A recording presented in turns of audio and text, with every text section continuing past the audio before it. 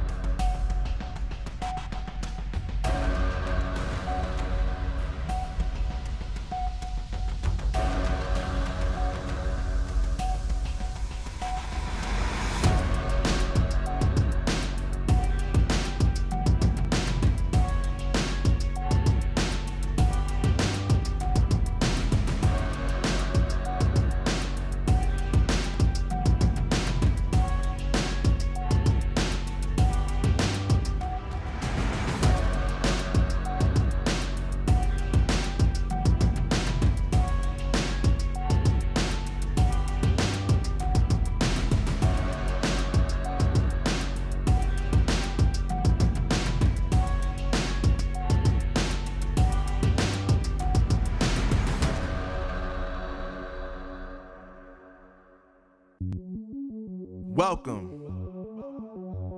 to the place where dreams come true, where everything you want can be yours, if and only if you're willing to work for them, you're willing to hurt for them, but most of all, you're willing to be first for them.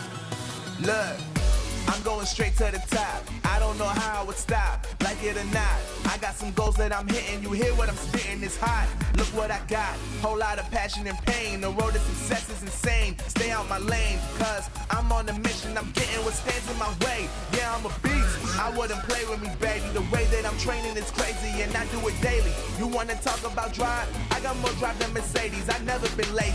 I'm in the room, it's a red alert. You wanna compete? Well, get better first. I got 10 toes in the dirt, push through the hurt just to show them my worth. I'm the best. Yeah, I'm the best. I never stress. I know what's next. I'm who they test, like we playing chess. But I'm unimpressed, so now let me flex. Yeah, I'ma work through the struggle and hurt, cause I know my worth, and I gotta be first. Yeah, I gotta be first. Look, I don't want anyone's sympathy. I understand what it's meant for me. I give my focus and energy. If it's meant to be, then it's meant to be. But mentally, I'm undefeated. They hear that and say I'm conceited, like there's no reason. Like I don't beat them and come back again just to teach them that when you work under pressure, you reach higher measures. They'll try and bring you down, but you cannot let them, and only get better and focus on cheddar. Eye on the prize and you'll become a legend. Like, when I'm in the room, it's a red alert. You wanna compete? Well, get better first. I got 10 toes in the dirt, push through the hurt just to show them my worth. I'm the best. Yeah, I'm the best. I never stress. I know what's next. I'm who they test, like we playing chess. But I'm unimpressed, so now let me flex. Yeah, I'ma work through the struggle and hurt, cause I know my worth, and I gotta be first. Yeah, I gotta be first. They don't know what's gotten into me, how'd I turn pain into energy. Through all the struggle and hurt, remember my worth, and that's why I gotta be first.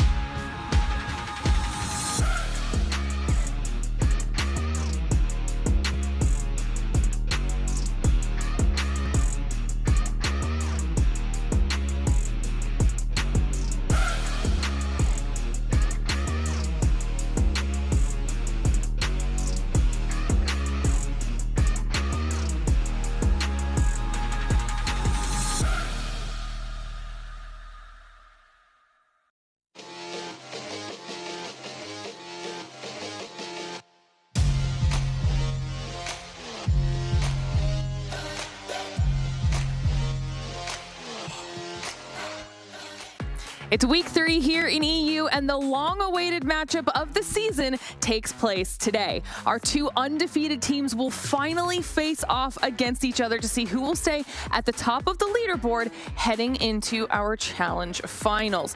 With their potential seeding on the line, it's going to be a very important matchup. So it's time to see what they're made of. Ladies and gentlemen, this is the Snapdragon Pro Series.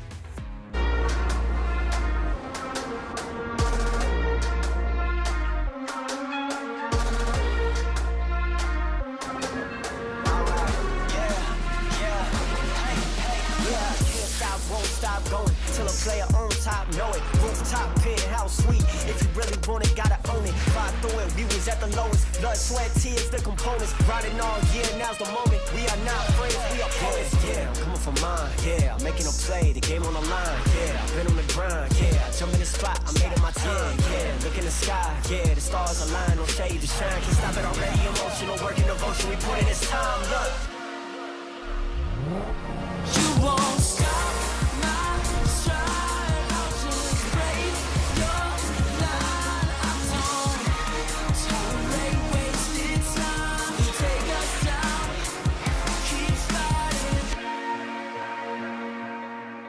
Hello, everyone, and welcome to the Snapdragon Pro Series, where today is week 3 in EU for Call of Duty Mobile. 2 days of action coming your way, and it's going to be an exciting 2 days, to say the least. My name is Glitter Explosion. I'm still hanging out with you guys for the entire season, and we've got the gang back ready to do the same. We've got Bobby, Infinity, and Ton ready to dive into today's action. Are you excited?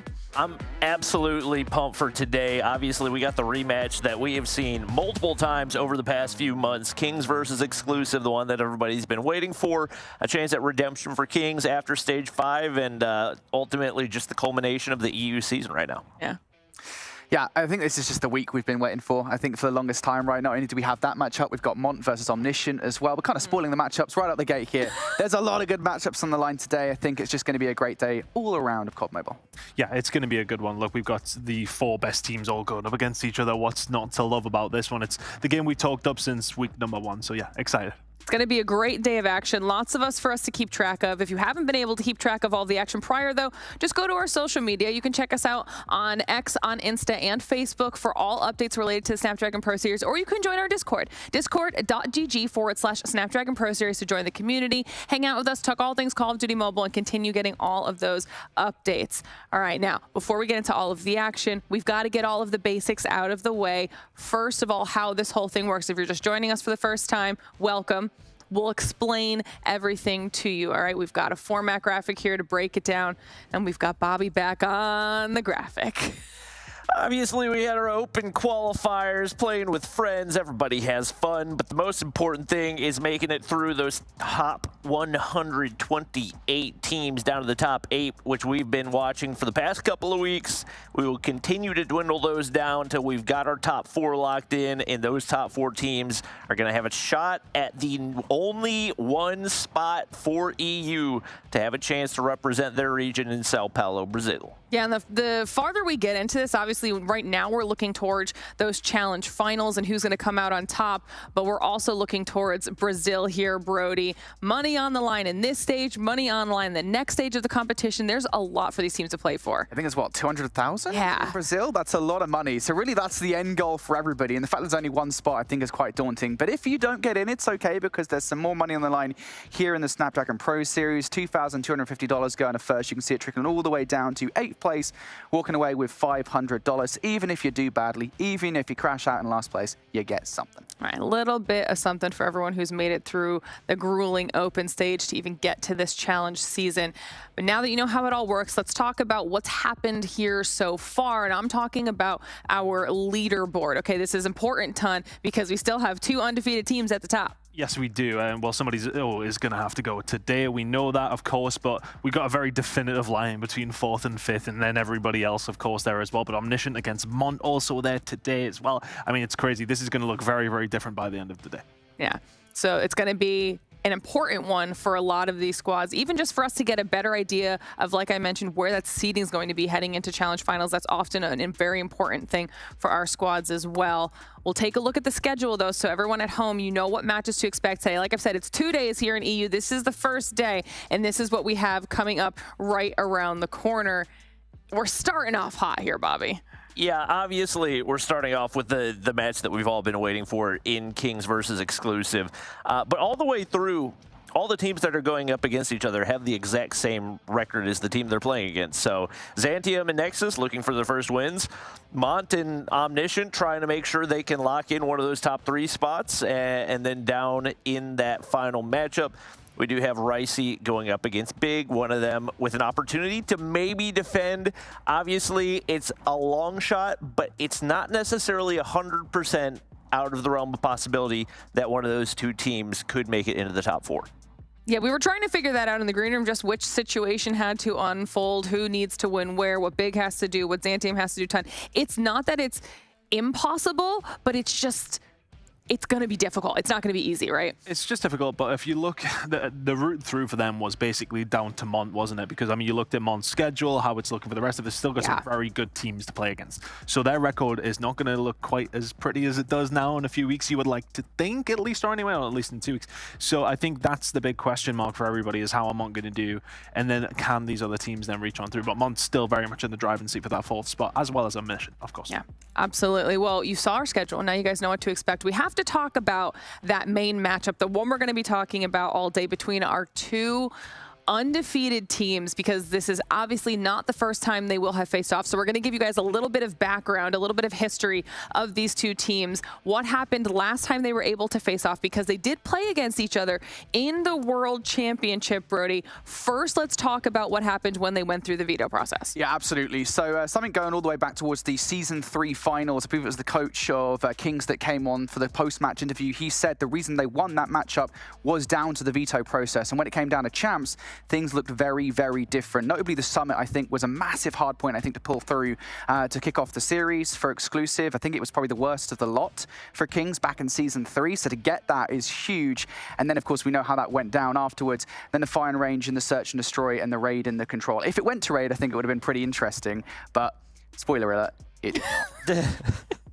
It did. We'll take a look at it, what exactly did happen in these highlights from this World Championship, Bobby. I think that this is something these teams are going to want to be coming back from, proving that they're better than what we saw here in this tournament. Yeah, no question about it. I think for Kings specifically, they definitely had a disappointing Stage 5 in World Championship in general. Obviously, part of that was missing Inferno, their main IGL, and having him out of the mix is something that's going to hurt you. But 100%, big swing and a miss as far as map picks and bans go to even allow Summit through for an Exclusive squad that has been very dominant there. Obviously, heading into the firing range, it just kind of felt like they were mentally chalked at that point. Both of these teams have played a good bit of firing range, but the Summit definitely felt like their downfall, especially given how much control they had over the map selection. All right. As we finish continuing looking at these 2, one of the other things that we had mentioned, and this was something that if you guys are just joining us, we talked about very, very early on when it comes to this season. There were roster changes at the beginning that had played into at least our discussion around how well these squads were going to do. Now we've seen 2 weeks of competition after these changes, and it's boded well for them here, Ton. Yeah, of course, just to explain the graphic as well. Champy going out from Exclusive, Spy going to Exclusive, so going up against these former Team Kings, and then Drari coming into that Kings roster. Yeah, look, I think especially for me, I really enjoy what Spy's been doing in that roster. I think he's looked really, really solid. Drari has looked great as well. Honestly, I think there's been no complaints, but I think that's easy to say when they're both 4-0. Yeah. Right? I think we'll really get a good test today of where those rosters are really aligning and whether they have been upgrades across the board. Yeah, well, we also not only get to see how they're going to play, we have an opportunity right now to talk to one of their players. I think we do have Marvel ready, standing by to chat with us before we get into the first match of the day. Marvel, hello, can you hear me? Hello, can you guys hear me? Yeah, you sound great. Thank you so much for joining us. Thank you. All right. Thank you for the invitation. Let's talk about this. You've got the match that everyone's been waiting for coming up around the corner. You guys are one of our 2 undefeated teams, obviously Exclusive being the other. So how are you feeling about heading into today's match? Feeling great, excited as always. It's always good to play a majors match, and always good to play like the top dog in Europe. So feeling great, just excited. All right, I'm interested to hear you call exclusive the top dog in Europe, because I feel like for a lot of people, you guys are the. No, do you want to amend that? I don't know if that was. What'd you say? No, I was just saying it was interesting to hear you say that exclusive are the top dogs in Europe, as I feel like a lot of people would consider you to be the best team. Obviously, we'll have a better idea of that after today. But looking back at you guys' matchup in the World Championships, do you feel like your matchup head-to-head would have looked different had you had Inferno in the starting lineup? I mean, yeah, obviously you lose like my second main AR, your IGL, second marksman. Obviously, it's like a big impact on the team. If the outcome will be different, I'm not sure, because once again, none of us were on the Samsung before, and that was like a real struggle for us to get adapt on it. And but I don't know. Like I think it could have went either ways. But yeah, obviously, like it was a big impact to lose Inferno. All right. Well, one match early on this season you did have Inferno was against Omniscient. That was one of the very first matches we got to see you play this season, and it went all the way to Game 5. It was a super close series across the board. It's not just exclusive anymore, right, that you guys have to be worried about. You've also got Omniscient. Kind of how do you feel now sitting amongst those top 3 teams with yourself included?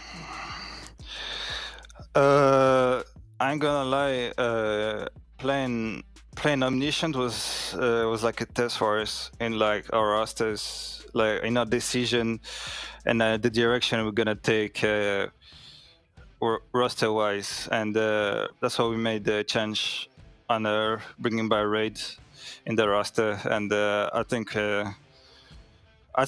like no longer is gonna be a struggle against any other than top 2 in Europe for us. Love that. Cool, cool. Gonna ask a really basic question for you here, Marvel, now. Prediction for the scoreline today. I want to know where you guys are thinking. I presume you think you're gonna win, but I want to know what you think you're gonna win by. My predictions, I said, I love intense game. I love close game. That's why I like that's why I love. So I would say 3-2, and we take the SND at the end. OT. Last round, let's go. That's what we want. Okay, I love that. I love that. All right, Marvel. Well, we don't want to keep you too long, as you do have to get ready for the first match of the day. But before I let you go, do you have any shout-outs that you want to do?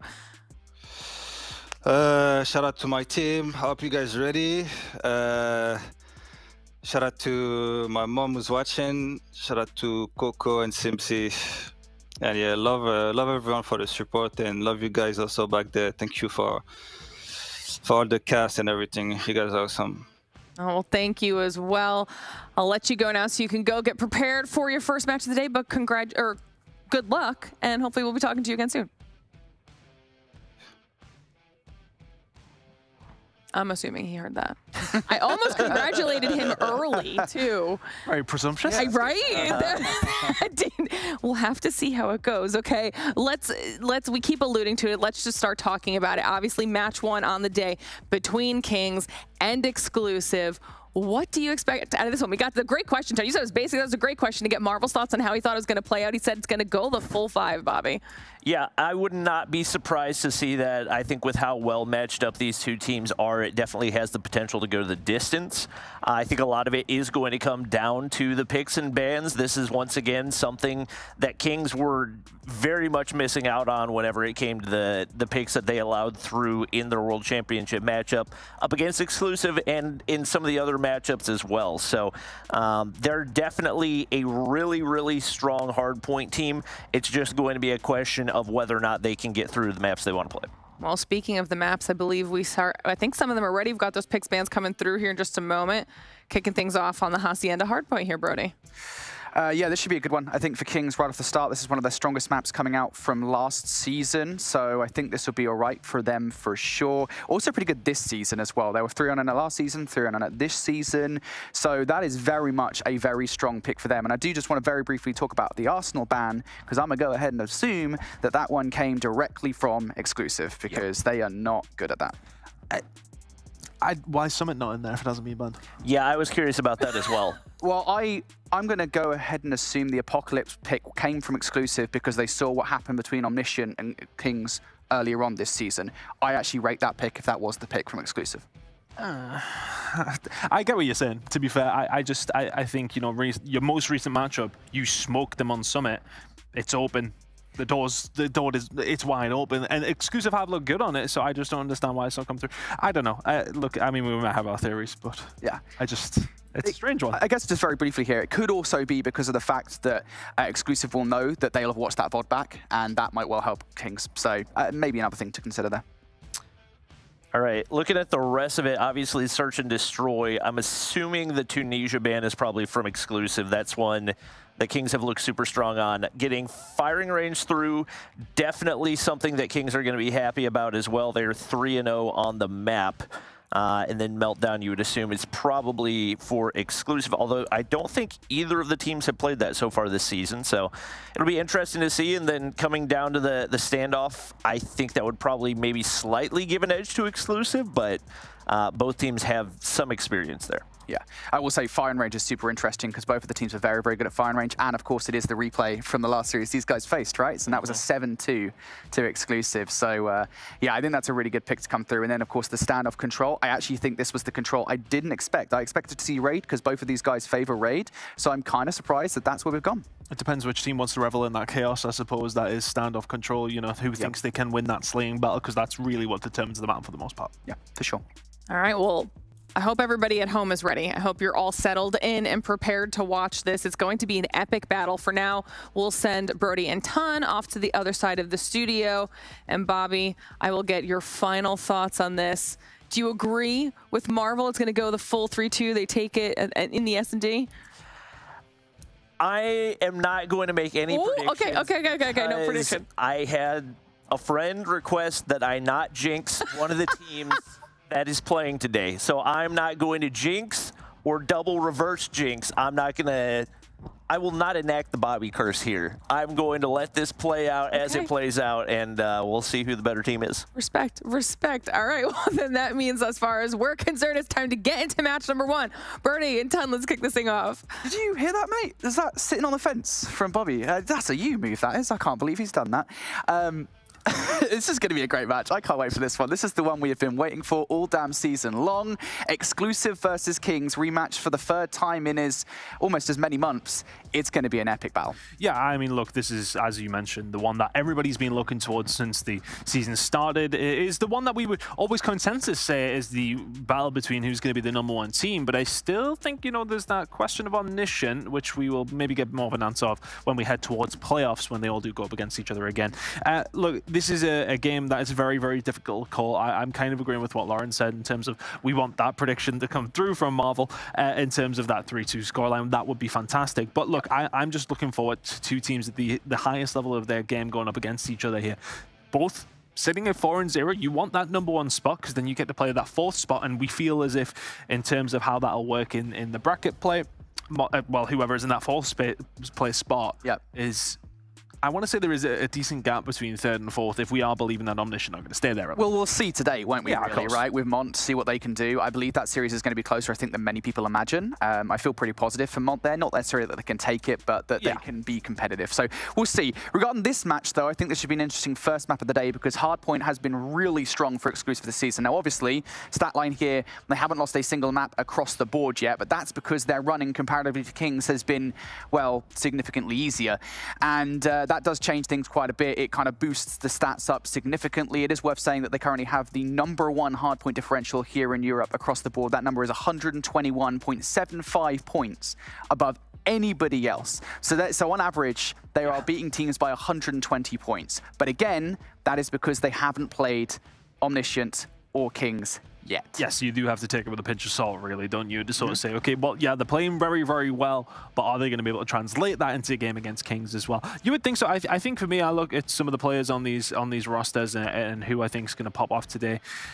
I mean, I'm kind of I'm struggling to think of anyone particular I think that needs to do. I think as a whole, both two teams need to perform well. Is it going to come down to the SMGs? Is it coming down to the ARs? I'm not 100% sure yet. I feel like definitely for exclusive, the player that I always look out for is Neil, because Neil is just, he constantly plays out of his mind. I think he's the highest KD on that roster at the moment, which I know doesn't mean everything, but I think just in terms of raw slaying power, it is notable that Neil is the player I think that we should be looking out for. And on the other side of things, I think we're looking at players like Marvel and Inferno, who ironically enough are going to be the players that when we get into the search and destroy are going to be carrying the sniper rifles for the roster, and that is where I think Kings have had a lot of success in the past. Maybe not so much against Omniscient, but certainly against the rest of the field. That is going to be really interesting to see. But yeah, those are the players for me. I also think looking over towards Kings, I think the very first match of the season again versus Omniscient, I think it was Saze and Grizz. That SMG duo is insane. I love watching them play. Yeah, it's going to be interesting. We'll be getting the game very, very shortly. And I think for me, looking at what's already happened here for Kings and having the opportunity to go against Omniscient early, has that benefited them into this matchup, I wonder? Because then they could go up against some good opposition. We heard Marvel say that was a really, really big test for us. Now, are they coming to this in a stronger position because they decided to change the roster up just a little bit? The composition looks maybe a little bit more refined than it would have done had they not played up against somebody so good. Yeah, well, I mean, we'll see, right? I mean, I definitely think it was a reality check for them at the start of the season, one that they might well have needed, but this is a map that we said is comfortable for Kings for sure. Hassi and a Hardpoint, one of their favorites. They'll be feeling happy coming into the first map of this best of 5. A reminder, both of these two teams are currently flawless in Hardpoint. That will end by the end of this matchup. Both flawless, of course, are just in their general record as well. We're just so excited to see who comes out on top. I think a really good start for one of these two teams is crucial. Both of them will be feeling the nerves. They'll be feeling sitting there. This is a big game. It's the biggest game of the season so far, no question. Shark with a good start down the right-hand side, just trading kills at this moment in time. A Rogue Spawn does come through for Marvel, though. Kings will be working to try and get those P2 rotations, which will be coming up in 30 seconds. Yeah, if I'm Marvel in this situation, I don't push aggressively. I just wait, and oh my goodness me, I think he gets caught out from the middle of the courtyard there. Nice couple of kills coming through from Exclusive, and any potential for an early flip from Kings goes immediately down the drain. And while all this is going down, Exclusive have been able to kind of steal away 30 seconds off the start of P1, something that I think you and I would generally speaking consider to be a large amount of time to get on P1. Exclusive will match that now by 20 seconds or so, but I think Exclusive now very happy here to just rotate over towards Newt. They're ready for it. Oh, Spy didn't actually see the player that pushed on through, so that's a couple of kills going to come through the middle of the map. Grizz has found a second here as well. Potential break on the cards. Shark can't find the gunfight, and all of a sudden, just like that, Exclusive have P2 locked for pretty much the immediate from the beginning. Kings come through, and there's the break. Yeah, but look at this pinch now coming through. You've got a couple of players up the driveway here for Exclusive, a couple of players on the other side. I don't think Kings will necessarily be ready for this one. And yeah, they're absolutely not. Only one player remaining inside the hardpoint. Raid somehow finds the double here, somehow plays his life a little bit longer than you might expect if you're Exclusive in that scenario. But immediately there, those players go down. And Exclusive now going to be back in for the 40 seconds. So Kings thought they had a chance here at swiping this hill away. That does fall apart. It's a shame for Kings. But for Exclusive, they get, well, what they have necessarily paid for, that early rotation coming through. But with that P1 time, now that's going to be very, very crucial when we look at it in the grand scheme of things. Picking up so much and then having this rotation over towards P2, but can you continue to hold it? Shark finds 2, Neil. Then following up as well. Really good job from Exclusive. Majority of the time does indeed go their way. 10 seconds to go. We're heading over towards P3. Kings already set up. You can see Grizz trying to put the pressure on over towards the old hill as well. You don't hate those kills coming on through. Spy, that's an early Predator missile, though, I want to say. Are the team even in any position to follow with it? Not really. Yeah, that's a bit of a weird one, I think, because you do at least want somebody like within 5 seconds of touching the hill while you're bringing that Predator missile down. So it's not going to be that effective. What will be effective, though, is a Rogue Spawn coming in from Caesar around the backline, who's now finding his position in known. Exclusive, though, being honest with it, along the fences. Shark manages to find the double. How on earth has this happened? They nonchalantly just walk straight in towards the hardpoint. Exclusive now starting to do damage. They've forced the Sparrow out of Grizz, who now will be shut down. Exclusive on both sides of the hardpoint here. Time they've got a chance to break. Shark on the other side. He's going to be the crucial one as the rest of the members of Team Exclusive start to stack. They make the push, but here comes Shark as well from behind. The 3 kills then start to follow through, and that's so unfortunate for Cesar. You will invest it. A lot invested here from Exclusive, actually. 20 seconds to play for, and they've pretty much put everything but the kitchen sink into this one. Grizz and Co now off the spawn are going to start to be farmed by Neil and Co. So this is a huge investment from Exclusive. Actually, I want to say at least 4 operators coming through, and yeah, it's getting them a lot.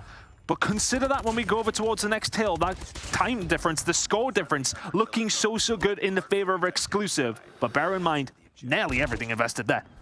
Yeah, I mean, that was a good investment, though, from Exclusive. They've really put the screws into Kings here. That was a massive hill, and now you're starting to look at a differential between these two teams that is very similar to what we saw back over at Champs, where, of course, Exclusive took it about 250 to 150 against their opposition. Kings need to start getting moving right now, and while they might have got the opening gunfights over towards New already, Exclusive have had an ample response. They're already over here, starting to do some damage. Attempt from the outline here from Veer. So the jump up, is it going to work? No, that's the War Machine being invested from Says. Managed to find a couple of kills coming on through with it. They're able to answer back for the most part with what was a decent amount of time. I think it is really going to look like, as we head into the second rotation in 20 seconds, that it was that P1 and P2 damage that Exclusive have done that is maybe the difference. Both two teams investing where they feel as if it is necessary. 10 seconds to go here over towards P4. Neil starting to line them up. The kill's starting to fall on through, and it's a late break for Exclusive. And that is good time from Kings, though, it has to be said. 3 seconds to go into this one. They will pick up a decent amount of time, but that scoreline towards the second rotation as we head into it just now is not going to be pretty viewing if you're a Kings viewer. It is a solid 50 to 60 point difference for the side of Exclusive. And Exclusive now want to have just as good as a go of things on this hardpoint as they did the first time around. Remember, they got 30 points off this hill. That is a lot for P1, and Shark is doing a lot of damage up top as well. He is holding Kings at bay. Finally, the claw is now going to go away. So back over towards the Fennec, he has to go. But Exclusive now starting to earn some of the time. They've got players in the middle of the map. Kings now from all angles going to encroach, though. That's 4 separate gunfights going their way. Kings now have spawned Exclusive out as well. This is a good position for Kings here. Not only do they have the kills, and not only do they get the time. I was going to say they managed to spawn them out, but then the spawns flip right back in favor of Exclusive. Still 25 seconds to try and find them, though, here, Brody. The shots in to Via would have been good for Marvel, but not quite good enough. Spawns are there now for Exclusive. Time is now there for Exclusive. Last time around, though, we've seen Kings find this very, very easily. This break came on through very quickly. Grizz is going to get taken down. Maybe an overzealous challenge there coming in with a shotgun, but looking towards these kills over towards P1, starting to go Kings' way, but that will spawn Exclusive back towards the backside of P2. Spawn there for Marvel towards the back, though. That's going to start helping things out. He manages to pop the Annihilator as well. Now this is dangerous for Exclusive. Can they hold on? Yeah, they've got no operators themselves. Actually, Neil's got one in the back pocket. Regardless, is it going to be utilized? No. Raid brings the equalizers out. So heavy investment from Kings. They know how important this hardpoint is, and they break almost immediately. It's worth saying, of course, the equalizers have a very long life. So they're still going to be in the hands of Raid. He's still going to be doing a lot of damage, keeping these guys away from the hill. Exclusive cannot touch no matter what they do, but they're starting to come up around the backline. Caesar going to bring that Sparrow out. Neil with the Annihilator as well. They know how important this time is as Caesar finds the double. Grizz the only one in to say something about it. Neil now starting to push out on the other side as well. Exclusive want this last 25 seconds done. Really good job coming in from Exclusive. They find the break in Kings. Get forced away. A lot of investment from both two teams, though. Kings invested to get inside the hill. Exclusive invested to get it back. And it feels like the efficiency for both two teams, in far as we're talking as operators being the main thing, it really has been more so on the Exclusive side that they're being used just that little bit better. Kings with another opportunity here, though, as we head over towards defenses to maybe try and close that gap, which has been ever present from the word go. Shark and Via finding a couple of kills. They're going to go for a push through towards the plat side. All these kills going towards the way of Exclusive, and they're going at the wrong time for Kings. It's another clean break for Exclusive. You cannot let that happen once again. And oh my goodness me, Shark's still going as well. We've seen what this guy's capable of for months now. Back at Champs, he was one of the highest performing players for Exclusive, and he's doing it again here when he needs to. Grizz comes out with 3 with the War Machine, and that is a huge utilization. He continues as well. Says with more, and Kings here are on a roll. This is incredible for them. They needed to get back towards this hill, and they are absolutely doing it. And may well be the catalyst that turns this game on its head. Fantastic play from Grizz and Stays. Just open things up, but have you done all that good work for absolutely nothing? Spy with a couple of good shots in, but this is spawned towards the back. Raid is doing so well to survive. Kings now will move over towards the next hill. Well, Exclusive will be the first ones there, and Exclusive will still be in towards the side of things, over towards fences. It's a 3-piece for Shark for the scrap. Rotation is also there for Exclusive.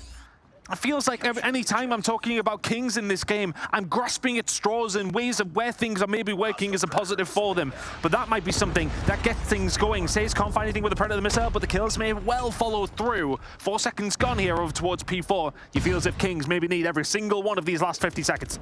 Desperate times, desperate measures. That Predator missile comes down right out of the rip here to make sure that they get control of this hill, but they're already starting to face the pressure. Look at the players now jumping up, and there's no way you let Spy get 4 in a row. How has that happened? It is a total meltdown for Kings, and now they're really starting to boot down on them with the Shark coming out with the Claw. Exclusive now just 25 seconds away from victory, but Marvel comes out with 2 for the Annihilator. They've got a chance to get back in. Can Caesar stop it? He finds a double himself, but Kings still with presence. Not anymore perhaps, as Fear now looking for these kills. Hasn't quite managed to take Raid down fully just yet, but Spy will, and Exclusive now 20 seconds away. If you're Kings, you got to invest absolutely everything, and well, absolutely everything is nothing right now. You have got nothing on the board in terms of operators in Exclusive. By the time we head over towards P1 once more, we'll be a mere 12 or so seconds away. Make it 11.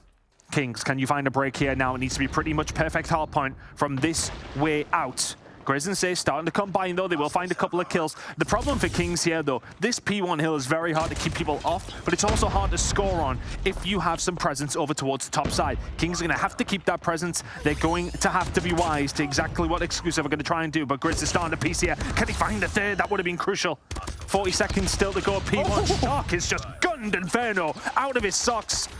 Makes the push in towards P1. It still may well be done here, but Exclusive, they're in the spot to get this rotation over towards P2, which is something I think they should concentrate on, but they could still steal it here. They only need 10. They're spawn out for Spy though. Are they going to recognize it? That's the question. Spying from behind. Yeah, he's going to catch Saves off guard. How much more can he get here? Utility going out towards that left side. A potential opportunity here for Exclusive to find their way onto the point, but Grizz and Raid will deny. And Exclusive, now the spawn out towards New. This is the big push from them. Kings have already got a couple of players over here, but Grizz is going to peek out and gets the first. That's a massive kill. That's just a fine 2. Grizz locking it down. Good stuff from him, but Kings have still got so much to do. Well, there's the pinch that was potentially on the cards. It's now out of the window. Neil is able to find one onto Grizz, and here comes the push, but the rest of Kings are here to help out. Veer inside, and here comes Raid. It's the equalizer. Popped up, but doesn't find anything. It's Veer to answer back. Shark is there to find 2. If you're Grizz, you've got to go massive. One more opportunity for Kings here. 3 seconds to go, but have Exclusive just dealt with them the entire map? Yes, they have. 250 to 168. This is a brilliant, brilliant map number 1 coming out from Exclusive. We said their hardpoint had been strong, and strong it was. Kings, no answer from the word go. Just incredible. What a great start coming out from Exclusive. I think those first 4 hills were basically a masterclass to get 30 seconds off P1 the way that they do. Again, more than you would normally expect a team to do on P1, following up with a great break towards P2 and then the subsequent hold. And I really think the damage was done, to be honest with you, Tan, over and towards P3. Not once, but twice in the second rotation they did it as well. But this first was really, really tough for Kings, I think, to swallow because they were there. They rotated early. They gave up all the time to Exclusive on P2. And then to just spawn trap like this to get the break like they did. I mean, look, it was already so damaging. It was already a 50 to 60 point advantage from that point onwards. Honestly, when Exclusive invested everything over towards P3, at that time, it felt like it was, I want to say maybe a little bit unnecessary. It felt like they had really good positioning around that. After the fact they got into the point is kind of what I mean. And then they invested so much and I was kind of like, oh, well, okay, Kings have got something to work on here over towards P4. Maybe they can reinvest and find themselves 40 or 50. But it never felt like any of that investment from Kings, well, apart from this bit, really actually eventually noted with something towards the point side of things. It felt like every single time that those operators would come through for Kings, it was finding them maybe a couple of seconds. It was finding them a couple of kills and a small amount of respite. Yeah. But when Exclusive invested, especially over towards P3 and P2, it felt like they were making it count every single time. Yeah, and I will say as well, I think it was more of a desperation play. Every time we saw Kings utilizing their operators, I think it was exactly the same when it came down the fences, right? I mean, you just saw it there from Saves when he used the War Machine. It was in reaction to something that had happened, the break that came out from Exclusive. So Exclusive playing their socks off in the first game of the day, and the names that we mentioned at the start of the broadcast, well, they're the ones that really do turn up to play. Neil with 42 kills, 42 and 31 at the end of the game, almost a minute in Hill as well, and Shark sitting there joining him at 37 and 34 with a minute plus in Hill 2. Big performances coming out from those guys. And I think I want to just pick up on something that you said there. It definitely felt like more proactive play coming out from Exclusive, and Kings were the ones reacting, but not reacting nearly well enough is the problem there in map number 1. A really, really good start coming in from Exclusive, and that's the kind of start, you know, that we've seen in terms of Hardpoint. Exclusive have just been so strong. We questioned that differential because, of course, who they went up against.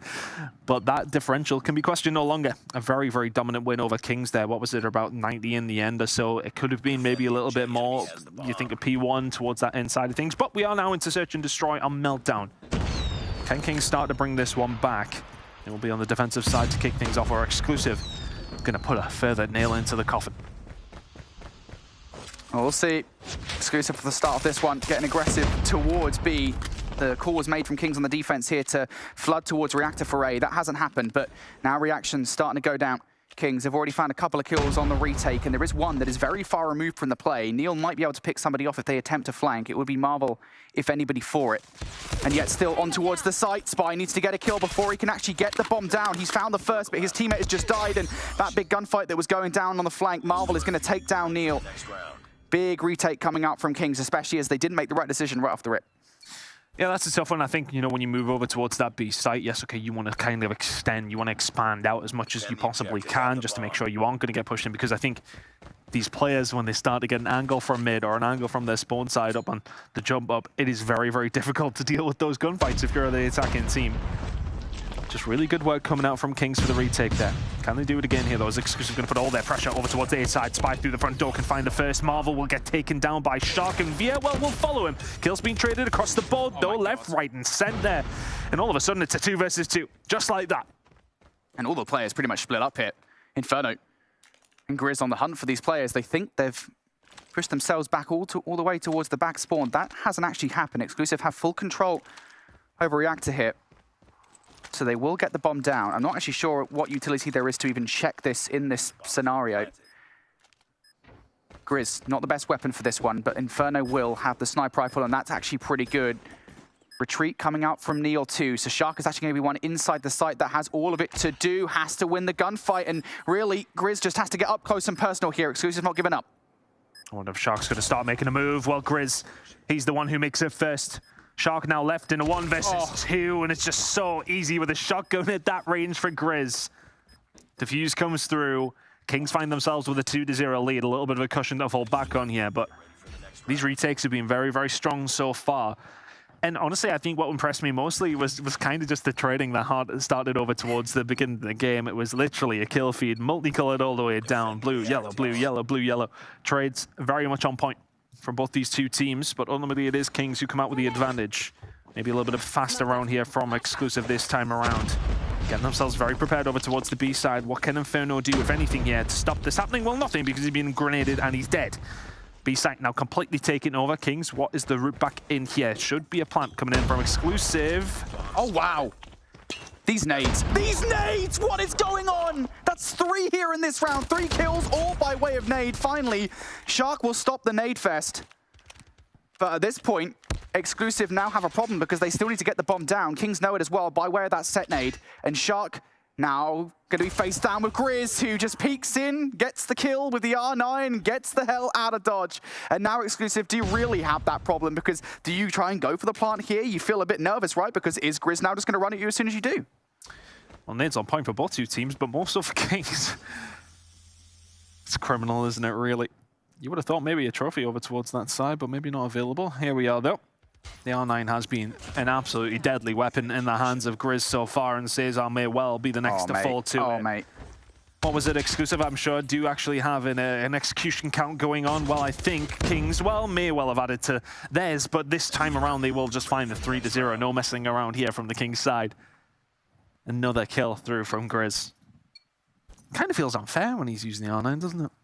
It does. It is really powerful in close range situations. Maybe a bit powerful. Yeah, it reminds me of the Remington from Black Ops 2 in a way. Sometimes when you're looking at it, it's just absolutely insane. But already at the start of this one, you're seeing that high-paced action. Both teams know how important it is to get control of A. And oh, goodness me, Neil, Caesar, and Shark run right into the meat grinder that is Marvel and Saze and Grizz as well. Everyone joining a party that is absolutely Kings coming out on top. How about that for a fast one? Fantastic work from Kings. They have absolutely reveled in the chaos that is defense on Meltdown. They've been winning the trades where they need to. They've been retaking perfectly every single time.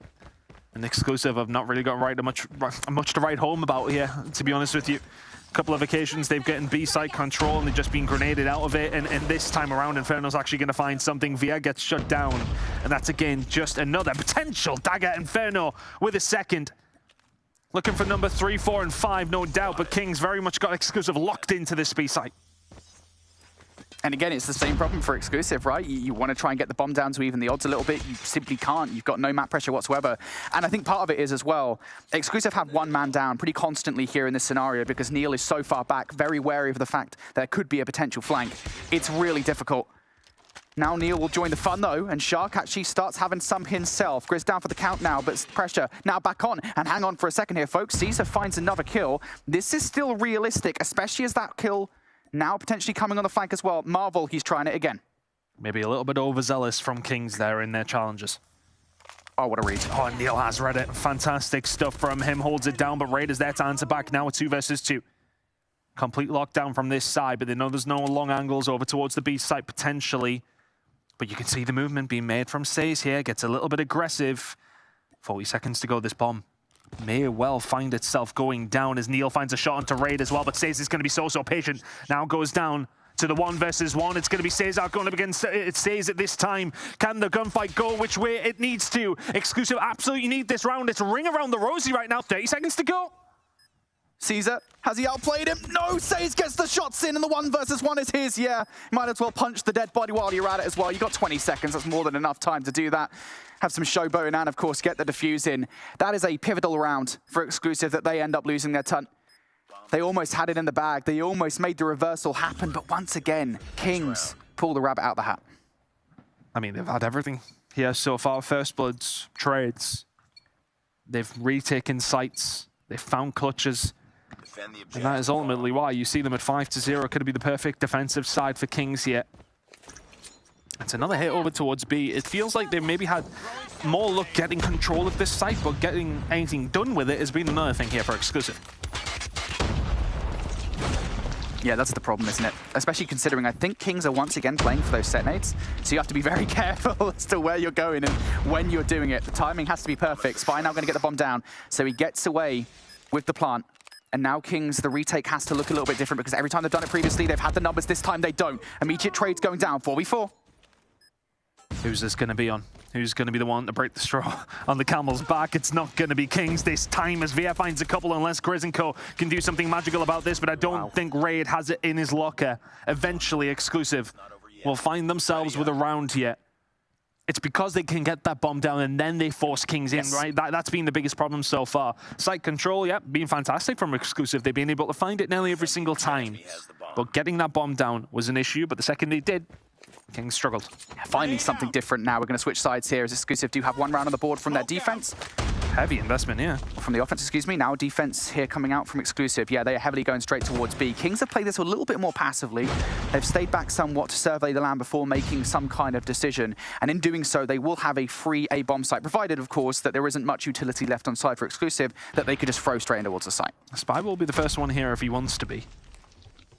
But it's a scary place to be now if you're Exclusive. You are starting to gain information because of the lack of. Nobody over towards the B side, so, well, ultimately, where have they got to be? Well, it's inside of A. I would imagine that bomb going down is something they probably want to do quite soon. I presume they were maybe waiting on some utility coming through to potentially stop it. Well, here's the opportunity now if you're Exclusive. No grenades in, bomb down, 5v5. It's so difficult. There's no shotgun on side as well for Exclusive, so going to have to get this done with the Phoenix and the snipers. Neil's down for the count though, so that's that sniper down as well. Exclusive going to trade things back by way of Caesar. Ray just drops straight down, and that's an easy kill for Shark. He was waiting there patiently. How much more can he find as well though? Gets doubled up though. Says and Grizz. That's unfortunate, and now it is just down to Caesar here. 1 versus 3. Way too many different directions to look here, and Kings will overwhelm. And that's just a classic case of at the start of the round, you have that 50-50 decision on the defense. You choose to full 5-stack on towards B, and it's the decision that doesn't go your way. It's a strange one, I think, on this map as well, because I think if you lose control, especially over towards the A side, it's not necessarily, I want to say, the easiest retake in a 5v5 situation. It's a risky play from Exclusive that this time around does not pay off. This time, though, they are going to read it correctly, and they're just not playing it how Kings played it whatsoever. They play it aggressively. It's a 2-for-2 trade on the site. 3 versus 3, but crucially, Kings have had to back on down. Yeah, I do believe they lost the player over towards A, so technically speaking, Kings could play this hyper-aggressive and rotate straight over towards A and be pretty successful with it. The only problem would be Spy, who's currently sitting up top in the boiler room. He'd see it, and that would be the reaction from Exclusive. Also worth saying, though, Kings are prepared for that reaction. Inferno is watching the middle of the map like a hawk. So even if Exclusive do rotate, Inferno will be there to deal. And that is the game plan here for Kings. Get the bomb down over towards A and deal with the retake. Yeah, information would have been there from Inferno. He's like, yeah, I am inside the reactor, and I am alone. Makes them move over. This bomb will go down. Now, what's the plan here from Exclusive? You look at the positioning of Spy. Is he maybe going to go for a flank? But immediately Marvel playing a fantastic spot here against Neil. That's going to be the gunfight that he looks to win, looks the wrong way. So Neil will find the kill in the middle of the map here. And if you are Says, you have to be careful. Get back inside. Gonna have to be the 3v2 retake now from Exclusive with 23 seconds to go. The timing has to be good. You cannot hit this one by one. You have to make sure you catch Inferno off guard. And Inferno, has he found all the sneaky beaky timing? He was climbing on the ladder, so the player jumping right over him didn't see him in the situation. Says now able to pull it off. Inferno for the 1v2. And all he has to do now is just waste time, get away, try and play your life. Yep, successful for Inferno. There is time for defuse from Neil here, but Inferno goes for the final kill. Beautifully played there as they find the 7th round required here to close out the search and destroy in their favor. What a blitzing start from Kings there. I mean, when you go that far ahead on a defensive side, it's very, very difficult to come back. Look, ultimately, when you find that lead, the confidence is just flowing. They played every single facet of that search and destroy significantly better than Exclusive did. And it felt like Exclusive were just getting picked apart on so many different occasions. It felt like, you know, you can't necessarily put it down to Kings being necessarily better at any particular thing there because they were just better at everything. Well, it felt like every single round was something different to a certain degree. Like it was the nades on one round on the defensive side. It was a slow retake on one moment. It was a fast push in one of the rounds. Yeah, true. It just felt like every single way you could play S&D was shown by Kings there, and they excelled at it over Exclusive in every single way. Yeah, I mean, the set nades for one are very, very good from Kings. The timings, you can tell they have practiced those down to a T. To the point where I think the one round that Exclusive did win there in the search and destroy was the one round where they planted the bomb a little bit later, waited for the nades to come through first, and then went for the bomb just because they knew what would happen otherwise. So yeah, big plays coming out from Kings. You can tell they've definitely watched the Vol on that map, knew how to play it perfectly, and what a performance coming out from Grizz, by the way. That R9, there's very few players that I see using an R9, and I know they are going to destroy people. Raf is one of them. Grizz is another. every time, man. I feel like we just don't see that often, which is kind of crazy, to be honest with you, considering what we're seeing from Grizz here. I mean, he's been absolutely piecing with it. There's been a couple of occasions like this been relatively ranged kills for a shotgun, I want to say, at least anyway, coming through. So it's the Remington, mate, I'm telling you. Well, it is, yeah. If anyone doesn't know what we're on about, by the way, there's a... Well, I mean, most people do, because most fans of COD Mobile have, like, some knowledge of, like, the multiplayer CODs, the console CODs, as it were. It was like a shotgun back in, like, Black Ops 2 that was ridiculous. And the R9 is just that shotgun. The R9 is insane. It is situational, I'll say that much. You know, you don't want to be stuck in a long-range gunfight with the R9, because more likely than not, you're not going to be able to out-movement your opponent, not here at the highest level, at least. But for the most part, when you do see it, you see performances like that, especially on Meltdown with just how many kind of close-range gunfights you find yourself in, how many close-range gunfights Grizz found himself in that map.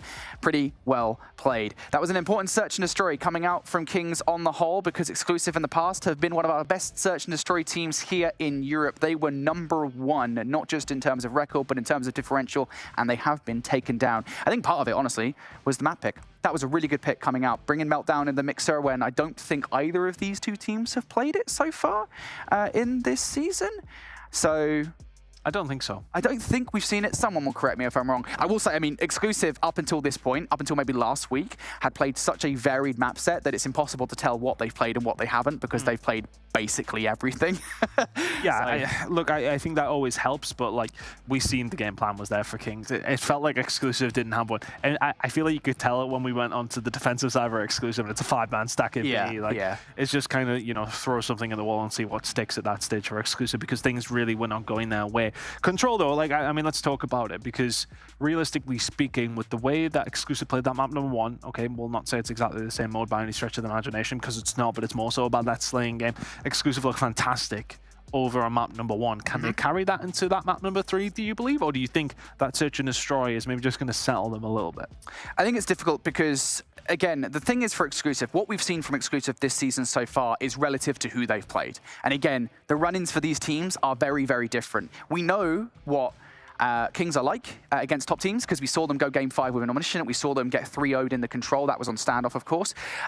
So we have that knowledge. But when it comes down to exclusive, I mean, they are so good at control. They've got the best differential in the league because, again, they have not played the same competition. That differential will reduce, supposedly at least. What we think is going to happen is the differential will reduce dramatically when they get rid of this matchup and when they play Omniscient as well. So it's very difficult to tell until they play one another how this one is going to go down. Again, though, that pick is Standoff, right? We're seeing here. Yes. Very weird. I was not expecting Standoff whatsoever, and it feels like a kind of a gimme to a certain extent because this is a very good map pick on the whole for exclusive. They're 2-0 on it. And I think as well, if you look for exclusive in this sense, you're going into this Standoff. Raid is more so like I want to say a pure control map in the sense of you really do have to play that objective. You have to kind of play the map very correctly. You have to make sure you're making the right pushes at the right times. Whereas Standoff is one of those moments where, well, if you get in the spawn trap, you're probably going to win the game. So I think you always have that Hail Mary to a certain degree, and it's more so about the slaying side of things rather than Raid being more so about the game of control. I don't think we are going to see a spawn trap here, to be honest. But it can happen to anybody, though. You lose a couple of gunfights, and all of a sudden you can get forced in there. And for me, it's maybe not necessarily about this 5v5 spawn trap. You've got them put in there. You're locking them in.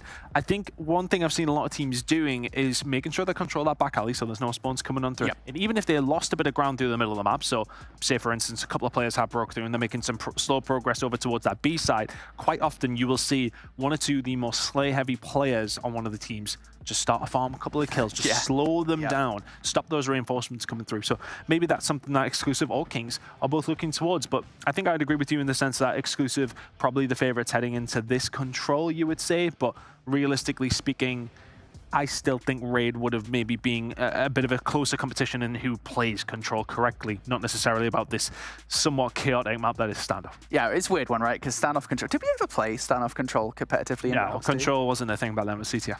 Oh my god. Come on, mate. Oh my god, that's so bad. Oh yeah, of course. Okay, of course we didn't play it back then. But it is weird because obviously like we're so used to seeing it in Search and Destroy, we're so used to seeing it in a Hardpoint, but Control is very peculiar, I think, just solely because of the existence of that spawn trap and how teams have been playing around it and how one-sided some of these games have been this season because of it. It really is just a case of the team on the defense, if they are significantly more powerful than the team on the offense, they will just get that spawn trap going. Again, though, I don't think that's going to happen here. I think we're in for a pretty competitive game of Standoff. The one thing I will say is Standoff, I think, on the whole, as a map, offers a lot of different routes for players to kind of sneak behind enemy lines and cause carnage. And I've seen that from a lot of different teams. I think Disciples were very good at it over in the North American region. They were very good at like slipping players in behind and you know, just basically breaking spawn traps. So if one of the players on Kings or Exclusive can do that here, I think that would be really helpful when you are on the offense to get a player to do that. Yeah, of course. And I'm thinking of players for Exclusive who'll do that. You know, Sharky's going to do it. You know, he's going to bring that. You know, Grizz is going to be in there for Kings. They're going to be those up-close and personal players who want to get into Grandmas. They want to just run up and down the stairs. They want to just cause issue with you constantly. And these are the kind of moments that are very, very annoying for an attacking team. So you really do want to slow it down. We'll be getting the game very, very shortly. I'm going to go flatline predictions here. No, don't do predictions. No. You'll regret it, mate. What it is, mate, because it's either that or just talk about something completely. Well, there are things to talk about, to be fair. One of the notable things we haven't had a chance to talk about is Spy. He's playing in this matchup. We had that conversation, right? Were they going to bring Spy in? Because I think the last match, I don't think they did. My memory is terrible. But I don't think that they did. We had that conversation, like, is Spy going to be playing here for Exclusive? And he is. And that's a really interesting talking point because Spy has been on the Kings roster for a very, very long time prior to the roster change. He's going to bring across a lot of knowledge about Kings. And to be fair, Exclusive probably know a fair amount of Kings anyway, but I think that knowledge is going to be really important, I think, for Exclusive moving forward to know, all right, this is what King's strats look like on XYZ map, and we get that information from Spy. So I think that's a really important player, I think, to bring on board. Yeah, and I think for him especially, you know, coming into this one, it's very much about the revenge tour. But we are having a very, very small issue, so we're going to go through a quick break. Don't go anywhere. We do have the resumption of the game between Exclusive and Kings just after this.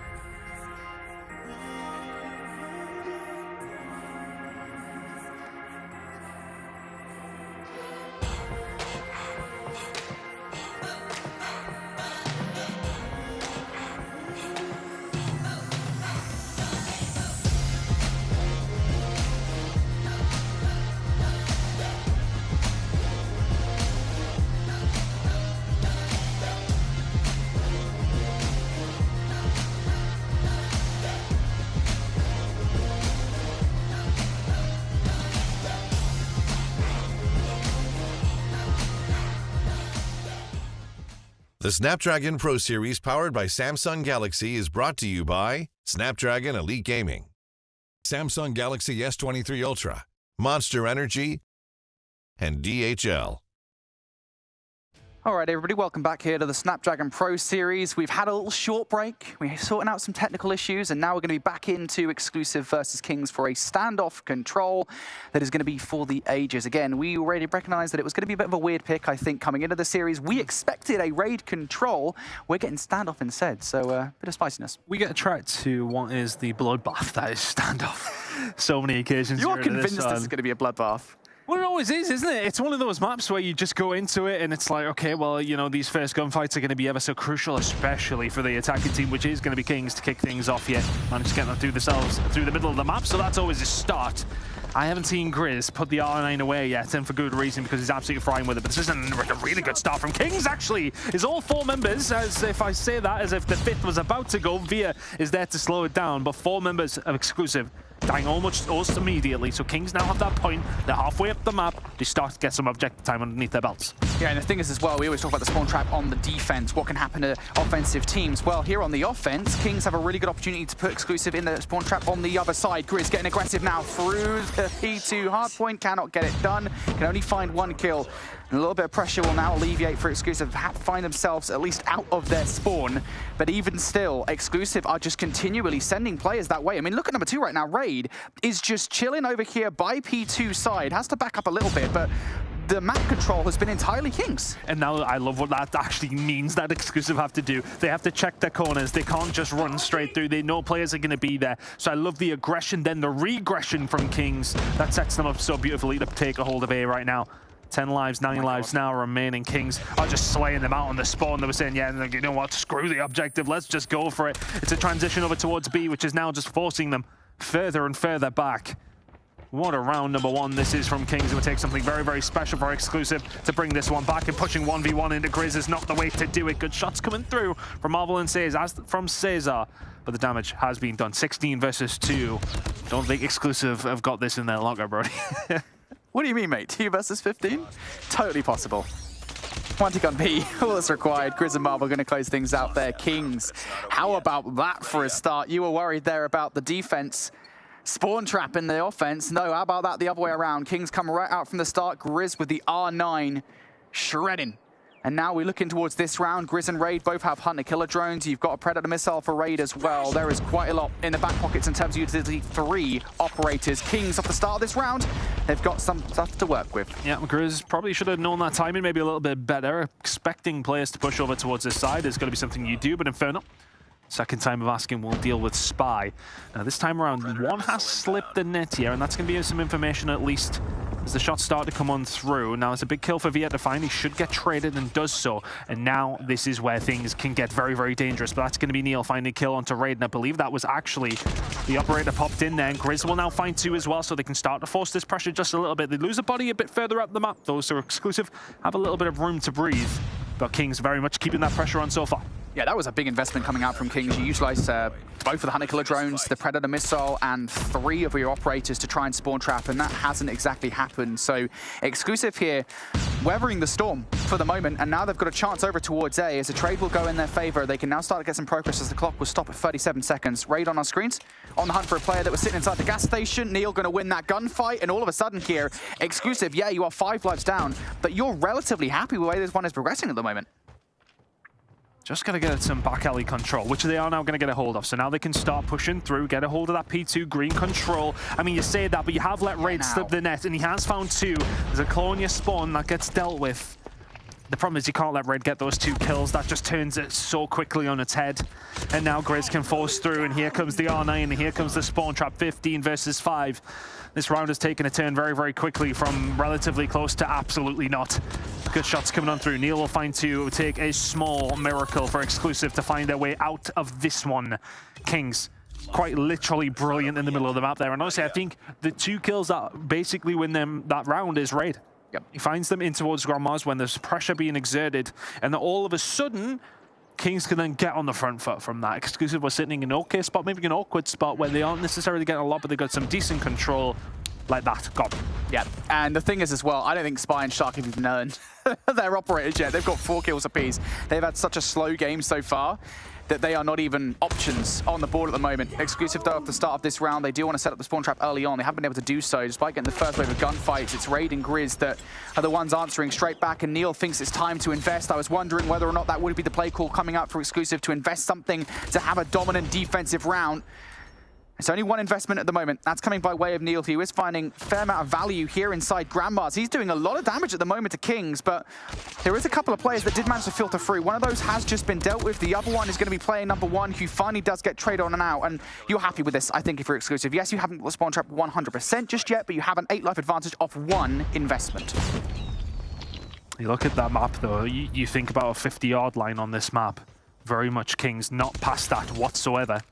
Exclusive do have to win a couple of these gunfights, though, to keep that being the case. Spy with a couple of important ones over towards the tank side. He will keep them just that little bit further back. Marvel finds 2, though. Maybe Neil offered himself just a little bit too easily over towards the B side. All of a sudden, there is going to be a walkthrough coming on through, and it is going to be Grizz find himself over towards that B side. Raid just causing absolute chaos in the middle of the map. The Switchblade has just been so stunningly used in his hands all game long.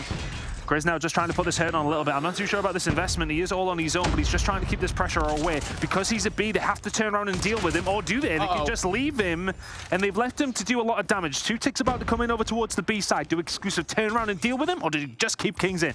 This is damaging. I was going to say that Exclusive are really happy with this round because they have a massive life advantage, and of course they haven't given any ticks away, but now that's entirely changed. Grizz has single-handedly given 2 ticks of progression over by B. Kings now have presence on A as well, and it's just down to a 3 versus A. It's still a pretty tough situation to be in. Saze is trying to make the best of a bad situation, but he's going to get shut down. Raid has something to say on the other side. He needs to pull up a 1 versus 7, though. Now a 1v6 off the back of that first kill. He can't get it done. And yeah, I briefly mentioned it there, to be honest, Ton. Exclusive, they invest 1 operator, and it looks pretty good, right? It looks like a very efficient usage of the operators. They've still got 4 remaining, but that was a very good round for them. And then it wasn't. And I think Grizz getting away with the 2 ticks that he did, I think there might have been 1 on A as well. That is, I think, the best possible situation for Kings there. Kings got forced to win. It's just that solo play that can sometimes make the difference. Oh, that's a big kill coming on through, though. And ultimately, it's just going to be operator on operator. Via manages to deal with Spy. So the equalizer working out one way, not the other. And now Exclusive all of a sudden can maybe start to get something going here. Shock trying to lock it down over towards the B side. Via just causing chaos. Finds a couple, but no more that was needed. He really could have done with finding that kill to then back his team up over towards the B side.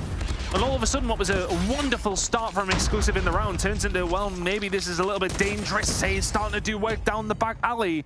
And Cesar will find 2 and just relent that pressure that Kings were starting to put on.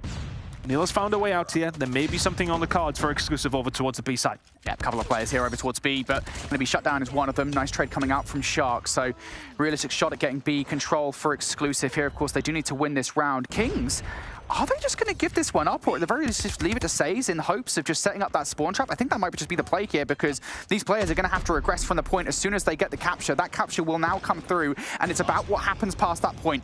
Double back was player number 2 there from Kings. That was Raid to pick up a kill over towards Tractor side. Those players have to double back from Exclusive, and they're being picked off. Shark needs to play his life as much as humanly possible here. He is the only one outside of that spawn trap.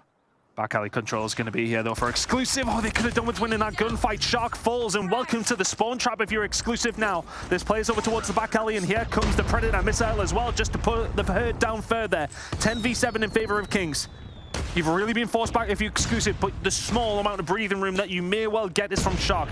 It's managed to find a way out. It's not a definite spawn trap just yet, but Exclusive really not on a good spot now. 8 versus 4, you need to find every single gunfight this time round. One spawn out coming out from Shark here. Huge potential. Neil going to use the Annihilator to try and save the round. Spy as well finds 1. So now 4 versus 6. This is still possible. And that Annihilator could still find value. Neil's going to find another one too. 1 more in the middle of the map. Does he find him? No! Saze is going to win the fight. Now a 4 versus 3 though. Neil has brought it back into the possibility. Exclusive. 1 man down. Seizes for the first kill. It's still a 3v3. And it now turns into a very different game. Oh, 3 versus 2 though, as Shark gets taken down over towards the back alley side.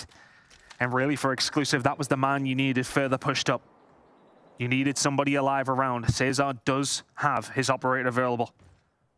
And really, it feels like an investment is needed. Grizz also does have a hold of it. The next kill is so crucial. Do you bring us back to a 2 versus 2, or does it go to a 3 versus 1? Time starting to tick. 25 seconds, and if you're exclusive, you've got to find a route through this defense. You've got to get a touch. They get it. Caesar, investment. Starting to come through here with the operators. You can hear it ringing out. He's going to find a 1-for-1 trade. It's now a 1 versus 2 for Spy. At least the Sparrow of Grizz is gone. So Spy can realistically do this, but he's got to deal with 2 different players from different directions. That's the first kill, but Raid with the slide. The slide is going to out-chal him in the situation. And Kings come out on top. How about that one? Right from the start, the aggression, the venom from them in that very first round. I think that was really the difference maker, because those back 3 rounds were relatively competitive. That first one, though, I think was just the statement that Kings needed to start the control the way that they wanted. And it was such a peculiar choice of weaponry from the start as well. I think Grizz just utilizing the R9 straight through the middle of the map, I think was the route that he chose to take. Insane plays coming out from Kings. A couple of crucial kills in that final round specifically, though, when you at that stage where you're exclusive, you're allowed to push yourself out of the spawn, you get over towards the B side. And I talked about it at the beginning of the game. You've seen a lot of these teams allowing those players to do, right, okay, that's cool. There's 2 of you out, no problem. We will just trap the rest of your team in there. Then, of course, you don't have those reinforcements. What exclusive do, though, is manage to get a hold of that on their own and find a couple of kills whilst they're doing so, which really did help. But ultimately, it was always about those rounds from exclusive where they weren't able to get out this one, or they weren't at least able to get past that 50-yard line, especially on these attacking rounds. It can really make the difference. It just feels like that. I want to say that the punching power from Kings there was a lot better on both attack and defense in terms of finding those big 1v1s in the mid-map to then get yourself out, and then you can kind of control the round from there. If you lose those gunfights, which it felt like exclusive were losing quite often, around mid-tank, around over towards Grandma's side, you put yourself on the back foot. It felt like exclusive are literally walking backwards trying to punch, and it doesn't work that way. Yeah, what an insane game. From Kings, really. Just great clutch up all around, and that, I think, was an important one in the series, because we look further on out for the series, and things do still look pretty positive, I think, on the whole, for exclusive, especially as we get into the next map, because this is Apocalypse Hardpoint. And this was the question that we had, you know, why isn't it Summit? Why isn't Summit the choice from them?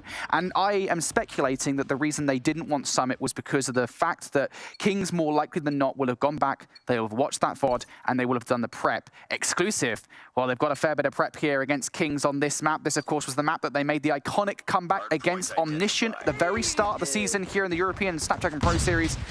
Exclusive now want to do it again to Kings. But the thing that happened with Kings is their fundamentals on Apocalypse didn't look solid, did they? Yes, okay, you can say the comeback was there, but have exclusive looked at it? Have they said to themselves, right, okay, rather not play them on Summit, let's just do what pretty much Omniscient did to them, but let's make sure we finish it.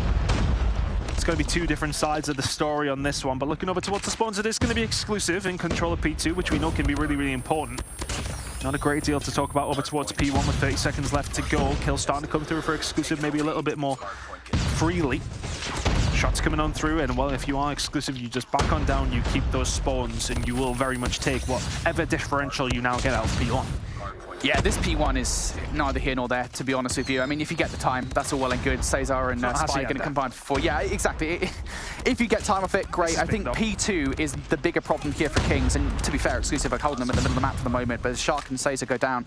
Now, Kings are on their way. Raid actually going to follow up with another one here. This is investment coming out from exclusive right off the rip. They know how important this is. This Predator missile doesn't even get anything as well. And now Kings are knocking at the door here. They're trying to come around the back line. Raiders going to find one. Caesar and Marvel also there. And all of a sudden, it's isolated just down to Caesar in the back of the map. There's a bit of a rogue spawn coming through from Spy as well. Players in the middle of the map from exclusive. They've still got a chance at this hill, but now maybe not so much anymore as Neil's the last one left alive. How on earth has that happened? Oh, you just can't let it happen. That's the thing. Exclusive do absolutely everything right over towards P1 to keep those P2 spawns alive. And then you lose all the gunfights. The Predator missile was invested earlier, and they did find something with that, but the Hunter Killer drone found absolutely nothing, and King's now starting to find absolutely everything. Gunfight from Spy does eventually fall his way, but Raid is there to maybe answer his critics. Caesar, no, is able to find 2. Vera is there as well. So for all that they do lose the spawns exclusive, Have they lost as many points as they maybe thought they would have? 15 seconds here remaining over towards the P2 side. But I think the coin on the other side of the coin on that is the points that were on offer for us if we could have won those few gunfights. Now we're heading over towards P3. It's not necessarily where you'll see a great deal of score, but 30 seconds is the difference between these two teams. Now Exclusive would like to get themselves back into a better position, but that kill feed, every single time I'm talking about them maybe coming back into it, just looks like it's Kings all the way through. Yeah, and you let Marvel get a fair bit of utility on side as well. The Hunter Killer drone is going to contribute here to this initial break. Now the Predator missile coming down as well from the sky, and again that kill feed is all Kings as they are picking up pretty much every single gunfight. Now, like I say it though, Caesar and Neil going to combine for 3. Shark's going to make that 4, and Exclusive are up back in, but they're going to have to deal with split spawns coming out from Kings. 2 towards the new Hardpoint, 2 towards Old. Now are they going to read it? Marvel not read through the middle of the map. He's able to find a couple of kills here. Kings, they still ideally want to take this time away while also holding on towards those spawns for new kills in the middle of the map. Saze and Marvel going to lose both of them. Exclusive, they're doing a fair amount of job here and actually getting the time off Old. They're doing a really good job of it. They are happy with that kill, but now of course it's about the transition towards new where Kings are spawning. Nice and tight in the setup there for Exclusive. Set out their stall, invite the Kings into it, and slayed them every single which way possible. Find themselves in the lead, but this is going to be a difficult break now, especially with no kills falling the way of Exclusive whatsoever. It's been all Kings until Shark can answer back, but that is maybe something that is on the cards to invest here to get yourself back into it. Grizz completely wasted his Sparrow, but he does have an R9 alongside of him as well. But now the spawns for Exclusive start to become a little bit more linear. They can push from one side. They're going to have to start finding some kills. Marvel will invest the Annihilator. Spy will find a kill into Raid, and this is the opportunity now, but can say start to clean up. That second kill is huge, and the first decent offer from Exclusive is completely shut down. And nicely done from Kings. They've invested quite a lot into this one, and I think every single operator has come out to play here so that Kings can get control of this hill. And to be fair, I like the restraint coming out from Exclusive because they have used nothing. So well played Exclusive for the moment. Can you break in without using anything is the question, because Inferno says everybody is contributing to spawn trapping you at this point in time. Say's now just trying to line a couple more kills up. If you give away the last 10 seconds or so, not the end of the world. They might not even have to though. Inferno just chilling for the remainder of this time is finally going to get cut down from that post box side. So that is that back 10 seconds for Exclusive, and as I said, Ton, Exclusive actually didn't invest anything into that, so you're okay with that? You're 20 points down, but you've still got your specialist. I suppose so, but I felt with the setup from Kings there, it was a good opportune moment for Exclusive to maybe invest something. It's a hard gunfight on occasion, but at least I'm kind of thinking War Machine or something like that, just try and clear one of the rooms out to then push forward. I don't know, it's one of those, do you stick or you twist, and they, well, chose to stick and now find themselves behind, but it's not too bad. As we did mention, some really important gunfights were going on over towards the kickoff of P1.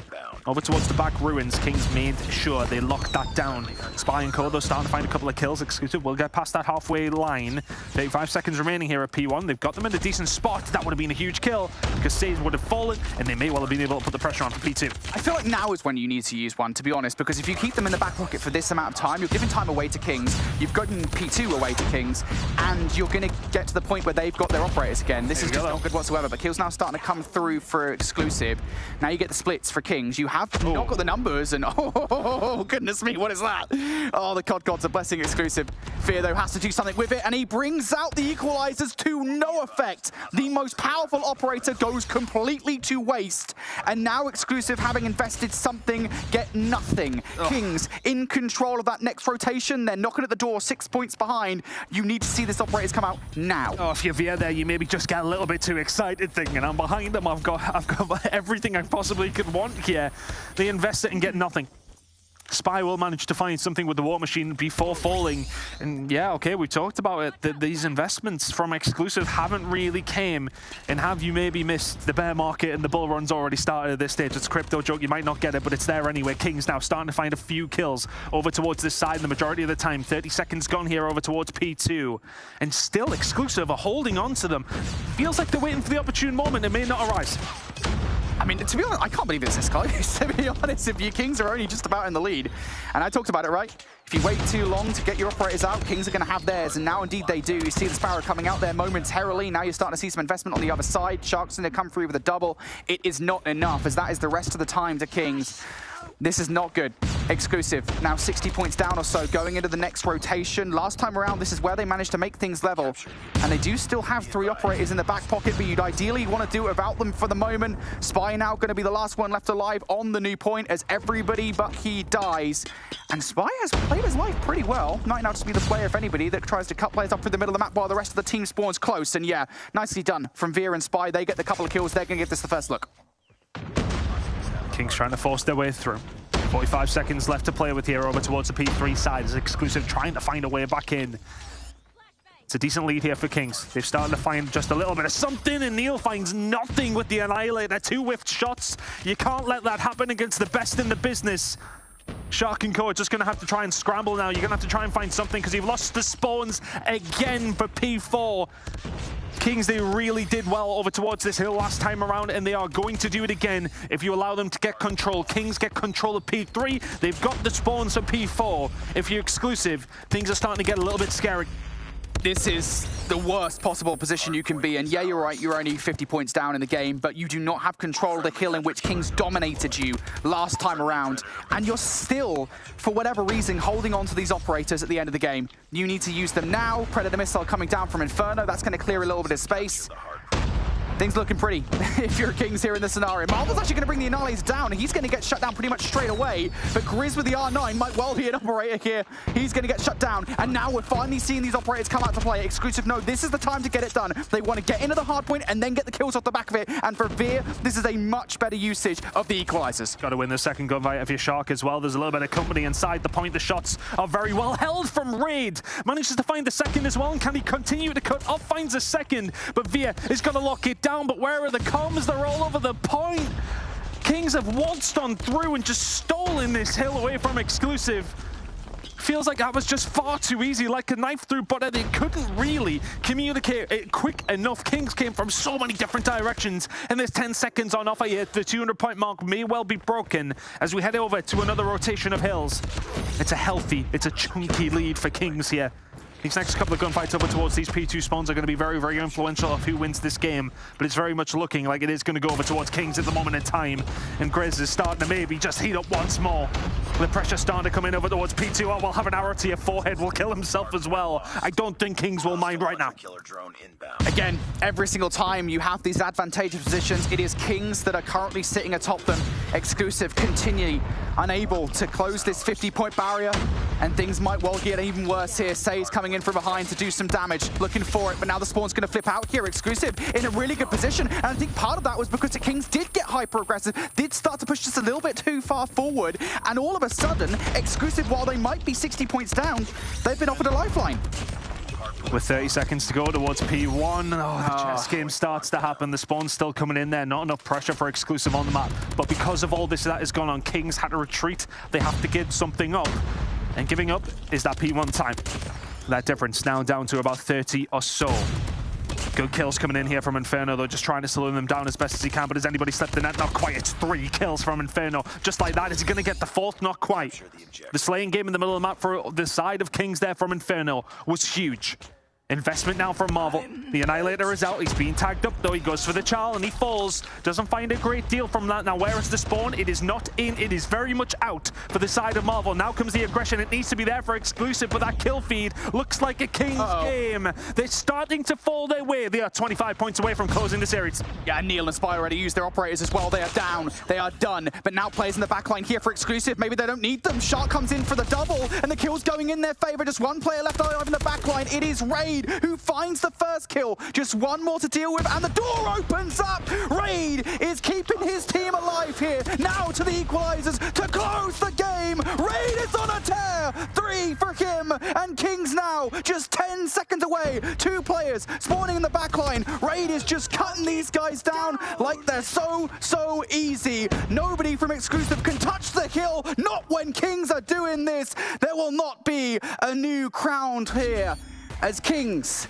250 to 190. What a game from them. Raid just absolutely took over towards the end there. Absolutely fantastic plays coming out from Kings. Wow. And it felt like, you know, they were controlling the map for the most part, but it felt like there were opportunities for Exclusive in that game. And I wonder if they'll look back at that. And I'm going to go back to the first P4. where we were debating, saying, do we like the lack of investment for, okay, well, they've kept it relatively close, but if they go for that investment at that stage, they then will probably have another roll of all of these operators by the time they actually got around to actually using them. It was one of those moments where if they invest that, maybe they can find something. Look, we're spitballing, we're theorizing, but realistically, it felt like they were holding back just a little bit there. Honestly, I feel like I want to hear Bobby's take on this, to be honest with you, that final game. I'm sure he'll have a good insight into what was going on with those operators, but I did feel like at various points there were probably 3 or 4 moments where they probably could use the operators, and they just didn't. For better or for worse, I think that might have kind of done them in towards the end because they held on to them for so long that when it got down to the point in which they did finally use them, which I think was the second P2 that we saw, Kings had started earning theirs again, and that weight might have been the thing that killed them towards the end. It also didn't help, to be fair, as we got to the final kill. I think we saw, it was Neil and Spy had the Annihilator and the War Machine out, respectively, and they both got shut down pretty much immediately before they could have a break of any significance. And then, of course, the spawns were so messy towards the end that Kings managed to come back in. But yeah, Kings seem like they've learned from the first Apocalypse. That one looks a lot clearer than that one. I would agree with you guys. I think the issue that we saw, not only with Exclusive right there, but what we've seen with a lot of the teams, is they have a game plan for what they want to do with their operators, but they don't have the flexibility to read when they need to adjust that game plan and maybe throw something different at it. So it definitely came back to bite them. Raid absolutely popped off on that last hardpoint. He basically single-handedly closed out the game with that equalizer, showing just how big of an impact that you can have. And that was some big-time plays out of him. Well, we knew it was going to be an exciting matchup, and Marvel had thought it would go longer, but Kings looked really strong, and they closed it out in 3-1 fashion. And Brody, you had said at the top of the day that it might be filled with 3-2s, and already we're at a 3-1. Look, Lauren, they did their homework, mate. That's all I'm saying. I think it's very abundantly clear that Kings have done their homework here in this situation. I think they know exactly what they wanted to do. I think for me, really, that SMG battle was 100% won on the Kings side, like every single facet of it. Definitely. We're talking, well, for Grizz, it was the shotgun battle, but I mean, you look at what Raid did, you look, he closed out the final game there in those final moments, absolutely, but the entire game, he was finding clutch kills. The control, he basically won them the last round. Game number 1 wasn't really at the races, and that did make a difference, but in the search, in the control, in map number 4, absolutely fantastic plays from Raid all around. And he's the latest addition to the squad. Not technically, I mean, he's been there for a while, but like, obviously they made the decision to bring Drari into the roster, and it was only, last week when they'd actually decided to bring Raid back into the team. So what a decision, guys. Raid is going off. Yeah, I think that was definitely the right one for them to make. I mean, especially when you have that chemistry that you've built for that amount of time, it just can't make a whole lot of sense for you to make a last-second change like that. I think it also helps that Grizz is playing on a different level from what we've seen out of him. I think really all the way through Stage 5 last year, he wasn't playing like at his peak, but it seems like he's starting to reach that point as well.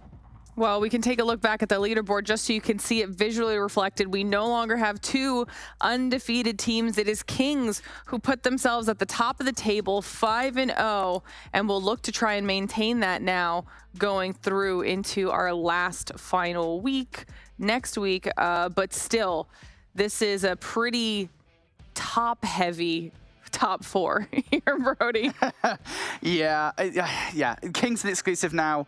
5-0, 4-1 respectively. Omniscient and Mont, that is the match that we've got later on today, right? It still feels like these are our top 4 short of something absolutely insane happening, which, to be fair, it's Call of Duty. I wouldn't be surprised at this point. But yeah, I'm excited for that Mont versus Omniscient matchup. I think that's going to be a really good one later on today. I think now, though, with Kings beating Exclusive pretty convincingly, I do wonder, where does that leave Exclusive versus Omniscient tomorrow, right? I mean, that's going to be a big question, because, I mean, if Exclusive beat Omniscient now, I don't know what to think anymore. It'll be exciting. We have this week alone will really set the stage for what we can expect out of Challenge Finals, as well as set our teams up for where they're going to be when it comes to the seeding side of things. But that's just the first match of the day. We still have 3 more matches. The second match coming up around the corner is going to be between Nexus and Xantium. And this is a match where potentially crazy situation that Brody's talking about when it comes to Could there be a fourth place bubble change up? This is one piece of like that multifaceted puzzle that will have to come into play in order for something crazy to happen. So all these matches today still matter, just in different and small ways, Ton. Yeah, look, things could change for one of these two teams. I think it's safe to say that any of these 1 and 3 teams lose today, your chance of playoffs is out, completely gone. I want to say mathematically maybe, but it's relatively gone. I mean, even at this stage, it's going to be tough. So you absolutely have to win this game here for both these two teams, and of course for Big against Ricey later, it's the same story. So yeah, it's a reach. It is a reach, but it is still possible. So if it is still possible, Brody is right. It is Call of Duty. These things happen. Not only that, but it also determines the prize that they'll win at the end of it all, okay? It changes how much money they're taking home. So these teams are still fighting for those placement spots on our leaderboard. But before we get into that and continue talking about it, we'll send it to a short break, give everybody a little bit of a reset. And when we return, match number 2 between Nexus and Xantium. We'll be right back.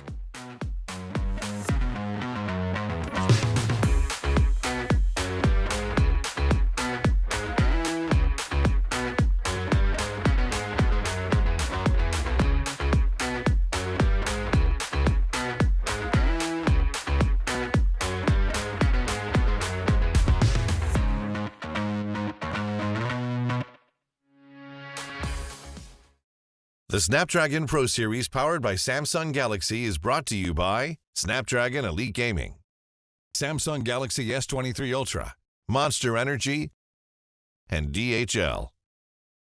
Welcome to the place where dreams come true, where everything you want can be yours, if and only if you're willing to work for them. You're willing to hurt for them, but most of all, you're willing to be first for them. Ha!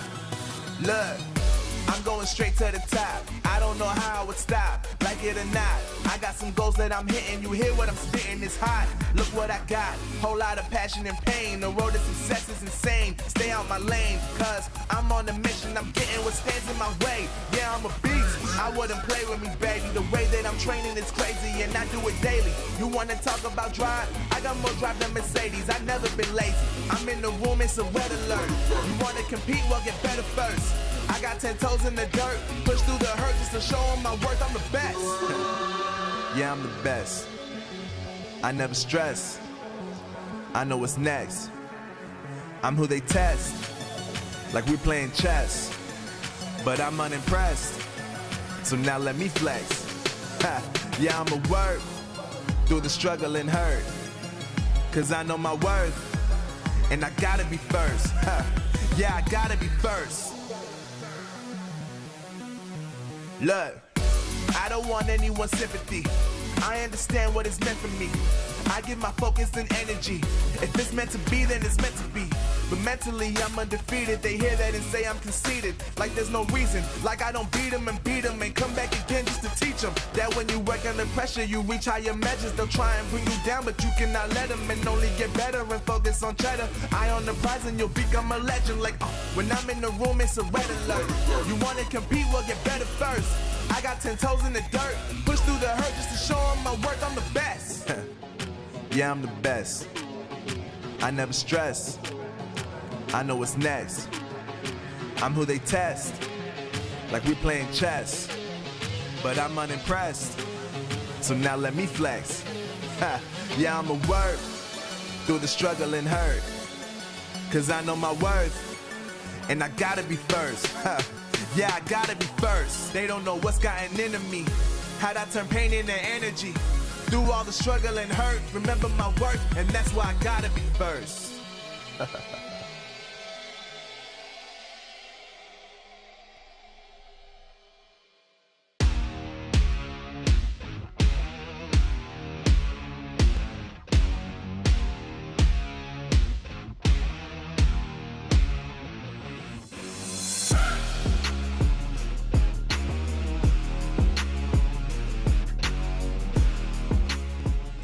Hello, everyone, and welcome back to the Snapdragon Pro Series. We are getting ready and geared up for match number 2 on the day after we just saw an impressive 3-1 out of Kings, being the only remaining undefeated team now at the top of our leaderboard. We're now turning our focus to the match between Nexus and Zantium. Pretty evenly matched matchup here, Todd. Well, it is all day, isn't it, right? Every single game is pretty much everywhere where we would expect these games to be close in terms of where they are on the leaderboard.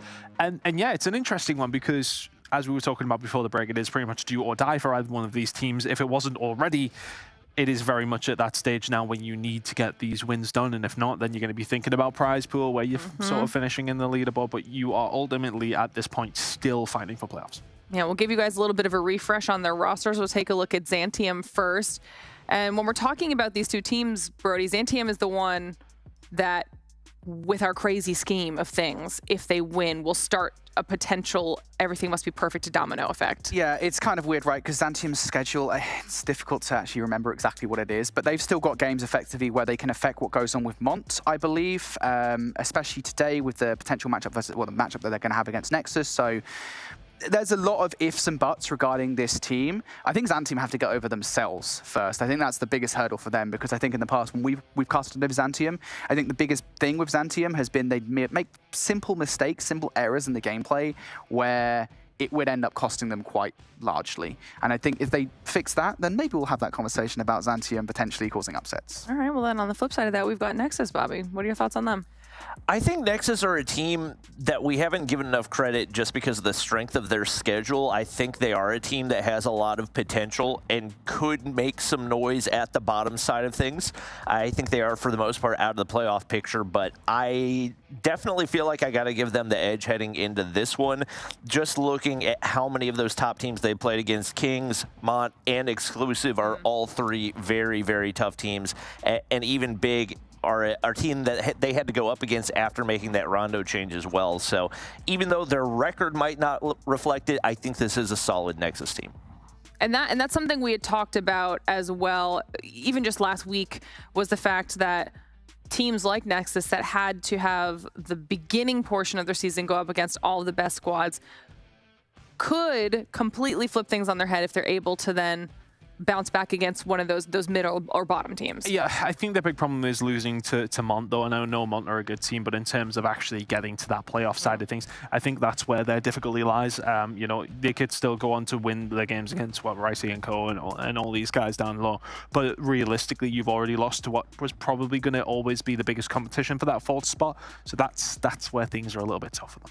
Well, we'll check in with our picks and bans because I believe those are about ready to come through and see if these inform how things could play out as we kick things off with the Apocalypse Hardpoint, Brody. Yeah, I was actually kind of surprised here because I was fully expecting these guys to pick Hacienda because they played it a lot. Both of them play a lot of Hacienda. And they've lost it a lot as well. So I thought they were going to be really stubborn and get it in there regardless, but no, not today. Apparently it just hasn't been picked, hasn't even been banned, which is good. We're learning, guys. You love to see it. We do have an Apocalypse though, which is always a fun one to cast because teams seem to have a weird aversion to it. We've seen it twice this season, including the match that we just saw, and we get a Takeoff from map number 4. I think that's much more standard of a pick from these teams. Yeah, obviously, Zantium, typically the stronger hardpoint team, at least as far as record goes. Once again, very different strengths of schedule. But Nexus have been super solid in the search and destroy. So seeing firing range, first pick in there, not too terribly surprising. This is one that I think really could go either way when it comes down to the Express. But overall, edge in the series, I feel like you do lean toward Nexus a little bit, looking at the experience, looking at the difficulty of the teams they played. Nothing super surprising right there. No, nothing in particular to speak of. It's nice to have Riot in there as well to see how these teams can manage to deal with that one. But yeah, I think it's nice to have something a bit different other than Hacienda to kick things off. That's always a positive in my mind, at least anyway. And I think every single time we've seen the Apocalypse between any of these teams, it's been an interesting one. Yeah, no, I like the map set from a pure viewing standpoint as well. I think it should be an interesting one. But yeah, I think Zantium will be looking at this and sort of saying to themselves they have the opportunity here. But I think we always knew this one's going to be a very close game.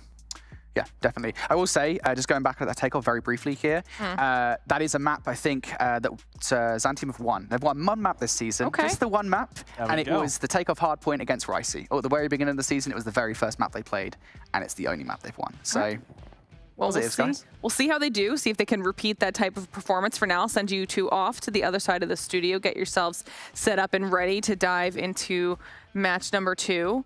And any final thoughts for the boys before we kick it off? I think it is a hard one. It realistically comes down to who plays best on the day for this one. I think, we kind of haven't spoken about that so much in terms of, we talk about stats, we talk about who we think the favorites are, but ultimately Call of Duty is a very on-the-day game, and there's so much that can go into both these matchups or every single game mode that it's hard to sometimes just put a pin on it. And I think this is one of those games where whoever turns up, whoever can bring out that fire, especially in map number 1, is probably going to be the team that walks away with it. We'll have to see who does show up on the first map. Match number 2 is ready to go. Brody, Bobby, let's dive into it. All right. We didn't talk about the control, mainly because neither of these teams have won a control map so far this season. So it's kind of difficult to break down expectations for that one. Both teams have managed to take rounds of control, so it gives them a little bit of an edge, but not many. not anything super decisive. So a lot of this is really up for grabs for both of these teams, and it's really up to them on whether or not they're going to capitalize. It's funny, because I actually do think this is going to come down to the control this series, if only because I expect Zantium to take the hard points. I think that's where they've been best so far this season. I mentioned that as the only game mode in which they've managed to even take a win the entire of the season, and the other day we saw them play within 50 points against Exclusive. So Zantium are best in Hardpoint. On the flip side, we've got a Nexus squad that very clearly have their strengths lying in Search and Destroy. They've won 2 maps. Both of them have been in Search and Destroy this season. One in Express Search and Destroy, which is going to turn up later in the series, and that was against Mont. So, I do think this is going to come down to control. We'll talk about it when we get to it. For now, though, it's like I haven't even left, mate. We're going back towards Apocalypse in map number 1. You would presume that this is going to be a Nexus map pick with them starting on the weak side. Zantium find the opening frags right there. And Kree struggling to find an angle. Not going to have any openings, and Denicio's going to pick up 2 as he pushes through that bottom side. Does get shut down, but players on the inside of the objective will be able to lock in some of this initial time. Shots not connecting for Zantium right there, but at least finding some contest. And for right now, the priority for Nexus, trying to flip out these spawns toward V2. Yeah, again, it's just like we said in the last map, guys. If you weren't there for that one, well, you damn should have been. But regardless, the same kind of, I guess, Call of Duty is exactly the same as that, which is the case of Nexus don't really care too much about the time they get off P1. They just care about flipping towards P2 for those next spawns. So for the moment, Zantium very happy to just sit here and pre-aim. Smoke going down to provide some coverage here for perhaps a push through for Nexus. Zantium, big chillin' at the moment, just waiting for this push to finally happen. They have given up a fair amount of time against Nexus on P1 to let it happen, and now here we go. HBC going to start proceedings with the first couple of kills. 1, 2 towards the backline here. Zukers and Ryu that want to put a stop to Nexus, and well, they've done a good job of it so far. Feints, turns, and burns right there. One more player left to be dealt with. That's Aspect on the bottom side.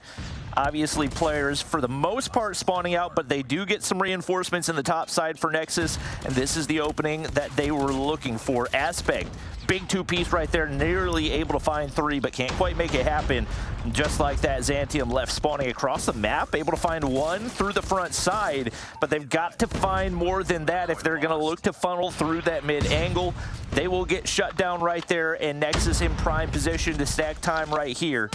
One player pushing up, that's Forget, who's shut down. Aspect, what can he do? Not a thing.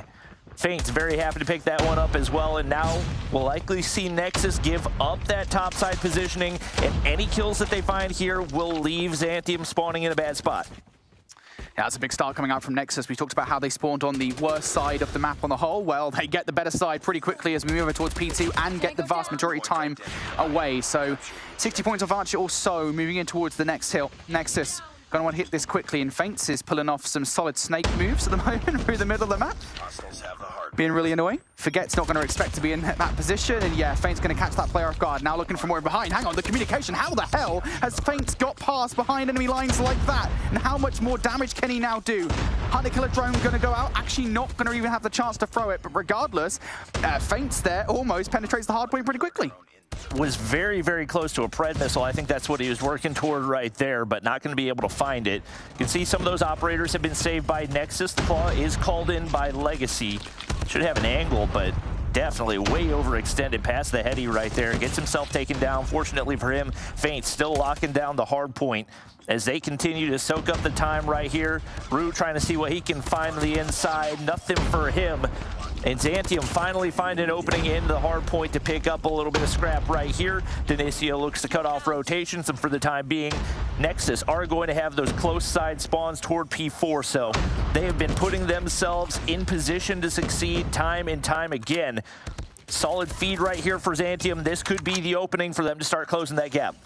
Yeah, you need to get this time, to be honest with you, and I would have been a little bit more proactive in terms of actually getting on towards the hard point, because in being slow, you've given Nexus now a chance to get back towards the point. Korean Feints have already opened up proceedings as well, and now it's time for Sakurs with the Annihilator to find arguably a little more value than that. He only finds 1 kill, and now we're seeing investment on the other side as well. Feints momentarily brings out the Sparrow. Is it convincing enough, though? A couple of players now coming in from the other side as the spawns will flip out. Bouchon's the only one on the other side doing any damage, and to be fair, he is doing more than enough. He finds 2 crucial kills. Now towards the back again to try and get these guys away from the hill. Time to see a bit of a rare operator coming out. The Gravity Vortex gun from Aspect to try and zone some players away. Xantium will be relatively happy with how this hardpoint has gone so far, as long as they get the remaining 15 to 20 seconds or so. One last effort coming through from Denicio and Legacy here. Denicio going to find 1 kill, an opportunity to slide towards the kill, and Legacy will be the one to pick up that time. So messy from Xantium, I will say that much. Very, very messy. Maybe struggling a little bit with the grasp of how to control the spawns, as nobody anchored those spawns toward P4, and they really had to put themselves in a rough spot trying to hold it, but they're able to lock things down. 2 players spawn on the top side for Nexus right there. That's what they were looking for, and HBC is going to need to wrap back toward Temple. He goes ahead and gives away those spawns for free. So that's going to put Nexus at the disadvantage, and with some of these operators coming through for Xantium, they're all of a sudden in position to not only lock in this hardpoint time, but maintain those top side spawns, and if they play these next 2 hardpoints correctly, could very well be in the lead and potentially a big one. Yeah, an opportunity here for Xantium for sure. They don't want to over-aggress towards the middle of the map, though. If they can get a couple of players in and maybe take some of the time away, that's pretty good, to be honest with you, or at the very least contest. But I got a feeling that, yeah, they will not be able to do so. Feints and Legacy going to very quickly dispatch with a couple of players from Xantium. It'll be Bouchon given one last look at the hill before falling. However, the problem for Xantium, 1 player has snuck behind enemy lines. It's Kree, who's being all sneaky-like. Xantium spawning out. They probably know that something is up here. Something's gone awry, and now Kree finally going to reveal himself. Smoke screen, no more. But he's got to find a little bit more value towards the back line and just not going to be able to get it done. However, through the front line, all of a sudden here, Feints and Denicio going to open up proceedings with a couple of kills. Feints somehow going to take himself out of the equation. I've got a feeling that might have been by way of Sparrow. But regardless here, Forget now trying to clear out the house with the War Machine. What can he do? Feints on the other side, finds a double with the nade. Forget doesn't find that much value. And so still, Nexus continue to knock at the door. I don't know how Sakurs had enough HP to win that gunfight, but he does it. They got to get players in the hard point, though. A lot of time being given up. Fortunately for them, they're able to take down Annihilator. Sakurs with one in his hand, able to find 2 and keeps himself alive. So Xantium are slowly creeping their way back into this one, and Nexus with each push are going to have to decide whether or not it's worth the extra investment and the risk on the flip out right there. We do get players spawning in the back of the map, and temple spawns have been enabled for Nexus. So once again, with every death, you're once again putting yourself in a very difficult spot. I will say on the whole here, Xantium have done a stellar job at getting themselves back in towards this game. They're now just 10 points behind Nexus, who have had a lead for basically the entirety of it so far. Xantium want to be careful, though. They don't want to get overzealous here in this game. Nexus now looking to push through, and yep, that's exactly what happens. Feints finds 3 kills towards the new hardpoint.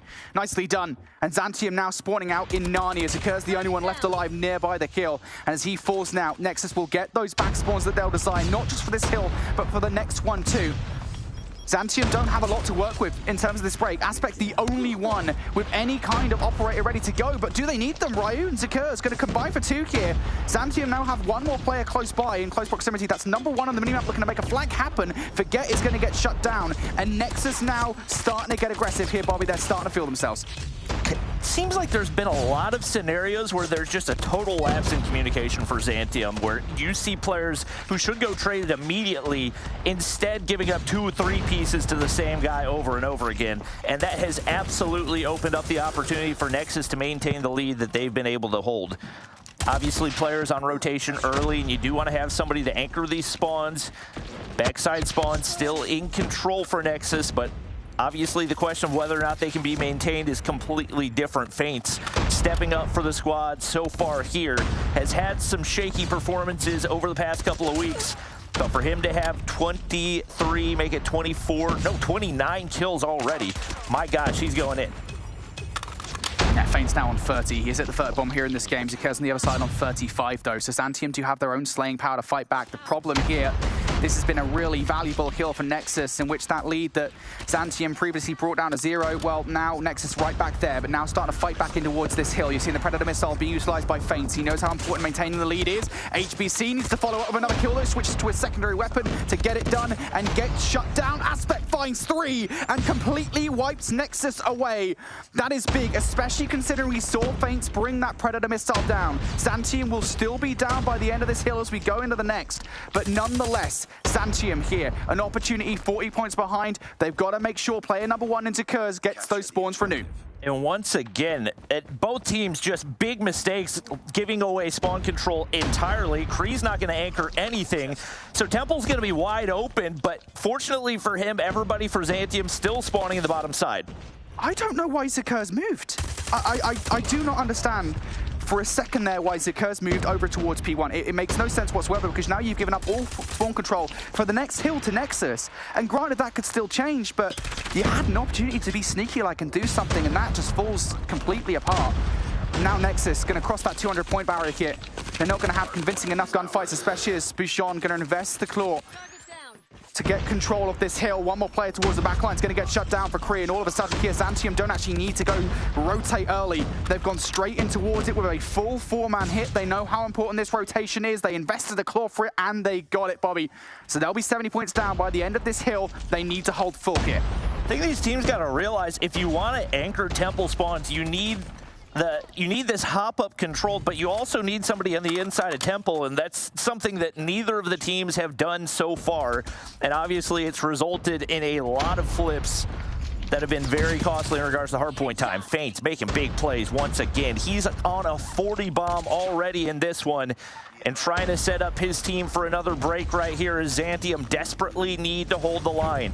Sparrow goes across, Feints connects for another, and that's going to earn him a Pred missile. Ooh, but Aspect goes big. The Gravity Vortex is able to find 3. It's not going to be enough to flip out spawns, but they're able to pinch right there, and Zantium desperately scrambling to get back to the hard point. At this point, you just got to do a Halo reach. You've just got to survive, right? Nexus here, 23 seconds away from victory. Forget finds the double with the War Machine and continues to spam it towards the backline as well. You can effectively just spawn trap these guys in the back now, as long as you're good with it, as long as you're on the right head glitches to get it done. Nice kill taken out Denicio, who tries to flank through that jump up, but there's still 3 players around the backline here for Nexus who want the valuable 10 seconds, and as Legacy picks up 2, they will get it. And now Zantium, 60 points away from victory. Nexus will just be about 14, heading in towards the next hard point here, Bobby, and they're on the way. Rue is already on rotation. Got to win these bottom side gunfights. 1 player above, 1 on the pinch, and he will get shut down. Nexus have broken through right here. Only in need of 10 more seconds. Denicio's going to pick up 3, and that may be the final blow. Zantium really needed to take this hard point, but it doesn't look like it's going to happen, and map number 1 goes the way of Nexus. I've been talking about it. Zantium, small little errors in their gameplay that will cost them heavily, and it happens again here, where Zantium just cannot get it done versus Nexus when it matters. And there are moments there where they show promise, right? I think what was preceding the P4 on the second set was pretty promising. From them, they managed to bring it back pretty much steady, but then that P4 happens and it all goes awry. Nexus once again grow a lead. Same thing happens on the final rotation towards Temple, towards P1, where Zantium, yeah, they managed to take a bit of time away from Nexus, but it's still not all that convincing. Man, Nexus come out on top, but it feels like such a janky hardpoint to watch. Yeah, that was very... They were basically trading mistakes the entire time. It was just a question of who's going to make more mistakes. And unfortunately for Nexus, or unfortunately for Zantium, it was them. Nexus obviously capitalized on those mistakes and now head into a mode that they feel a lot more comfortable in search and destroy.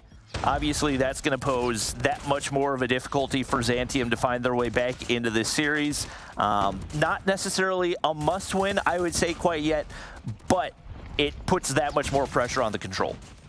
Yeah, I think it does. Again, I always felt like the Control was the 50-50 in this series anyway, just given kind of what we know about these teams and where their strengths lie. But this does throw a spanner in the works for that, I think, for sure, considering we expected Zantium to come out on top here. Or at least we expected Zantium, if they're going to get the win anywhere in the series, it would probably be here for sure. And that did not happen. Despite the efforts of Zikers, who finishes with 42 kills to his name, Nexus will overwhelm Feints. We were talking about him in the middle of the game on the second set. He ends up with 44 and 2 minutes in the hill as well. His impact was very much felt there. Yeah, it seemed like he was on some type of a spree anytime we got to see his POV, and obviously to make that happen when you're on the objective as well is that much more difficult. So he's a player that, like we said in past weeks, we need to see more out of him, especially with him elevating his game, has an opportunity to put this Nexus team in position to climb a couple of spots and maybe grab a little bit of extra money.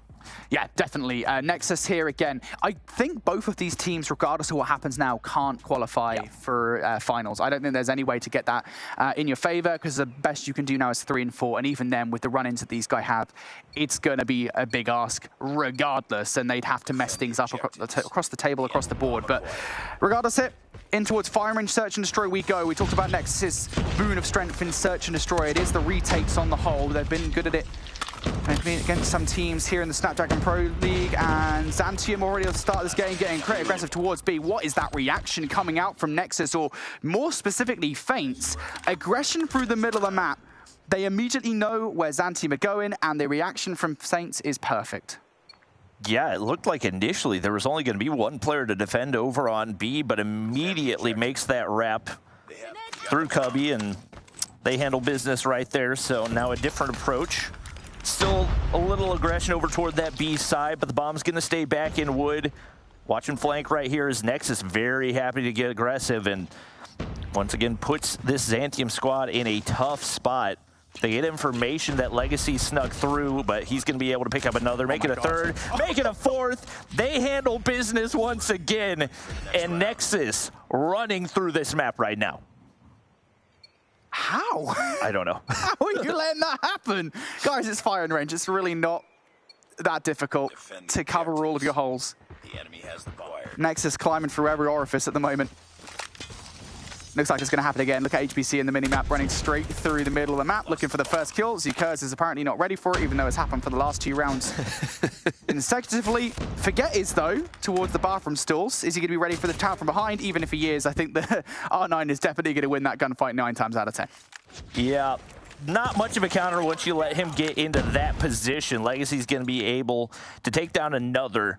Bouchon is traded one the other direction, so they're able to make something out of it, and HBC stopped shooting a little too early, but Legacy able to make him pay, and once again, all down to one player for Zantium right here. Wrapped back to that B site, but bomb is all the way across the map over in wood. With that sniper overwatching, you've only got an SMG in hand. That information's given away. They should be able to pinch fairly easily right here. As long as they know where the bomb is, this round should be theirs. And I don't necessarily know if they do. Legacy, at the very least, is going for a check through the middle of the map here.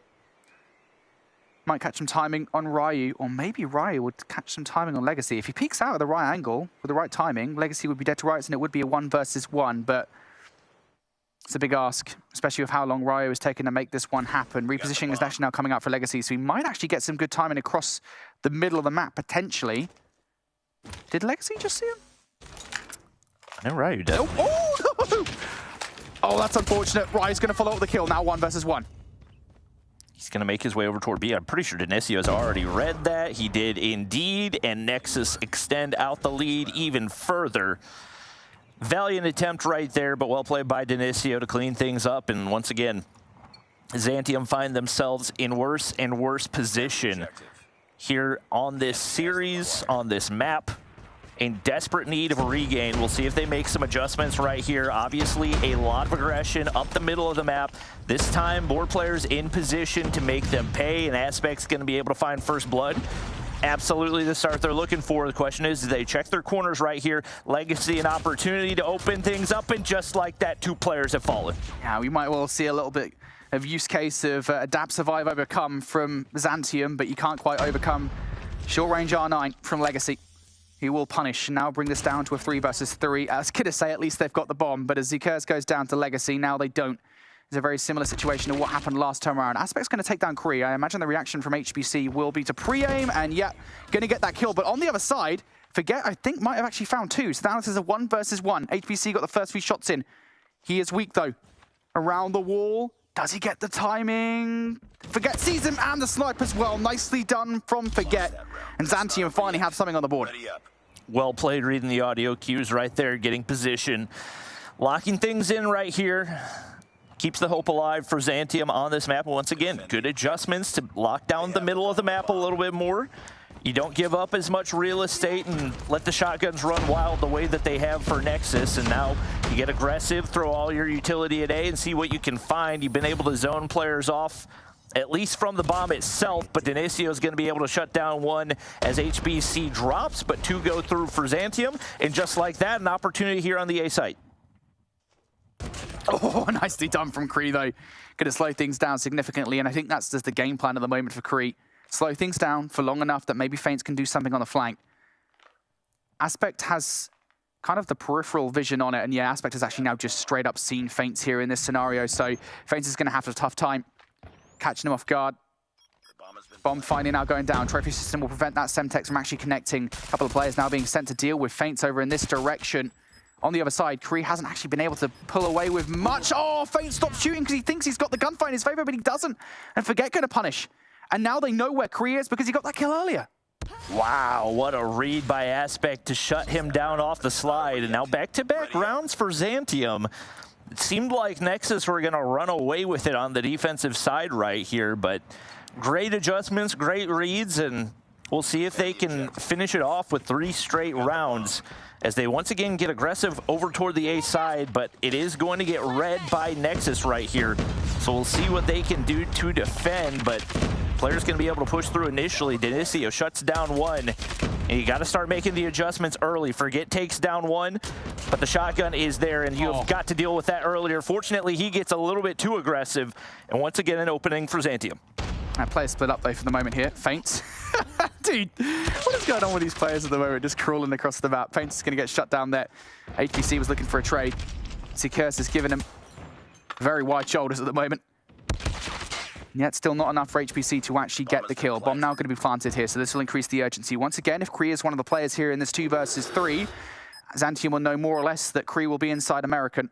This time, though, he's got a bit of help from HBC, who has been tagged up. That will slow things down for Zkers. It's going to quicken the pace. Well enough here to try and get the first kill versus Kree. Can't get it done, and HBC actually manages to cover up to Kree. So now it was going to be a 2 versus 2. Now a 2 versus 1 as Kree gets taken down. HBC, again, they know exactly where he is. Has the kilo in hand, switches out towards the second floor. That kill cannot get it done versus Bouchon. And Xantium, 3 rounds on the bounce there, Bobby. I really thought he was about to put the moves on him, but does get shut down right there.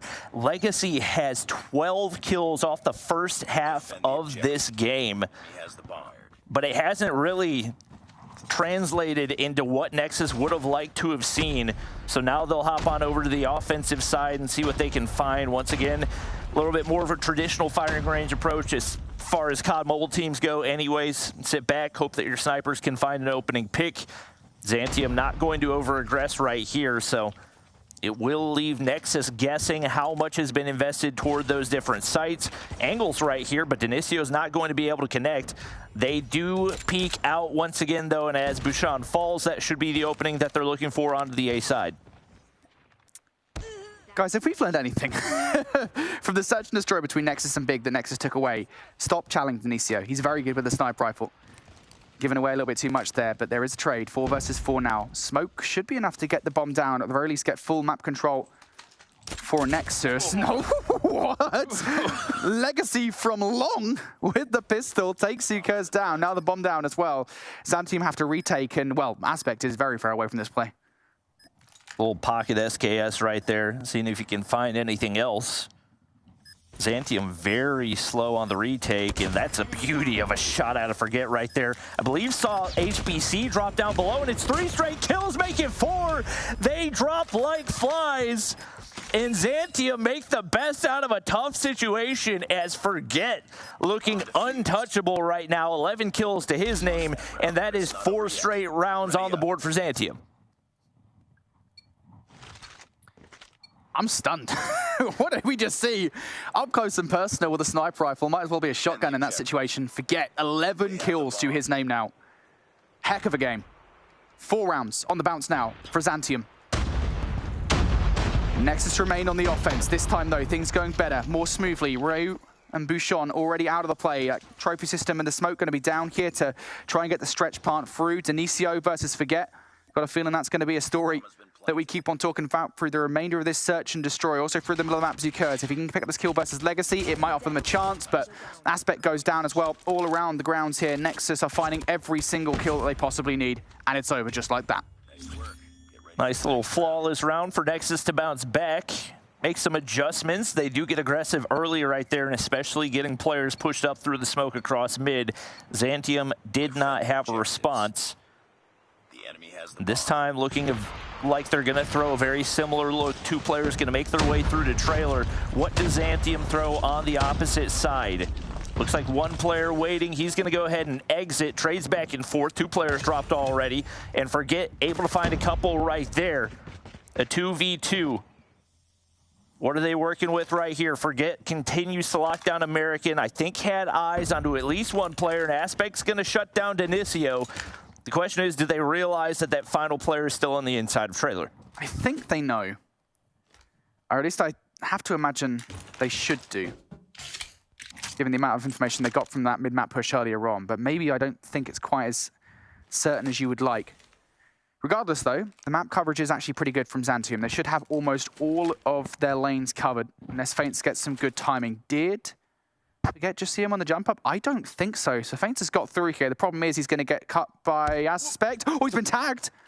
Feints survives the initial encounter, though. Aspect for the jump up, and he will finish things off there. Feints just like, someone just tickle me.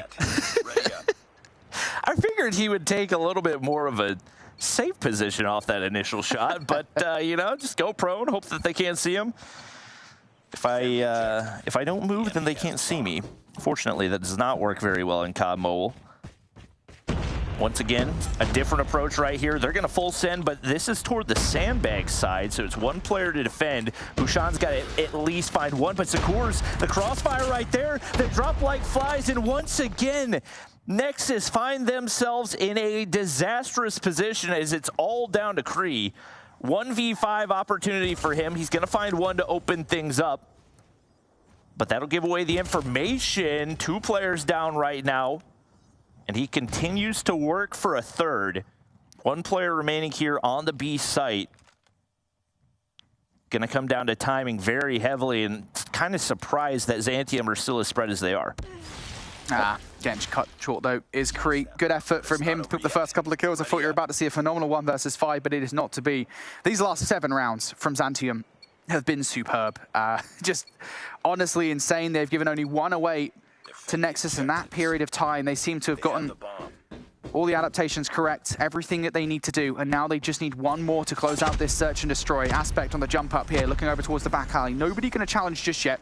Nexus are much more preoccupied with somebody coming through the middle of the map, and that was a good call because Zukurs gets caught out right around there.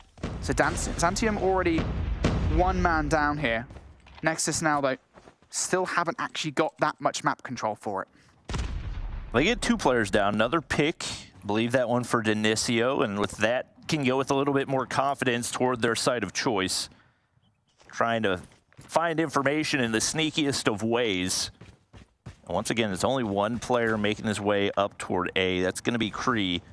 They continue to sit back, and at this point, you don't need to find picks. You need to just commit to a play.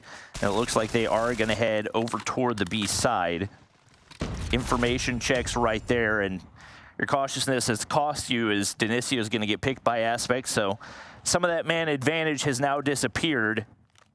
And once again, 2 players heavily pushed up toward the B side. Question is, do you want to commit? They'll go ahead, peeked past boxes right there. One player on the inside of Cubby should have made the read, and it ends up backfiring. Fortunately, trades do go through. They do maintain man advantage. And crucially, I think sight control. All they got to do is get past Ryu, or Aspect, excuse me, which I know sounds like an easy thing to ask for. Yep, there it is. Aspect sent away. So his reaction now has to be a retake as long as Nexus actually get the bomb down. I don't think Feints just wants to do it just yet. Needs a little bit of help from Kree, and now that he has it, maybe? Does he have it?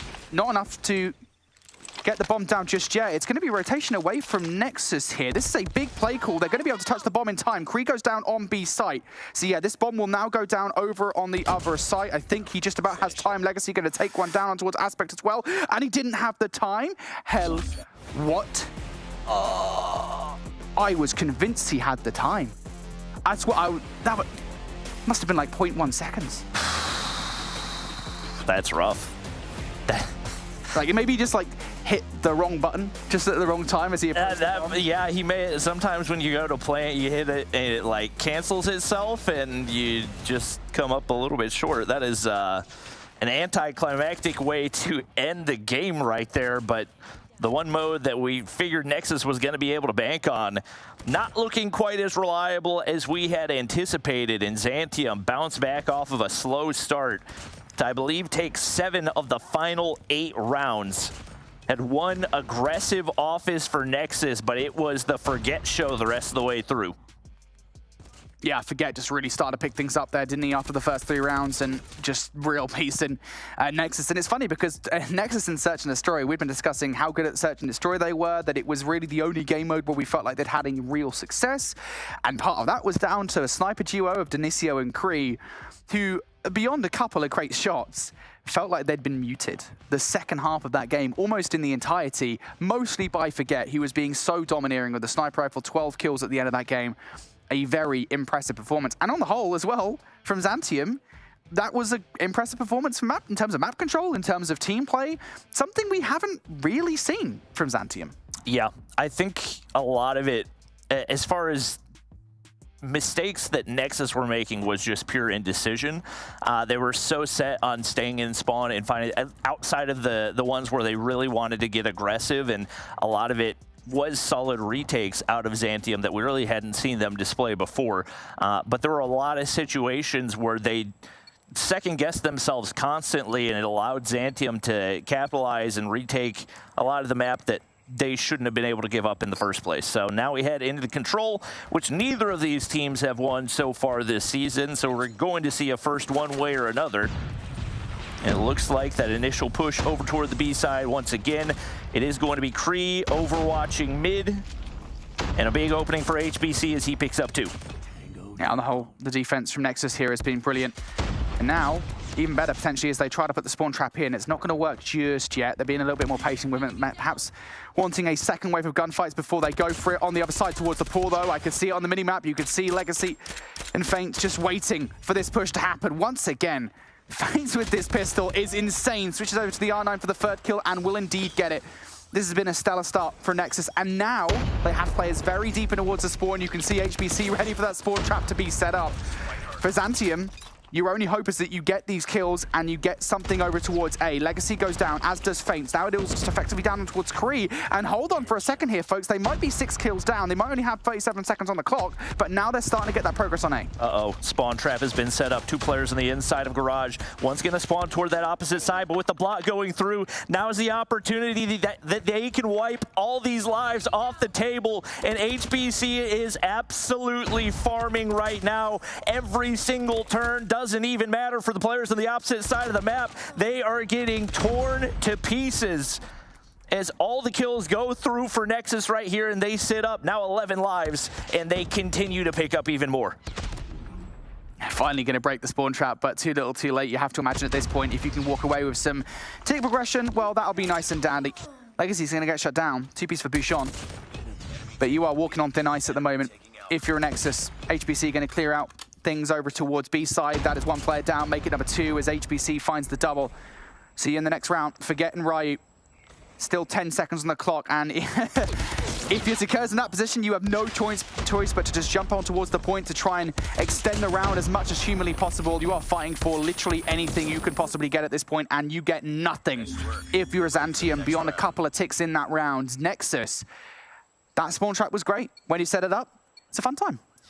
And as you can see, the two players that enacted it got 2/3 of the entire team's kills. Denisio and HBC combined for 21. And I believe HBC still on a streak. I think at least 11. He's got an operator that he can call in whenever he wants it as well. And Legacy just putting straight through the middle of the map. R9, absurd range right there. And they continue to farm, but nice little response right here for Zantium as they're able to pick up a couple and at least keep that B site clear. It hasn't been the dominant start they wanted just yet, especially as Nexus have a lot of pressure over towards A. Big gunfight inside the basketball court, though. Feints, can he score a three-pointer against Aspect? Yes, he can. Big gunfight win there for Feints. Does it with a melee. And now Nexus, just a moment away here from capturing A. Couple of players on, so it's a bit of a mini stack coming out from Nexus, and there's not really anybody from Zantium to stop this one. I think they're looking for the reaction for the post-capture coming out from Nexus with 3 kills going down. I like the positioning from Zantium here. Not only do they have kills, but they've also got map positioning, got 3 players towards that art side. I think off the start of that one, Nexus were basically in a 4v5 because HBC was so hyper-focused on keeping his streak alive that he was pretty much out of the play completely, but Legacy has gotten all the way through their spawn. He's going to be able to take down one before he gets traded. Obviously, you've given yourself that little bit of extra time by locking in that B site, and now you slowly make your way over toward A. Not a great place for a sniper to be, though. Rue's going to be able to take him down right there. And for the time being, as long as they can maintain that top-heady control, Zantium should be in a position where they can ward off any pushes toward B. Nobody watching through mid-pillars, so that might be the opening that Nexus are looking for. We'll see if they can spot it. Well, Nexus still looking to push players through, as you said. Pre looking for the kill, and nope. Bouchon just chilling in the corner, waiting. He will strike. He's not done yet as well. They haven't managed to find him. HBC surely's got some idea as to where he is, and yeah, doubles up with Denisio to take that player down. I think Legacy now pulling back through the mid instead of going for the flank to try and assist his team, being a little bit more honest with it. But here we go, Zantium on the other side. Forget, on point. He's already found one. One player's got behind enemy lines. It's going to be Legacy that finds a couple of kills, make it 3. Legacy blows the play wide open, and that is what they needed. They get on the objective. There are 10 operators charged right now, and all of a sudden, Nexus are very happy to call in as many as they possibly can to try to get this objective locked in. Players gonna look to push through pillars. Nobody finding kills, though. Denisio has popped his Annihilator as well. And Zantium have that utility to invest if they want to. They're going to be able to find the gunfight wins anyway, but trades back and forth, and now down to 4 lives apiece. 30 seconds remain. Zakur's going to pop his Annihilator right here. Neither team has found a ton of value out of those operators so far. Every individual gunfight going to mean that much more. Nexus have no choice but to be honest about this. They have to go straight forward on towards the point. There is not really time anymore for a flanking play. If anything, it will come from the middle of the map, and that's by way of Kree. What can they do? 8 seconds. You've got to go now. Here we go. Aspect going to open things up with the first blood. Secures finds another one as well. It's just down to Legacy and Kree. Legacy's shots are not perfect. And now Kree hadn't even really moved from the middle of the map. We'll get a nice snipe on towards one, but I don't think he even has time to touch the point. And Nexus, they wait right at the end of strike, and that waiting, I think, kills them. Yeah. And that's something that we've seen. I feel like we see it in every mode. Like they don't want to give up that life, and so they take their time being as cautious as possible, but it to a degree gives an advantage to the opposition because you put yourself in a position where you've got to now force it onto the objective rather than giving yourself the advantage in the gunfight. Crazy chaos on the objective right now. Rue's going to be able to slip through. It will find one to open things up. Nearly turns on to Kree. Not going to be able to make it happen, but once again, chaos across the map. That is going to be a wave completely wiped off the board by Nexus, as Zantium only able to find 2 kills to the 9 that we've seen for Nexus so far. And they're already starting to get that spawn trap into effect. Look at him, Denisio going to get cut short by Ryu. I haven't taken out the second player. Didn't quite think that somebody else was there. So Nexus doing exactly what they did in that very first defensive round. HBC following up with a double. Kree for number 3 as well. All the kills still going in Nexus's favor, but they haven't been able to get that second player in towards the spawn trap just yet. Now Kree going to be approached here by a player in the backline. No! Aspect wins that fight, but that was a little bit janky, a little bit shaky. Yet still, even with 30 seconds left though, Nexus very much in the driver's seat here in this round. Oh, Legacy, cheeky angle right there to pick up 1, make it 2, turns on to Bouchon, and forget is the 3rd. Nexus across the map, at least on the defensive side, have looked so dominant in these gunfights. It's earned them an 8 life advantage as Xantium finally hop onto B right here, but there's Denisio watching the cross, and now 2 more players taken down. Yeah, Xantium, you'd like to get B captured right here, but you've got to be so careful with these remaining lives. Yeah, it definitely does feel a little bit tender, doesn't it? It's going to be 3 kills there for Xantium as Nexus get aggressive here. They're going to get the close spawns towards Laundry side, and you want to be careful because you do want to send a couple of players at the very least over towards A right about now, to be honest with you. But they're ready instead for this initial push. Trades definitely in favor of Xantium slowly but surely, maybe not slowly at all here. They are closing the kill deficit. And I said that Nexus need to send players towards the pool side. I don't know why they haven't done it, because now Xantium are getting those close spawns. They're being gifted them for free. And HBC might well take one down, but Xantium here in a 5 versus 8, they still have a chance. They've given up so much more than they need to. Fortunately, Feint's able to catch 1 off guard and keeps control of Kitchen, which is going to be prime for them to be able to close this out. Rue gonna call in the equalizer in a 2v7 right here. That is a ballsy move, but not one that's going to pay off, as now it's all down to Aspect. 1v7 for him. And the main priority is just not giving up any more utility than you need to. He gets taken down, Feint steals with business, and Nexus retake the lead, but ended up being way closer than it needed to be. The only reason they won that round was the start. That was literally, if Xantium had more lives, I got a feeling they would have done that. But fair play. Nexus now 2-1 up here in this control. Xantium have a couple of streaks to work with, as does HBC for Nexus. Off the start, Nexus is going to be the team to get control of the middle of the map. Now across towards the B side. Denisio starting to put a couple of kills together here. Rai was the next target, but going to have to switch over towards Forget if he wants to get the kill. It's not going to come through here. HBC very quickly, the last one left up in an advanced position at this point. He finds a couple of kills, has help from Kree across the way as well. And now Nexus starting to get some progress on this B point. Kills still coming in for Xantium, but Nexus not challenged all that much. 4 operators for Nexus. Denisio's going to pop his Annihilator. Not a whole lot of value to be gained from this position, but does know that Zakurs is in that top side. He's going to be able to take him down, and that should guarantee the B capture. Feint's going to be able to read 1 across mid steps. Does get traded out by Aspect. Bad timing for Denisio, but it doesn't matter. The hip fire connects. Nexus going to be able to get B completely locked in, and it looked like they may have the opportunity to take some kitchen control. 1 player does get taken down, but Legacy has crept all the way forward. And if he can find 1 kill to open things up right here, that should be the avenue that Nexus need to get onto A. Yeah, Predator missile coming down from HBC, so Nexus know where these players are located. Off the back of this information now, they want to try and eliminate them. Get them in the spawn trap, and once again, get some kills in their favor. Not going perfectly just yet. Aspect now going to bring his Predator missile down as well, and again, that is information to them as how many players are coming on the defense here. Utilization of the operators though. Legacy's going to bring his claw out on the other side. We're seeing a claw and an annihilator for Xantium. So this is a big investment coming out from the defense here to make sure that Nexus do not get in. Legacy's going to get shut down. So they've shut down 1, and there goes Feint 2. Zakurs is now the only one across the board with an annihilator in play, and that will go to waste. Xantium just 1 kill behind at the moment with just 60 seconds left on the clock. HBC, it's time to bring the equalizers out. He's going to be comfortable tucking away right here, maintaining kitchen control. Should be able to zone this off for the time being. The question is, can he get any assistance? And that's a lot of trades both ways. Nothing too decisive. An angle for Denisio to work with. And the flash does connect right there, so should be able to pick up the kill. But Bouchon turns on him right there. And Xantium have been able to hold off this push completely. Finally, Legacy slips through. Aspect has an angle, and I believe he's got a sniper in hand, but Legacy picks up another, and just like that, they've made their way onto A. Aspect does not get hunted right there. They do have reinforcements, and some streaks have been earned. Yeah, 1 in the back pocket for Aspect.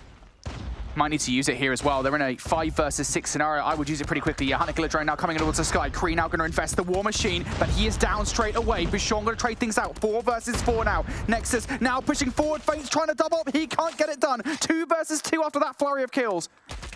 On towards the Tiki. HBC trying to take Ryu down, and Aspect's going to bring the Predator missile down. Big investment. He knew he needed to do it, and now he knows where Kree is located too for the 1v2.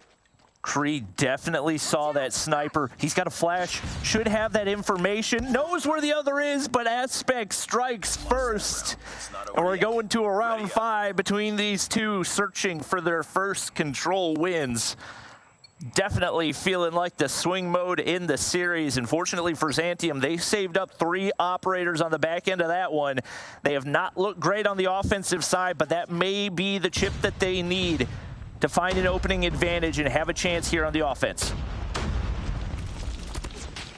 Well, Xantium want to start this one strongly. They don't want to get in a position where Nexus can put that spawn trap together. The first wave of gunfights, for the most part, do go in their favor. Forget is going to invest the War Machine pretty much straight away, and it doesn't actually produce that much. It does, granted, give them the space that they require, and Nexus do feel pretty static in terms of not actually doing much about B. I think they might have just fully acquiesced B to Xantium here. They're going to send a couple of players. As Inicio picks up one, maybe that'll rally the troops to do something about this, but they've already got 2 ticks through.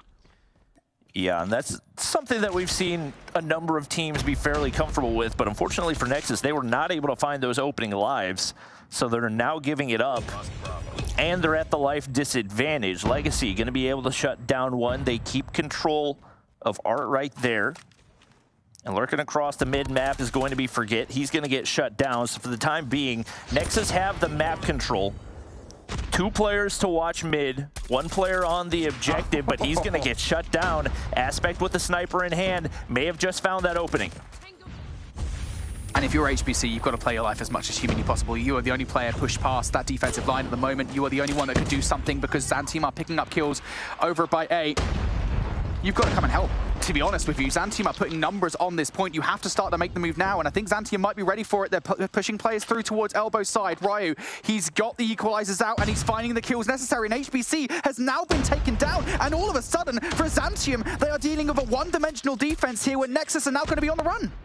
Nexus, you got to get closer to the point and take players off right here. Finally, Fane's able to open up one, but they're not getting aggressive enough, and that means they're all peeking the same doorway, and they get mowed down. Not a whole lot of time to work with, and the lives are disappearing one by one.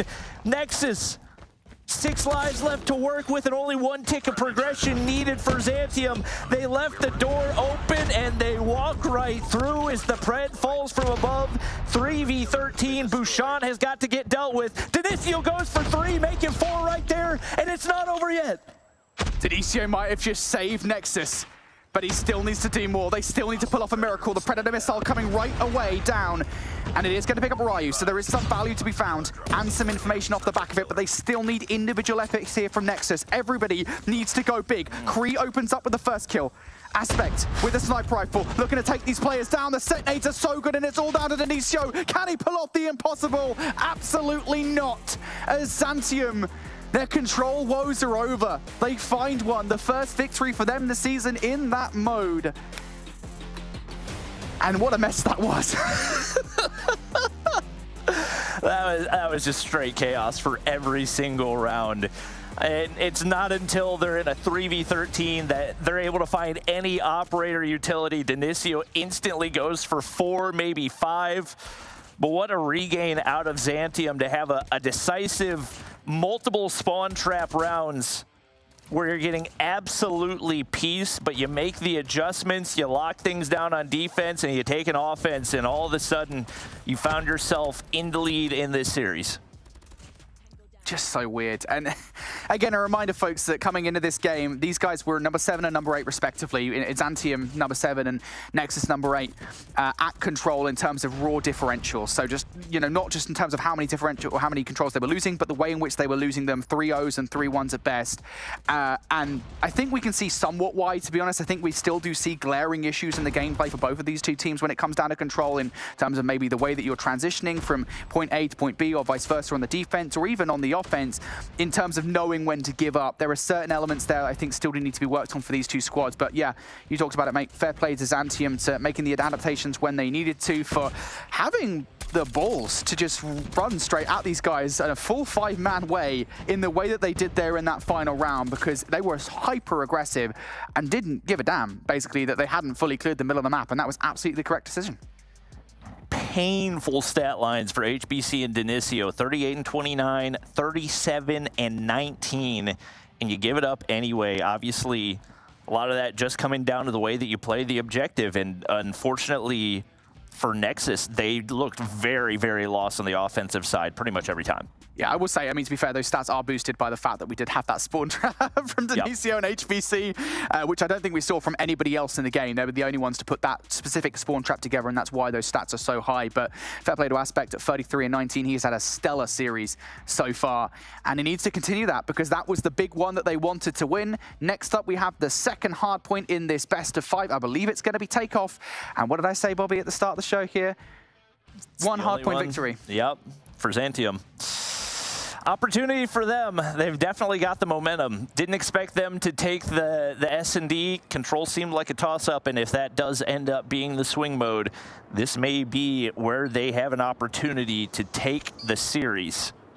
See what they're bringing to the table, as we can absolutely expect chaos here on P1. Aspect first to enter, and he's just going to look to play his life for as long as humanly possible. Teammates with those ARs going to be able to lock in a couple kills to open things up. But that will be Nexus finding, I believe, a full 5-man wipe, and that's the opening that they're looking for. A good start coming up from Nexus here. They want to have a good start. They want to have a good hard point to send us to a game number 5 between these two teams, for one of them to get their first win on the board here in the Snapdragon Pro Series. Aspect now moving forward for a couple of kills, looking for more. Ryu and Forget going to combine with him for 4. Zantium fighting back versus Nexus, and it's this kind of venom that we've seen pretty much all series long from them. They've stayed competitive with Nexus, and now they want to get control of P2 as well. This is a flurry of kills coming through for them. Very slow start for Kree. You need your ARs to be able to lock down those top positions, so he's got to get going if Nexus want to be able to build any type of a lead off of this. Obviously, the SMGs dominating those close angles. Aspect on a 3, trying to build some streaks for himself. He's been able to play his life, but just like that, does get taken down by Legacy. Now eyes toward P2 is Zantium, already with 2 players on the inside of Stadium. HBC should be cut off right there. Communication was certainly not there for Nexus. And just like that, it is a flurry of kills, and it's all blue in the feed. Yeah, absolutely is. Zantium doing a stellar job at the moment. Aspect is going to run a streak. We've already got one in the back pocket for Secures as well. Aspect continuing, by the way, 4 in a row now for him. Gravity Vortex gun time. And again, this is probably the most effective heal in the game, where the Gravity Vortex gun can come out and be super effective. Predator Missile coming down as well. It is investment central from Zantium to start this game. And to be honest with you, I kind of like it. You want to get the momentum early on in your favor. Nexus haven't really even had a look at this hard point so far. Yeah, I think just because of how many kills they're getting, they're preventing Nexus from earning any of those operators, and obviously any streaks as well. Priority has definitely got to be toward P3, but hopefully because they're investing so much early on, they should have a lot of operators starting to charge up around P3 time anyway, but they have blown this lead wide open as they now set up 60 points already. It is solid rotational position right here, but it's a bit of a 50-50 on the hard point. Zantium, 3 players there already, and Denisio has got to go big. Able to find one to open things up right there. Gets Bouchon sliding into the corner, but not going to be able to win the gunfight. Legacy, though, claw in hand, able to take down 3. And that's the opening that Nexus are looking for here on P3.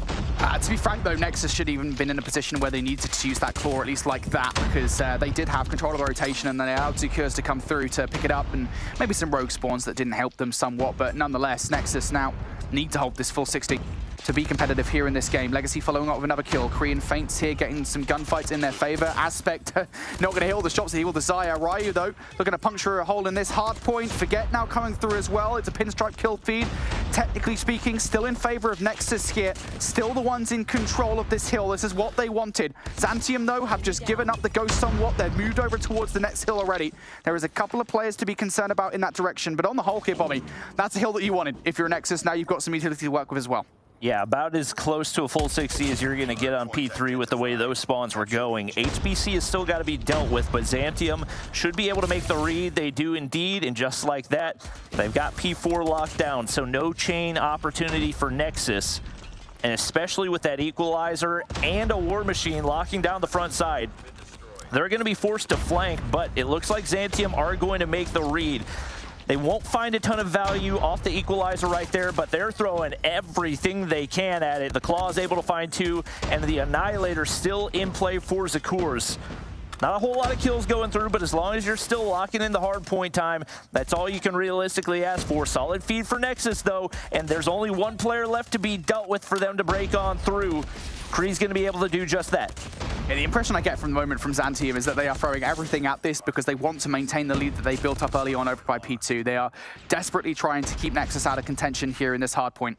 And to be honest, the only reason that Nexus are in contention is the play that we're seeing from Legacy and Kree at the moment. 21 and 18 kills respectively. These guys are slaying out. And those 2 pieces and 3 pieces that they're consistently getting across this game are giving Nexus good looks at these hard points, but not convincing enough. The rest of the squad really does need to step things up if they want a chance to get into the second set, and that is just not what you want whatsoever. Bouchon comes through with 3. 2 as well from Zakurs. Xantium having a hell of a start to this next rotation. Nexus has saved up 4 operators. Not sure what the exact objective of those is. I wouldn't recommend saving it for a full 60 seconds all the way through P1. That's a lot of charge time to give up. Feint's locking down the objective for the time being, and he's going to be able to take down 1, make it 2 right there. So Nexus remain in control here on P1 as the trades continue to go their way. And despite the fact that we're not seeing any operator investment, they're still locking in hard point time. But with that, nice little feed for Xantium as they break on through, and time again, they're just giving away any advantage they could find from those operators, leaving them in their pockets for long periods of time.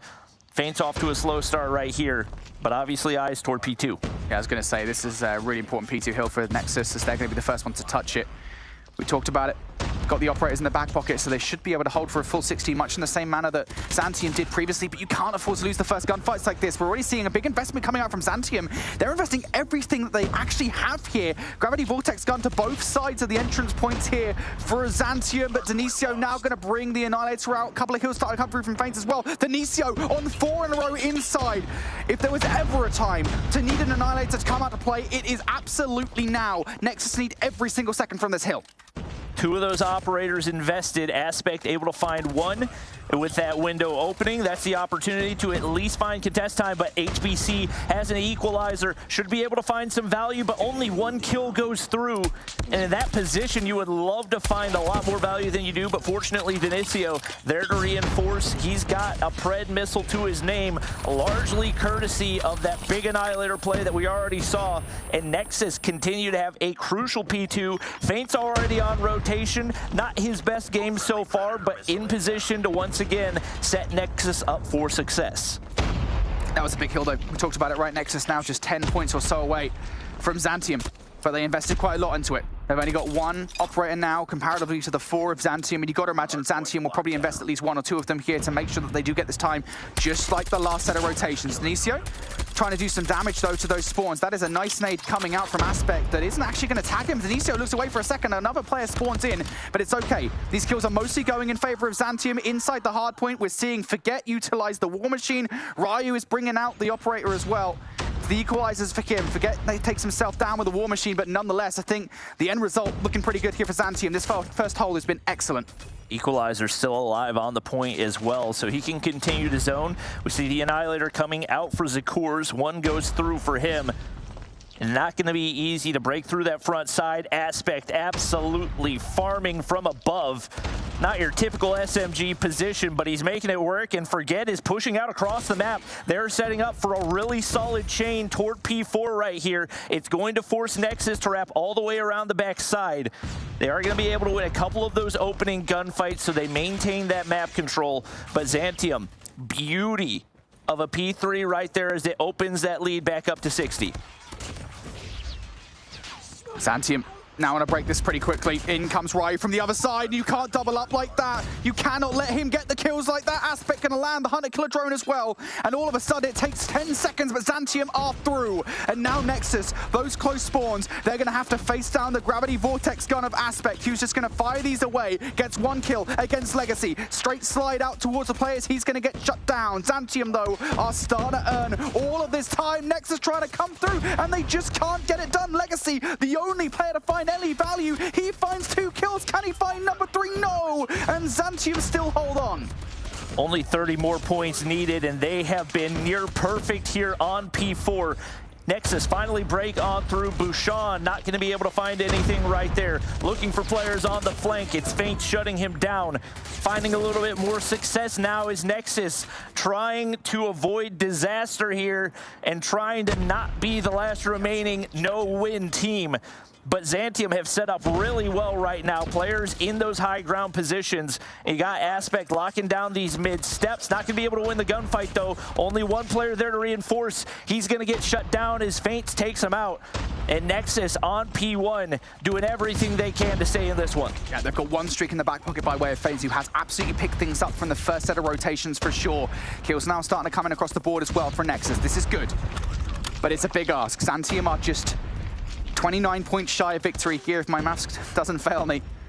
And Nexus needs a hold every single second off this hill. Here we go, Forget. Finally offering up the first bit of resistance for the first time in a very long time, to be honest. When we look at the kill feed, Nexus has been controlling it for the last 20 to 30 seconds or so. And in doing so, they've been getting control of the hill as well. But you can't even afford to give this 20 seconds up if you're Nexus.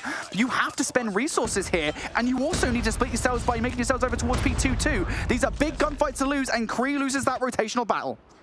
They are forced to use a Pred missile right there, but they've saved all of their operators. Legacy trying to see what he can find with the claw. No kills right there. That cannot happen if you're trying to close this gap. Rue's going to be able to lock down the backside. Denisio up above, able to find 1, but traded out immediately. That's been the Annihilator wiped off the board. Kree, Equalizer, or War Machine in hand, and the Equalizer shut down for HBC.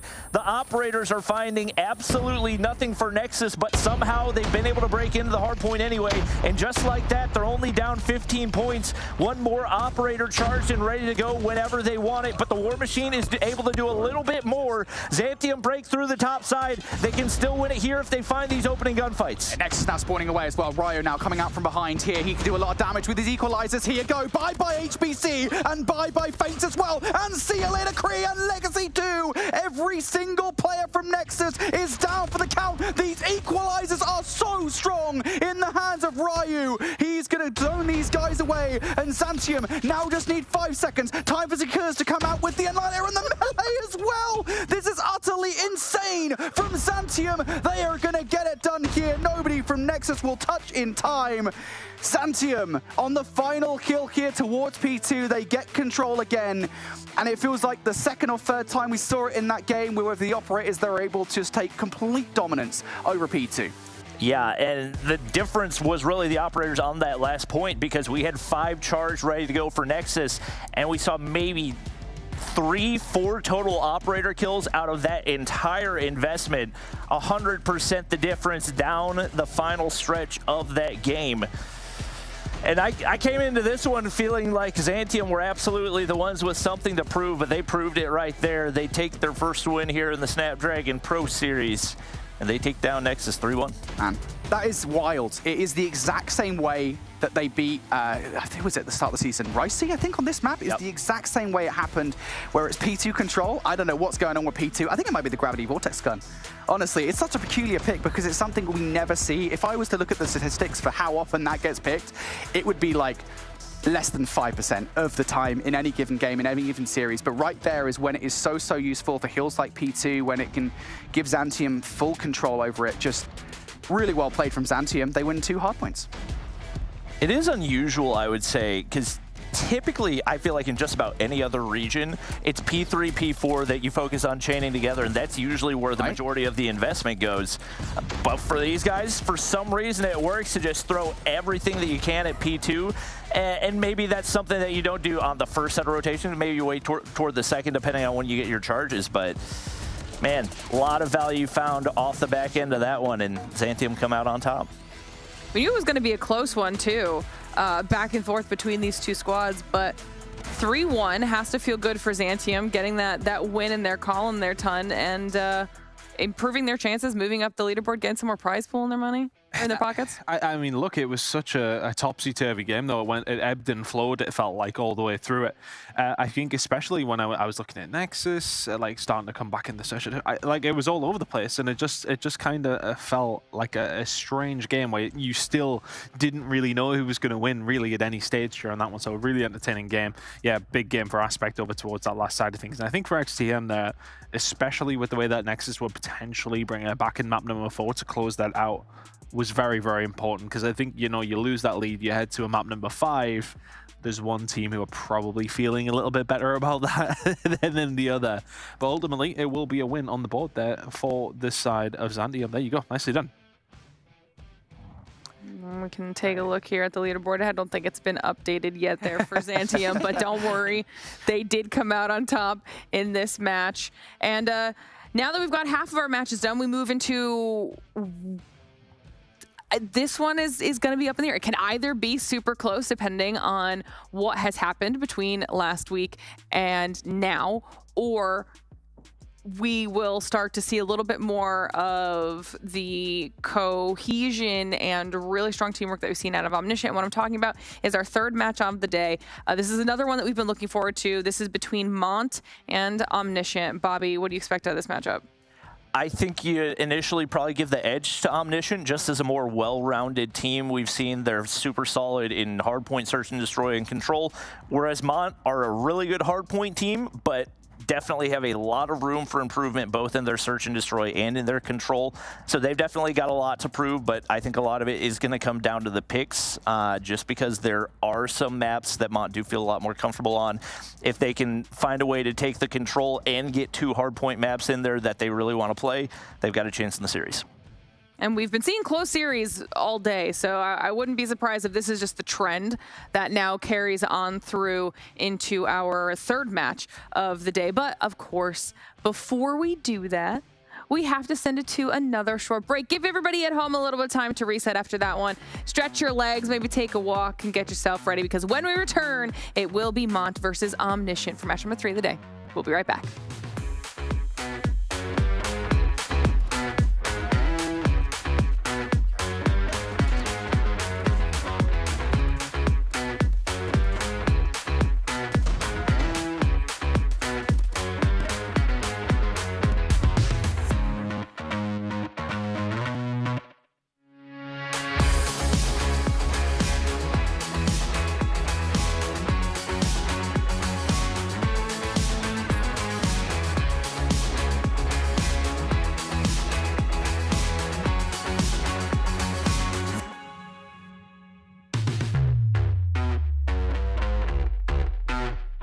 The Snapdragon Pro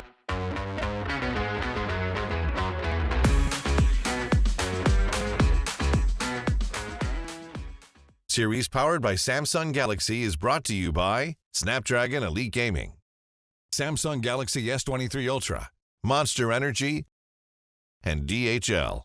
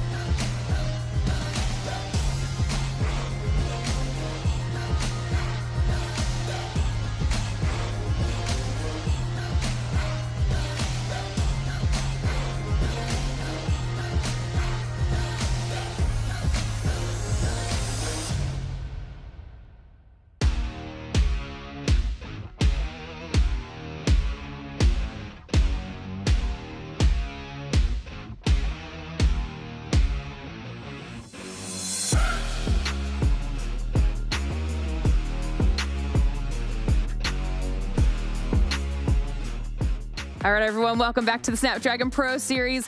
It is week 3 here in EU for Call of Duty Mobile. We're halfway through day 1 of this week, and we're now turning our attention towards match number 3 on the day between Mont and Omniscient. This is going to be an exciting matchup to get into. We heard Bobby talk about it a little bit before the break. But Ton, give me your thoughts on this one. It's an interesting one. It's one that we kind of are understanding that Omniscient came in and upset the status quo, so to speak, with these top 2 teams. And now it's a case of are Mont a part of that party?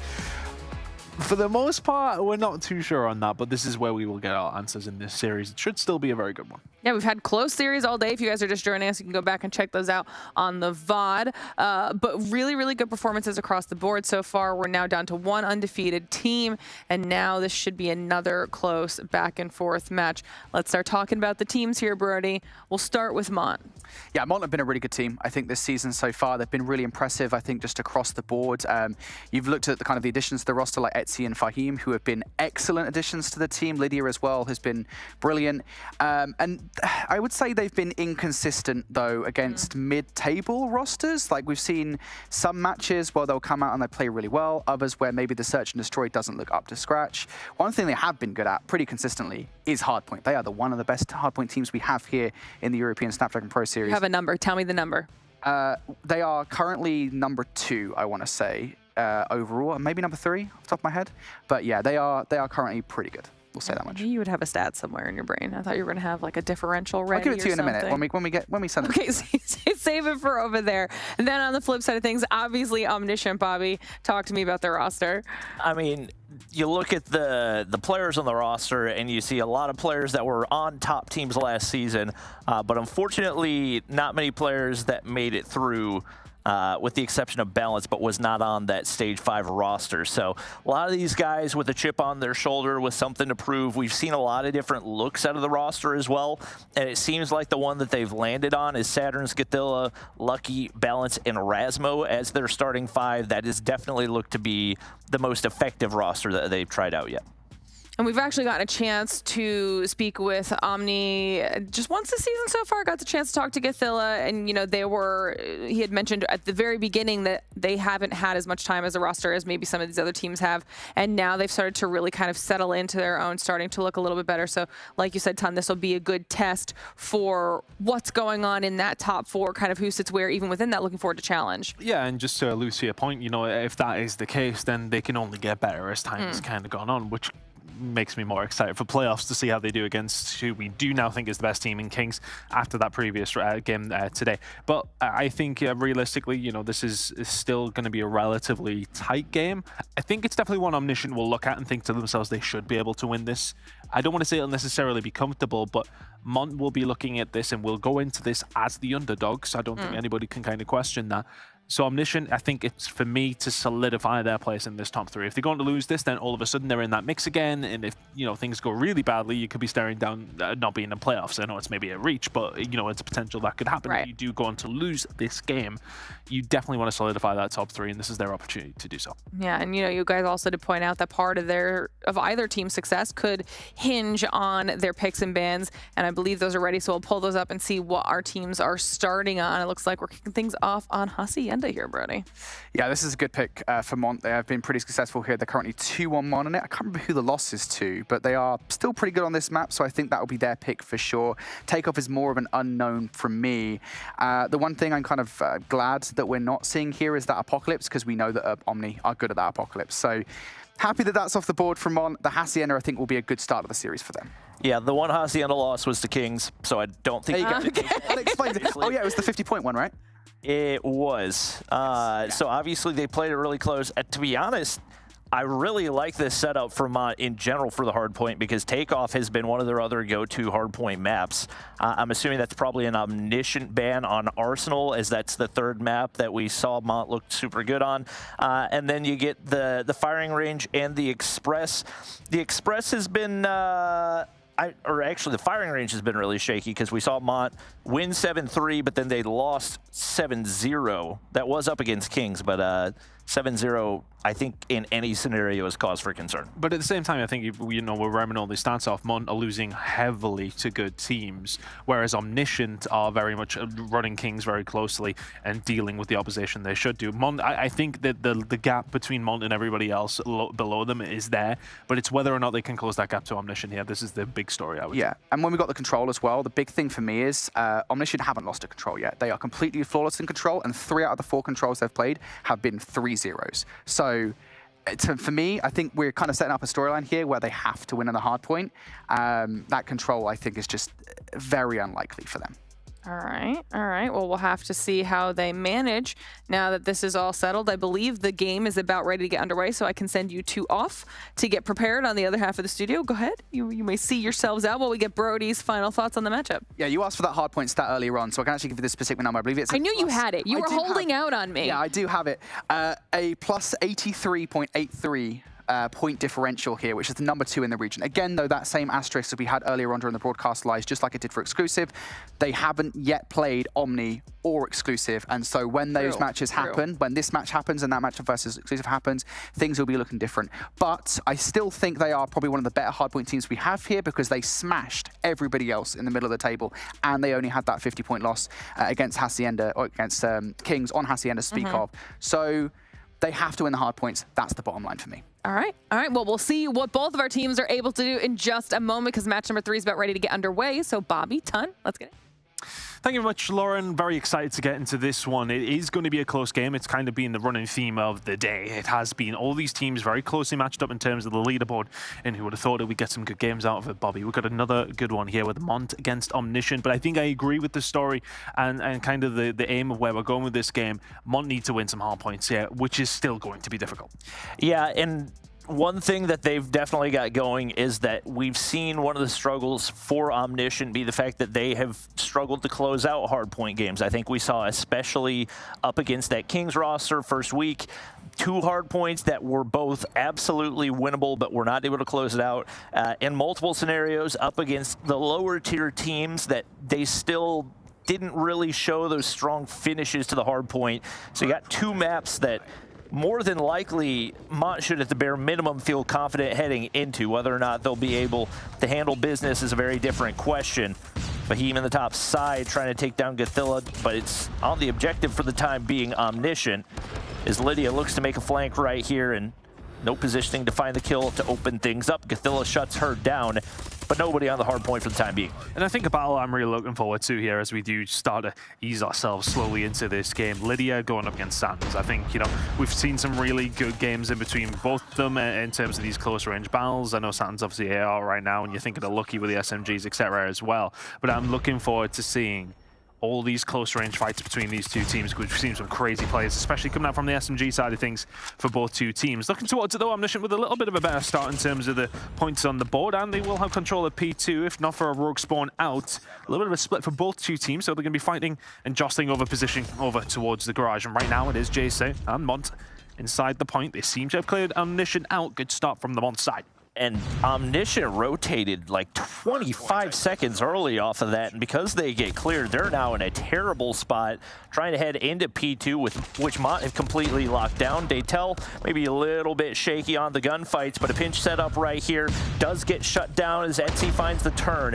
1 player with an angle to push through mid. It is going to be Lucky, and he shuts down 1. Rasmo with another, but there's Lydia on the backside, and already starting off with streaks has been so crucial for this Mont squad. She's going to send out the Hunter Killer right there, and will find an angle to at least do the damage, and teammates are there to clean up the rest. So a beauty of a P2 so far for Mont. Really good play from Lydia, dipping and diving in and out of the point, but Lucky finds his way in and finds 2.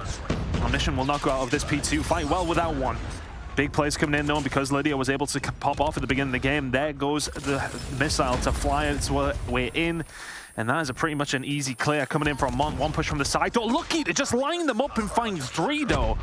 And all of a sudden, what was a very, very clean hard point from Mont converts itself into 10 or 15 seconds worth of scrap time over towards the side of Omniscient. But because of that, because of the push that came through over towards that scrap time, our Omniscient going to be a little bit late heading over towards the next hill. Fortunately, they are going to have the high ground control entering this hard point. Fahim trying to keep things locked down with an LMG in hand on the objective. Not the easiest spot to be, but he's able to find one. Omniscient gonna hop down, push through barn, and see what they can find. We do see one operator coming through already. That's gonna be lucky with the Sparrow in hand. Not able to take down anything, and Etsy finds two just like that, completely gone to waste. And another Hunter Killer send out, it's gonna be able to find two. So Mont, even with a little bit of a shaky rotation, are gonna be able to find control of this hard point. Definitely anticipate that Omniscient are gonna be able to contest, but Lydia continuing to burn through this roster, 12 kills to her name. It feels like Mont are the ones having the pop-off moments right now. Omniscient not quite able to keep pace at this moment in time with this Mont roster, who are slaying it out. I mean, look at the kills in the top left and top right corner.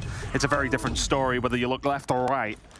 Omniscient really have not warmed into this game, but still, it is albeit a 60-point lead very early doors. There is more than enough time to catch this one back up, but if you look at that kill feed, once again, Mont dominating. Still not quite in full control of the point. Balance is here to try and do something about it. He can do absolutely nothing. Omniscient with a potential pinch opportunity here with 50 seconds to go. They need to make it count. Nice spot for Razmo if he wants to use the claw, but he gets shut down by the War Machine in the hands of Jace. He's instantly traded, but Gathilla's going to invest the Annihilator, and he's able to find two.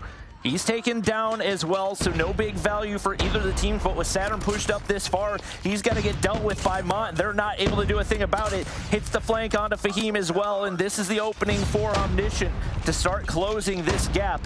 A force spree for him. Daytel on the flank trying to see what he can find, but that is a bright flashbang. Daytel pushing on through, not going to be able to win the final gunfight, but Jace is there and they're able to keep things contested. Really, really good job by Mont to actually fight through that. It was a really good play. I think it was coming out from Razmo, who's sitting himself up top in the office, looking down on the spawns coming in over towards the dock side and slowing Mont down.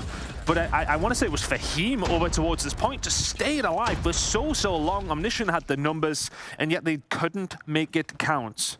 We head into a second rotation with a 50-point game in the favor of Mont, and now it feels like Omniscient are starting to warm into this game ever so slightly. That kill feed looking a little bit better if you are an Omniscient fan. But they need to make some of these kills count. They need to start getting rolling with things. It feels like Lydia has been a huge problem with them, which they are slowly starting to deal with, but really didn't deal with well. But Saturn's now starting to heat up, 19 kills to his name. Plenty of top control here for Omniscient. They will want to try and push through and get some control over towards P2, but they've got some really valuable time over towards P1. Yeah, and that was, I think, a mistake the first time through. They were so hyper-focused on locking in that early rotation of P2 that they gave up so much P1 time for free. Jace playing his life right there, but Balance pops the equalizer. He's going to be able to take down two. It is going to be early rotations once again, but Balance takes down one on his way from driveway. Still, they have the opportunity to push from rocks right here, and especially with Razmo with an AR in hand, should have an avenue to open things up. Lydia on the objective, and once again, Mont are going to be able to lock down water side, but split spawns will open the door. Question is, will Omniscient be able to march through it? So far, the answer has been no, and there's Jace to hold the line, but finally, Omniscient break through. Really good job coming in from Omniscient. There was big flanks coming in through all of that play. They were able to lock down the spawns over towards the backside, and well, have immediately lost them as well. 45 seconds yet to go over towards P2. It feels like an important time for Omniscient, but it feels like also they've just closed that gap so fast out of absolutely nowhere, and out of absolutely nowhere comes Etsy. I think that's 4 or 5 now coming in with the Sparrow, but the rest of his team falling, unfortunately for him. They will eventually get themselves back into the point. Maybe the investment was worth it.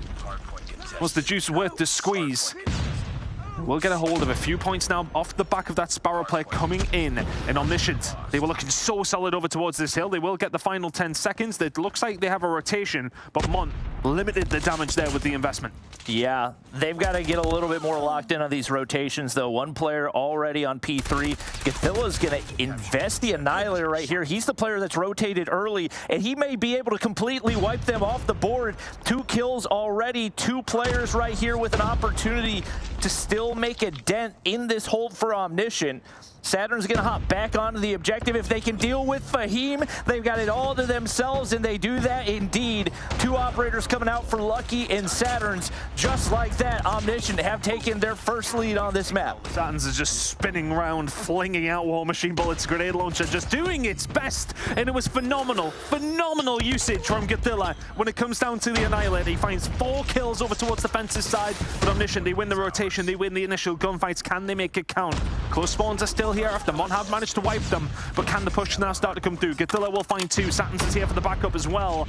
As Omniscient starting to take a lead, it feels like they are steadily and slowly winning their way back into this game. It's mostly a full wipe. The spawns towards the back now for a Mont, and now it's the rotation for Omniscient, who should be in the better place to go through that middle of the map, but it will be Mont. First one's here, but for the first time, it feels like Omniscient have themselves a decent lead. It just feels like the rotations are getting sloppier and sloppier for Mont. Early in the game, they were so crisp, so on point. Spawn control was good. They finally get a good rotation right here and are looking to set themselves up, but Rasmo's in a position to spoil. He's going to be able to take down one. War Machine's still alive. JC not able to connect, but he keeps the hard point for right now, and Rasmo not in a position to take him down, but there's Lucky for the pinch. Saturn's from that mid angle should have an opportunity to come through as well, and just like that, Omniscient have found the breakthrough once again. Fahim hopping up water side, gets shut down. Pred missile drops from above, and it's been all Omniscient through this last set of rotations. Really good job from Omniscient. It feels like the investment of those operators towards the previous hill really nailed down around 30 points or so to extend that lead. Whereas Mont have invested something over towards P4 and have got very little for it. We're heading into the 3rd rotation of hills in a very different place than where we were when we were heading into the 2nd one. It was a 50-point or so lead for the side of Mont, and now it is a 40-point lead for Omniscient. It's a big swing within the space of 4 hills. Last time around, it was Omniscient who managed to pick up some really decent time over towards P1. Mont have got to stop that from happening. It feels like the big difference in this last set of rotations is the fact that the teamwork for Mont is not looking the same as what it was. A lot of 1-by-1 shells that have put them in a difficult position. It's forced them to not get a lot of utility out of those operators, and it's made it very difficult for them to find breaks. Jay on the bottom side, seeing how much time he can lock in. I think Rasmo taking himself down with an operator could be an opening once again as Mont try to close this gap a little bit. Saturn's nearly finds the turn, but Omniscient remain on the hard point regardless. Mont trying to make sure they have those spawns toward P2. They will be able to keep them locked in for now. And through all of that, Mont actually pick up about 25 or 30 seconds over towards P1. They've closed the gap ever so slightly. They have P2 spawns. This is your biggest opportunity for a full 60 on this map. You won't get another one. There's not going to be enough time to do that against Omniscient because this game will be over before them. You can't offer up kills like that. It's going to be 2 kills coming in from Rasmo. And now the push can start to come through. They got players pushing in through the stairway as well. Lydia and Co have got to go massive for their team. Etsy towards the backside with the Sparrow is really going to be a big equalizer. But speaking of that, Balance has popped his. Etsy still there with the Sparrow, but Balance is in and around the point. In which way are these kills going to fall? They start to fall for both 2 teams as Godzilla will start to find 2, but Balance still alive with the equalizer. Gets the job done. Perfect break coming in from Omniscient. How many times have we seen Lucky single-handedly break through that mid-angle all the way through Art, just wiping the entire team? Speaking of wiping the team, Saturn's so much value off of that War Machine. It's a full yellow feed. The nade connects as well, and Omniscient can very well win it on this hard point. Only 3 players right outside the hard point, the last hope for Mont, but they get shut down. Saturn's the Pred missile earned. One more opportunity as he calls it in at the worst time possible, but teammates are there to reinforce. They're not going to be able to hold the contest, and Omniscient close out map 1. Game number 1 from Omniscient. They were 50 points down after the first rotation and then hit the extra gear. Really did make a difference when they just started turning things around. And for me, it really stemmed from a wonderful piece of play over towards the first hill on that second rotation. They just soaked that time and said, yeah, okay, you can have these P2 rotations, and just wiped Omniscient off the face of the planet. Fantastic work from Omniscient, wiped Mont off the face of the planet. Look, we'll get the team names mixed up. It's okay, it's map number 1. But irrelevant of that, Omniscient really with a fantastic comeback after what felt like such a good start from Mont. kind of fell apart from there, though, Bobby. First rotation was great. Next two, not so good. It did feel like the lead that they had built on that first rotation was largely on the back of a lot of individual plays, and plays that just are not going to be sustainable over a 250-point hardpoint game. And obviously, Omniscient showed the difference right there. So many talented players, saw a lot of big-time plays out of a lot of these guys, and it was really I think the P2 control that was so dominant for Omniscient, because even when Mont had control of the early rotations, they still made sure that they had those rock side spawns, which gave them the easy entry into the hard point, and at the end of the day allowed them to not only close the gap, but build a pretty substantial lead given the start that we saw. Looking over towards our leaderboard, Saturn's 41 and 25. He is very much up there as my favorite player to watch. I mean, Rasmo's nowhere near behind him. He's pretty much tied in terms of the positives and negatives there. But Saturn's, for me, it just feels like he brings up these kills at the most important moments for the team. Really good job from Omniscient to take away a map that we said we really felt as if Mont, if they wanted a chance in this series, I don't want to say that they absolutely needed that, but it very much would have helped. Yeah, you got to think that Omniscient have opened the door for an easy 3-0 if they're able to execute on these next couple of maps. So we'll head now into the Search and Destroy. I believe Firing Range is up first, and that's the map that we saw them go all the way into overtime against Kings on. Definitely many points on that map where they looked a little bit shaky, but were able to make adjustments and at least keep things close. I don't think realistically there's anybody on the Mont side that can equal the sniper power that we've got between Lucky and Rasmo. So that's going to be one of the really difficult things to deal with. We'll see what Mont can do with it right here, as already Balance has made his way on into trailer. And I think one theory... Oh, and we talk about the sniper gameplay. Have Mont got it? Well, maybe not, but Omniscient definitely do. Lucky opens up proceedings just like that. Rasmo then follows up with one of his own, and that A-bomb site is broken wide open. The bomb down. Etsy is able to answer, not once, but twice. Fantastic play from Etsy. Balance now manages to find the push forward. Etsy needs to find a 1 versus 3 in the ace to win the round. Rasmo's got a crossbow in hand. Saturn's on the lurk right behind this truck, and he should have the audio cue right there. He's going to go ahead, do the damage. Closes out the round for Omniscient right there, and they take the opening round. So we've already seen the impact of those snipers. Obviously, Etsy able to do some damage with his own, but it's just such a difficult map to only be running one sniper against two very talented snipers in Omniscient. They're going to see what they can throw at this A side, but Lydia gets read by a book. Absolutely obliterated by Saturn's right there. One player on the inside of trailer. Gathilla's not going to make the opening read, but Lucky's going to do the damage anyway with the sniper in hand. One player on the flank. See what he can find, but they get picked apart, and now all down to Etsy.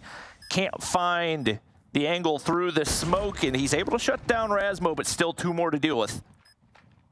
It just feels like that previous game where Mont were in it. In terms of the firing range, search and destroy, that it feels like they're going some rounds and they don't really have a plan, and well, there is no plan that will help Etsy here to win this 1 versus 2, or will this? Saturn's then turns himself around, makes this a little bit more doable.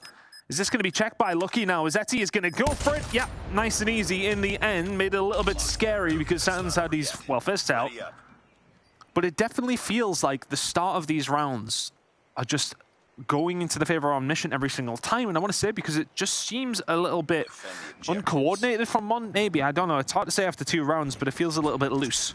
Yeah, I would agree with that. I think a lot of it is coming down to the fact that the retakes have looked, and that's the thing. Like your retakes have not looked bad, but because you're going into the retake down 2-3 lives off the start, it makes it so much more difficult for those remaining players. Do have a few kills going back and forth off the start of this one, but it will once again be Omniscient with the man advantage. Nobody waiting over here on the A side. Mont very much still convinced that it is going to be a B hit. That should open up a free plant right here for Saturn's, as it is going to be Fahim watching the cross right there. They'll get the information off of that, and a lot of pressure onto that one player, or make it 2 wrapping up from tires. Have a look towards it though. Omniscient, for all that they had complete control of the site, have given it up for the most part, apart from leaving Saturn's there Playing it on an island. Rasmo to find one through the middle of the map, but he will get traded out. Stanton's behind the bomb, pops his head up, nicely done. Yeah, I think for Omniscient there, they just kind of back. Yeah, it's one of those scenarios, isn't it? Do you either try and expand your territory around the site, or do you back it up and go for another retake? In the end, they don't have to do either because they find the kills in the middle of the map. Omniscient still looking so solid on these attacking rounds at this moment in time, and you can only imagine the defensive side will feel nice as well. Now for Omniscient, it's a big push over towards the B side. Balance has been slowed down, which I believe came in for his own team, but that shot from Balance is absurd, as is the second. Data will find two towards the back, eventually does get shut down, but a glimmer of hope here for Mont in round number 4. And they get Balance super weak right there, so they get the information, but he's going to be able to like lurk back toward mid. And Saturn's maybe a little bit over aggressive right there as Jayce now with an opportunity at a 1v3. Unfortunately for him, Rasmo sniper in hand is there, but beams out of Jayce as now the door has been opened. Balance in position where he's going to be able to hear any defuse, and he can very comfortably just sit behind sandbags right there and wait for Jayce to either push up or go for the defuse. He's definitely got an idea where he is, and obviously Balance is going to have to check off of that. Beautifully played head glitch by Jayce, and the timing is perfect for Mont to find their first round. It's the 1v3 from Jayce to give Mont a lifeline in this search and destroy. I mean, I think it's hard to blame Sands in that one because I think he just doesn't expect him to be all the way over there. They got control of the site completely, but it was the immediate flank that came in from Jayce that ends up being the catalyst. 4 versus 3, the snap from Rasmo though. And while maybe things are continuing where they left off in the previous rounds, it's once again all about Omniscient. First bloods are just coming so easily for Balance. He's just skating through the middle of the map. Is there gonna be another one? It's absurd from Balance. Make it 3 in the round. It's now a 5 versus 2. Is the ace on the cards as number 4 falls his way. Unbelievable round from Balance. And if you're Mont, like, there's got to be some communication there. There's no way somebody's lurked all the way toward wood and gets completely caught with their pants down as he is turning and burning onto everyone in his path.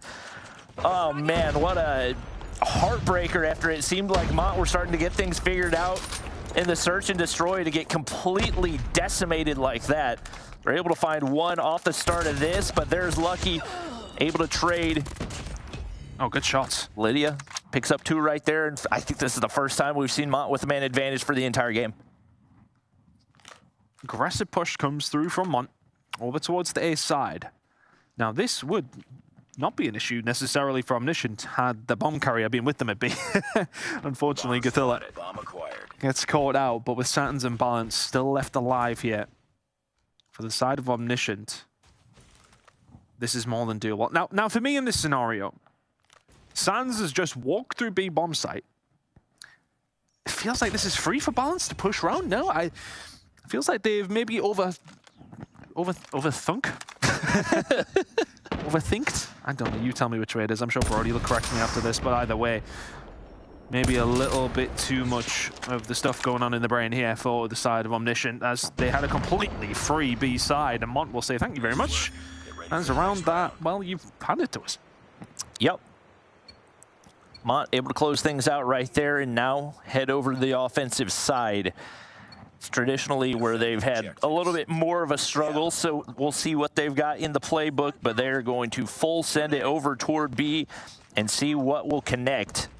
A lot of utility going out. Obviously, Omniscient going to get the information off of that. Fahim, shotgun in hand. Timing is not there on his weapon swap, and unfortunately, 3 players dropping already. Jayce is going to be able to trade 1, but he's all by his lonesome. And Gothilla cleans things up nice and quick for Omniscient as they now extend out the lead even further, looking to take the 2-0 lead in the series. Of course, we did switch sides in the previous round.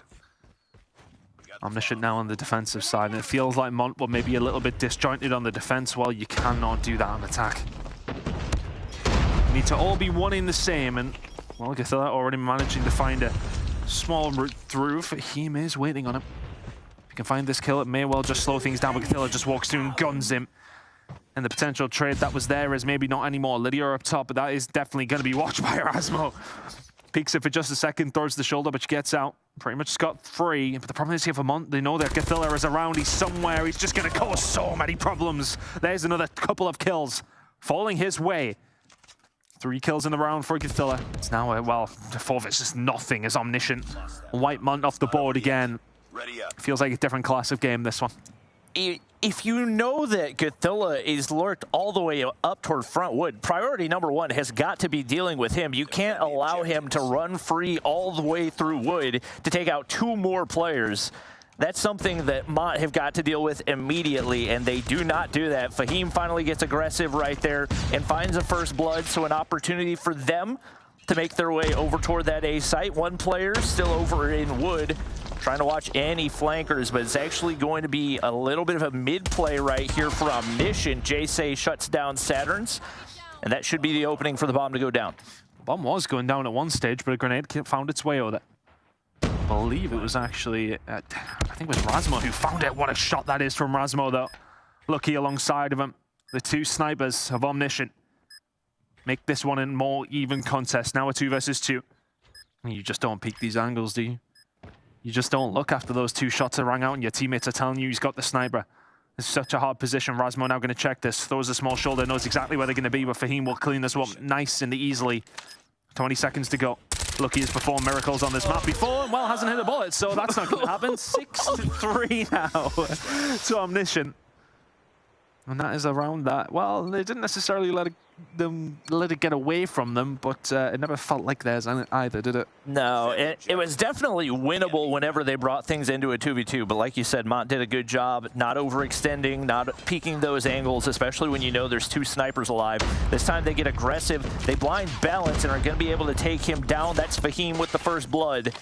And when they've been able to find first bloods, Mont have had a very good chance at getting these rounds. It's just been a very large if so far. They're able to get things down right here. Now pressure on for 3v5 retake for Razmo. Through the wall, finds the Colette. And just like that, the door has been opened. Daytel gonna peek over top. First shot does not connect, but Saturn slides through. An opportunity to close things out right here, but Etsy fires back. Now into a 2v2 Lucky. He's got a sniper to work with as well, but he can't connect. They've been taken down, and Mont keep their hopes alive.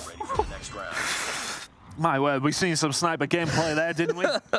Etsy with 2 different jump shots to, well, stop the bomb being defused, but before that, Razmo. The collateral damage comes through. Something we do love to see. We don't see it often, but when we do, my word. Omniscient now. What was feeling like a very comfortable search and destroy are being made to feel, well, the opposite. Not very comfortable. Grenade's going to come on through. Lucky will find it onto Etsy. And all of a sudden, this bomb site is just not open whatsoever for Mont. They've lost the bomb. They've lost control. They've lost nearly everybody on the roster. And for all that this comeback was starting to mount, a JSA 1v4 is needed to keep themselves in the search and destroy.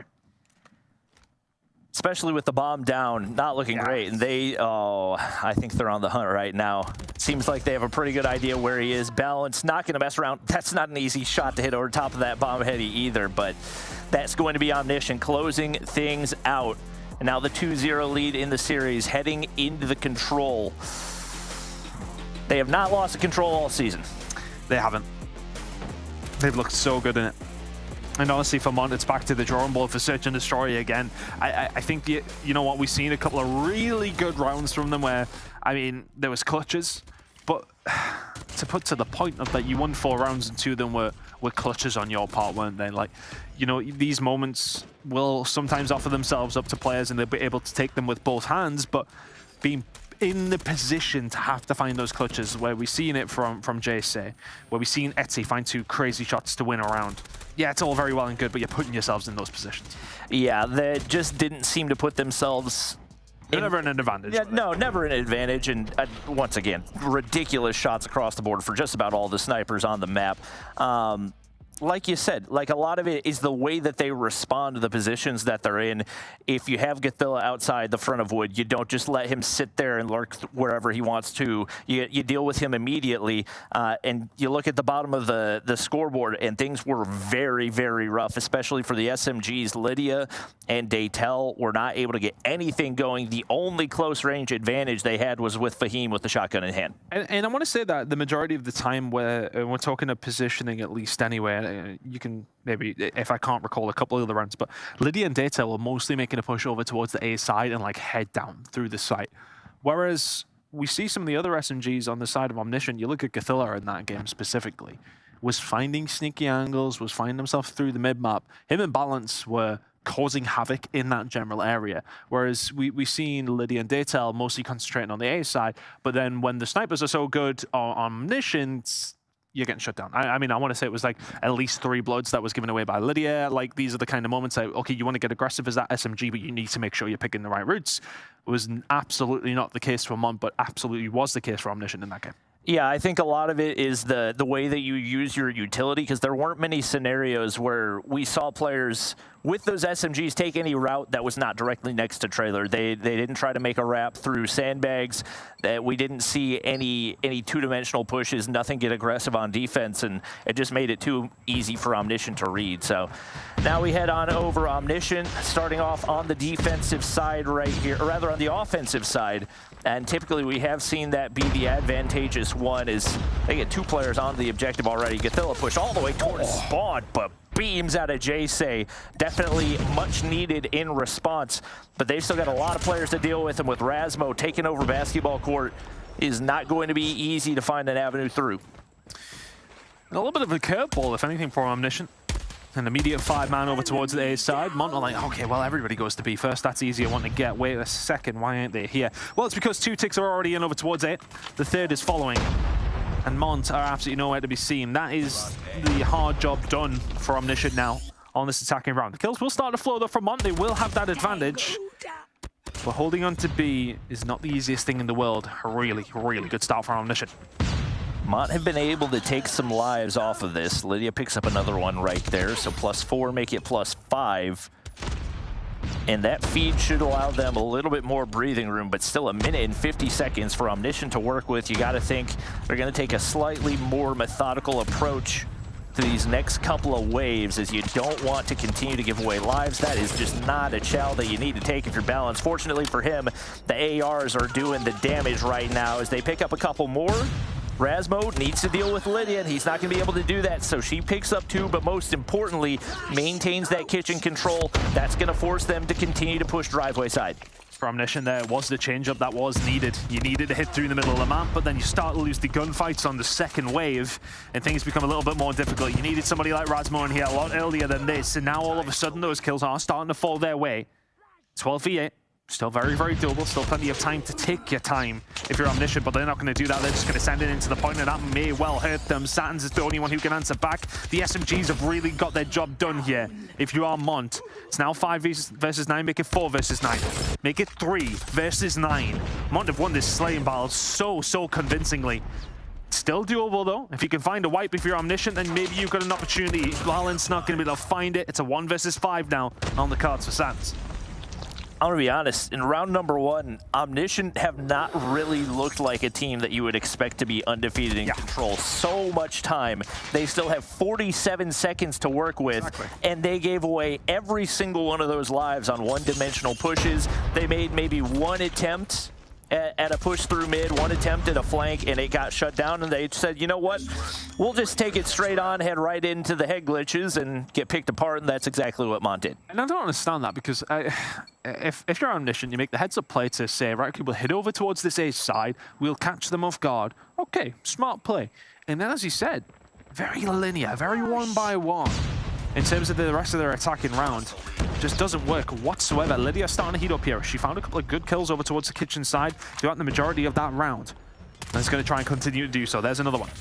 Continuing her spree, which is small, but continuing nonetheless. The kill starting to come through for Omniscient now as they look for the retake. JC left all on his own. Not terrible start by Mont. on this attacking side. But I suppose for Omniscient, okay, well, they got a couple of ticks over towards that A side. They didn't get anything over towards B, so as long as they can defend well, they'll take that one on the chin. They're going to be able to wipe all the progress off of B right here.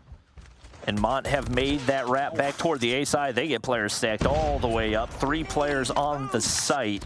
1 player up top, that's Balance, who's got to get dealt with, but 1 tick of progress already through. Lucky in the top side, trying to find an angle through. Balance peeks over top, but that's a nasty heady to deal with, but Lucky is very content to do it. Lydia, now the only player remaining. She's got to be a little bit careful right here because she can earn streaks, but she overextends. Lucky shuts her down. And once again, full reset forced, and Rasmo very, very happy to tuck his way into garage right here.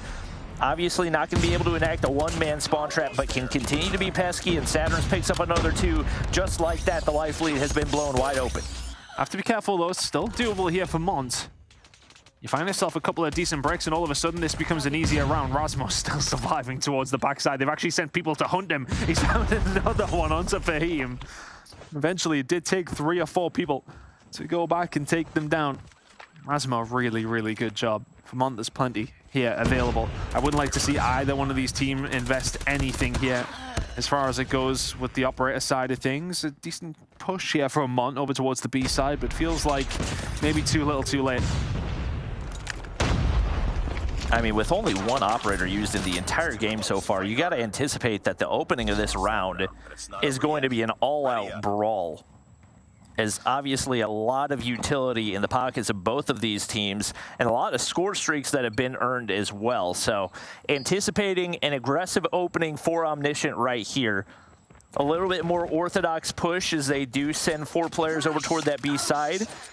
You do keep them guessing with 1 player toward mid steps, but that's going to be Lydia there to shut down Balance. And it's actually going to be Jace with the War Machine in hand to open things up, but that's going to get shut down. Gathilla's still got the Annihilator. He's been able to find a couple, but he gets traded out as well. But fortunately, Saturn's continuing to keep this Mont squad guessing, and that has opened up that breathing room toward B. And I love the heads up play from Satins. He stays alive over towards the Laundry side.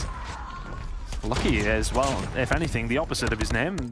Unlucky in that instance. And Etsy's going to invest the Predator missile there, so really good play from Mont to actually bring this one back. It felt like Omniscient were really in the ascendancy there. Oh, and Fahim's going to get gunned out of his socks immediately to lose that claw. Trying to deal with the player in the spawn, they're going to manage to do so. Rasmo has really been on a test, sitting at 17. Satins just alongside him. And Lucky now can push up into Laundry, can try and stay alive. The shots are maybe a little shaky, but not from Jace. For all that B has been lost, Mont have not necessarily disgraced themselves by any stretch of the imagination here in this round so far. In a decent defensive spot, and I just want to point out there's a really important kill from Lydia there. She can now put herself over towards that bedroom side, hold that down. It's a good position to be in if you're a defensive player. Yeah, and the players on the top side going to look to push down and see if they can create a little bit of breathing room toward the top of basketball, but obviously Mont going to have things locked down from right there. More than likely going to require an investment of those operators, and there's Saturn's slipping on through, spots out Etsy as well, and that's the opening that they're looking for. He's going to be able to make his way into Sniper's Nest right here. Lydia beams across the map. That's an SMG, by the way. Just like that, Mont have retaken the life advantage. Gathilla slides and snaps, but not going to be able to find the kill. And once again, Omniscient getting very, very rushed here, despite the fact that they've still got a minute to work with. They've got to be really careful with these lives. Balance with an opportunity to make something out of this equalizer. Sans finds 2. But the problem is, look where they're spawning. It's a close spawn come through because of how aggressive Omniscient have been with their push down this side. But here we go, it's do or die. Equalizer out for Balance. He's going to turn now, and Daytail's going to get evaporated. Is that now going to be what opens things up, or are they just going to start to farm Daytail and say, yeah, okay, well, bet, let's just keep him out of the game entirely. But you need to do something over towards the point. 30 seconds to go. Back to the DRH. Now if you're balanced, push starting to come through, the kills starting to flow the way of Omniscient. 9 versus 6, 25 seconds, Bobby. They're going to move here. But they've completely taken over their spawn. 1 full wipe, and they could potentially take out the rest of the players, but they're not winning the gunfight. Saturn's pushes on through. He's able to find 1, but he needs to play his life right here. You cannot afford to give away anything, but they turn. It's only a 1 life advantage, and right now Omniscient have a War Machine to work with. They hop the objective. Only 3 players as 1 gets taken down, but 2 more go through. Saturn's go huge with the War Machine in hand and only one left to defend. Fahim, no HP, he has to regen, sends out the Hunter Killer, and that should be enough to find the final kill as Saturn's, alongside one other Omniscient player, able to clutch up. Huge, huge round from Omniscient. Towards the end, it felt like do or die, and they did. There were so many different positions that Mont found themselves in that were so good defensively. They sat so tight, they were so patient. And a couple of gunfights don't go their way. There was a huge one towards Bedroom. Lydia lost it. If she wins that gunfight, they've got a pinch on the site. They probably don't lose the round. It's so unfortunate because they played that position so well. She's played this map so well. Middle of the map has really been her playground, and she survived for so long over towards that side of the map. And unfortunately loses probably the most important gunfight. Mont, though, will do a really good job here to kick things off. Push on up towards B. It's already nailed in as well. Kills on their side. Time very much on their side. Lydia has been beaming in this game. That was a decisive opening to the game to take that B objective and to do it with a 7-8 life advantage. Daytel's gonna slide on through, gets the assist, and they said, you know what? We'll go ahead and invest all the operators so we can have them charged up for the next time around. Omniscient have not had a response. Daytel is running through this team. They're up by 11 lives already. They're investing more operators. All right, now I feel like we're maybe getting slightly overzealous. But if you're able to earn streaks from it, then why not? Mont, now a 12 life lead. Okay, the Pred, you can't change my mind. That was not the right move. You're up so many lives right here, and that is a potentially round-changing score streak that you just throw away for free. Are these the kind of decisions that Etsy maybe need to find to mature as a team in this kind of moment, right? I mean, look, you're 20-6 up in lives. You've got a minute and a half. You are dominating this round, and you invested so much. I mean, you've really put this all on red and hope for the best here at this stage, but Balance is trying to do something about it. A 4 versus 15 will be something quite special. Minute and 26 though. One more wave of kills go Omniscient's way without damage, and all of a sudden it maybe becomes a little bit scarier. There's one. Githilla on to Lydia. Do with finding a couple of more here because, well, Mont can't just hit their time. Daytel will find the kill onto Githilla, and all of a sudden the 14 versus 3 doesn't feel too positive. 3 lives remain right here. They're able to wipe it off. You can stack the objective. They only need one more tick of progress. Omniscient, you've got to get the objective cleared right here, and it looks like they're going to be able to lock it in. Just like that, they've tied things up. Rasmo does pick up 2, but the damage has already been done, as now we head to round number 5. Will that heavy investment come back to bite Mont? That's the question. 3 operators are already ready to go for Omniscient. 1 for the side of Mont. The opening break-off likely going to determine how the rest of this one goes. Omniscient get aggressive right here. What can they do? Githilla top side. Annihilator comes out. Not going to be able to connect for the opening. Pred drops from above as Etsy drops 1. That's Lucky taken out, and Githilla has yet to find anything. So at least off the break, Mont have set themselves up for success. Kills are very even here, as Lucky now just changes that on its head. But realistically speaking, that was just too easy for Mont to find a couple of players with investments of their operators. So something on the cards potentially here for Mont, but good damage done over towards the B side. For all that Omniscient haven't struggled to find the first point, whether that be B or whether it be A, it hasn't necessarily been a huge problem. It's the second one in that 5v5 full-out fight. It has been a little bit more difficult. They've clutched up in 1 round here. Can they continue to clutch up again? Good kills coming in from JC and Fahim as they continue to lock down this A side. If I'm Omniscient, I'm chilling for now. I say that though. How has Githilla found himself in this spot? It's 3 shots coming on through. Fahim will find it back, but a little bit of pressure now on Mont as Omniscient starting to make some inroads over towards the A side. Would have been really nice to get more than 1 kill out of that, and unfortunately nobody in position to trade. The lives fairly even right here, but Lydia's going to push on through, takes 1 down, and keeps a little bit of that pressure alleviated for Mont. Saturn's going to be content to sit on this heady. Balance has taken over money room, so solid map control, but just not enough players in position to reinforcement. The War Machine comes out right here. Saturn's able to do a little bit of opening damage. The second connects, And with the damage done right there, up 4 lives, they can take their sweet time. They're able to wipe another one off, but here it comes. The War Machine making a Sparrow. No, both. 3 invested right here. Mont, they're throwing everything they can at it to try to even out the lives, and they've done just that. Very well played. Mont make sure to make it count. JC is still going here as well, and I think if you're lucky and you maybe back on down. You got a minute and 10 seconds. You do not need to rush this. It's a step back, it's a reevaluate. For Omniscient now. Huge round in the grand scheme of things of this game. Cthulhu and Co now starting to make a push over towards money. Fahim has to be massive for his team here. Can find one, gets taken down. Investment coming in from Lucky.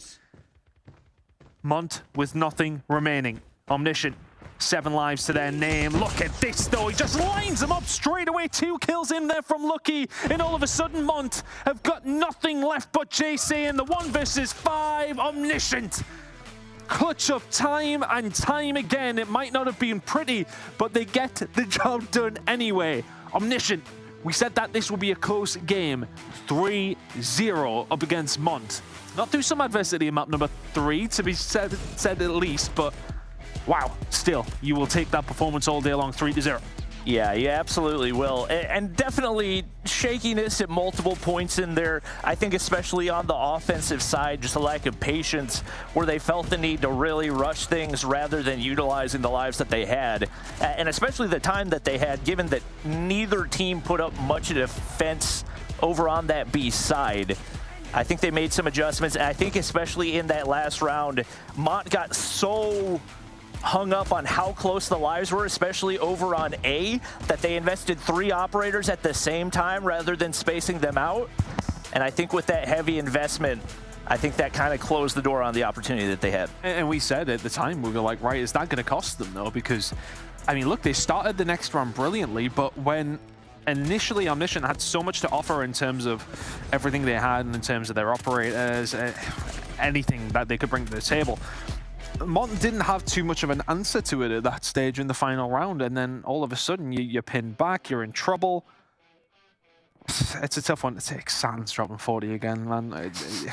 I mean, he might be up there as the best player in Europe. I know that's maybe a stretch, but this guy is different. Did you say the same, I'll Brody? vouch for Brody. While we were watching this matchup, Brody was saying that in the green room, so... See, just certain minds and culture. You know, I think it's the British mindset, isn't it? You know, we just always right. You know, what can we say? No, not always right, but most of the time, 9 out of 10 times. Yeah, Satins is incredible. He is such a good player, and I think we've seen his clutch potential in previous series, so especially the 1 versus Kings, so I'm not really surprised to see him top on the leaderboard here. He is one of the best players in Europe, if not the best player in Europe for sure. I think that series went more or less as we expected. When Mont started strong, right? You know, they were, what, 50, 60 points up in the very first Hardpoint. I was like, yep, the series is going to go exactly as we expect. They're going to take the Hardpoint, and then we're going to get to maybe a 3-1 victory for Omniscient in the series, and then it all went downhill for like the second half of the Hardpoint where Omniscient just started getting control. And I think as soon as that Hardpoint went the way of Omniscient, then I think at least I kind of knew that it was going to be a 3-0 at that point. Because, I mean, yeah, but it was a winnable control. Right. The control was a strange one, though, honestly. And me, Bobby, were just speaking about it there on the broadcast in terms of how they attack. And I don't know if that's the case of you are 2-0 up and you're cruising, and it's one of them just, yeah, well, you know, we'll do it in the end, which they did, admittedly. But at the same time, you can't play like that up against the top teams. If you do that against Kings, if you do that against anybody other than the teams below you right now, you will get punished. Yeah, for me, it's the same thing as, you know, we're looking at this now, we're looking at Mont, where they are actually starting to be competitive against these teams now. We have some idea of where they're stacked up against the likes of Omniscient, Exclusive, and Kings. So that's what we were looking for. I think we got that. We absolutely did. I mean, Mont put up a good fight. In each of the series, there were moments where it looked like they were able to kind of level the playing field just a little bit, but it is Omni in the end who comes out on top at a clean 3-0, padding their stats. You saw that on leaderboard. Now 4-1 in 3rd place, looking good heading into our 4th week of the challenge season. But we also have our 4th match on the day here, so make sure you stick around because we're going to send it to a short break before we dive into it between Big and Ricey. So don't go anywhere. You're watching the Snapdragon Pro Series.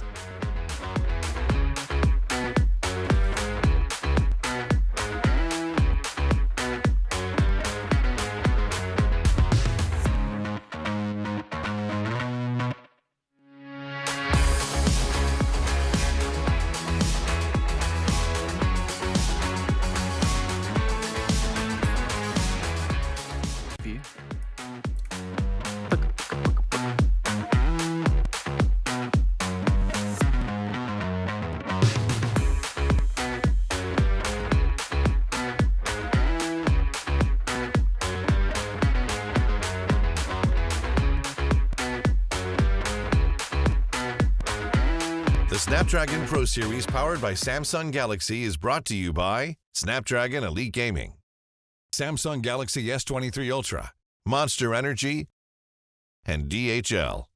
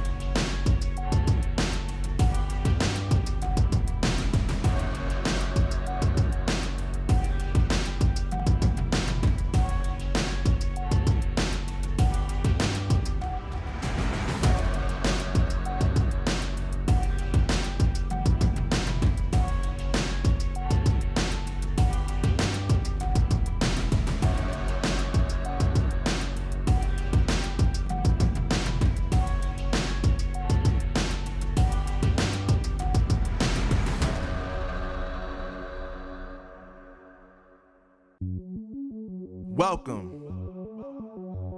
to the place where dreams come true, where everything you want can be yours, if and only if you're willing to work for them, you're willing to hurt for them, but most of all, you're willing to be first for them. Ha! Look, I'm going straight to the top. I don't know how it would stop, like it or not. I got some goals that I'm hitting. You hear what I'm spitting? It's hot. Look what I got. Whole lot of passion and pain. The road to success is insane. Stay out my lane. All right, everybody, welcome back to the Snapdragon Pro Series, where we are preparing to get into the final match of the day here in EU for Call of Duty Mobile. We mentioned it before the break very quickly. Now we're going to be looking towards Big and Ricey to close things out for the day. Bobby, I heard you joking back and forth. What can we expect out of this matchup? I mean, this is the final opportunity for the underdogs. These are the last two remaining teams that can potentially make it into playoffs. They have a very difficult path to doing it, but it's not over quite yet for these guys. And I, for one, am all aboard Team Ricey. I'm here for it, Bobby. I'm here for it. We'll take a look at the rosters. We'll start with Big. Brody, where are your thoughts? I'm with Big all the way here. This Big roster looks a lot better last week. And, I very briefly spoke to Mirage Lior, which apparently, it is pronounced Mirage Lior. He wants the entirety of that pronounced. Is he actually serious? Yeah, apparently. I was right! Apparently I was right the first time. And you said that too. No, don't. I did. Right, hang on. Let's back this up a second. Whatever we've made Ton happy about, let's reverse that. Yeah, this roster has got a lot better, I think, since making the decision to put both Rondo and Slayer on the roster at the same time. That decision, instead of Starricker, I think has significantly improved the slaying power of this team. And, again, that very brief conversation I had with Mirage Lior, he said that they are making vast improvements. We saw that last week. I think the bummer for them is, when we talk about kind of any potential head-to-head three-way tie scenarios, they have already played the one team that they really needed to beat, which was Mont. So it's difficult for sure. They've still got a path ahead of them, but as I said, they're making improvements. They're looking good now. All right. Well, now that Tun is apparently the only person that knows how to read, we'll also take a look at Ricey's roster. I mean, I'm proud of you, Tun. But talk to me a little bit about this squad.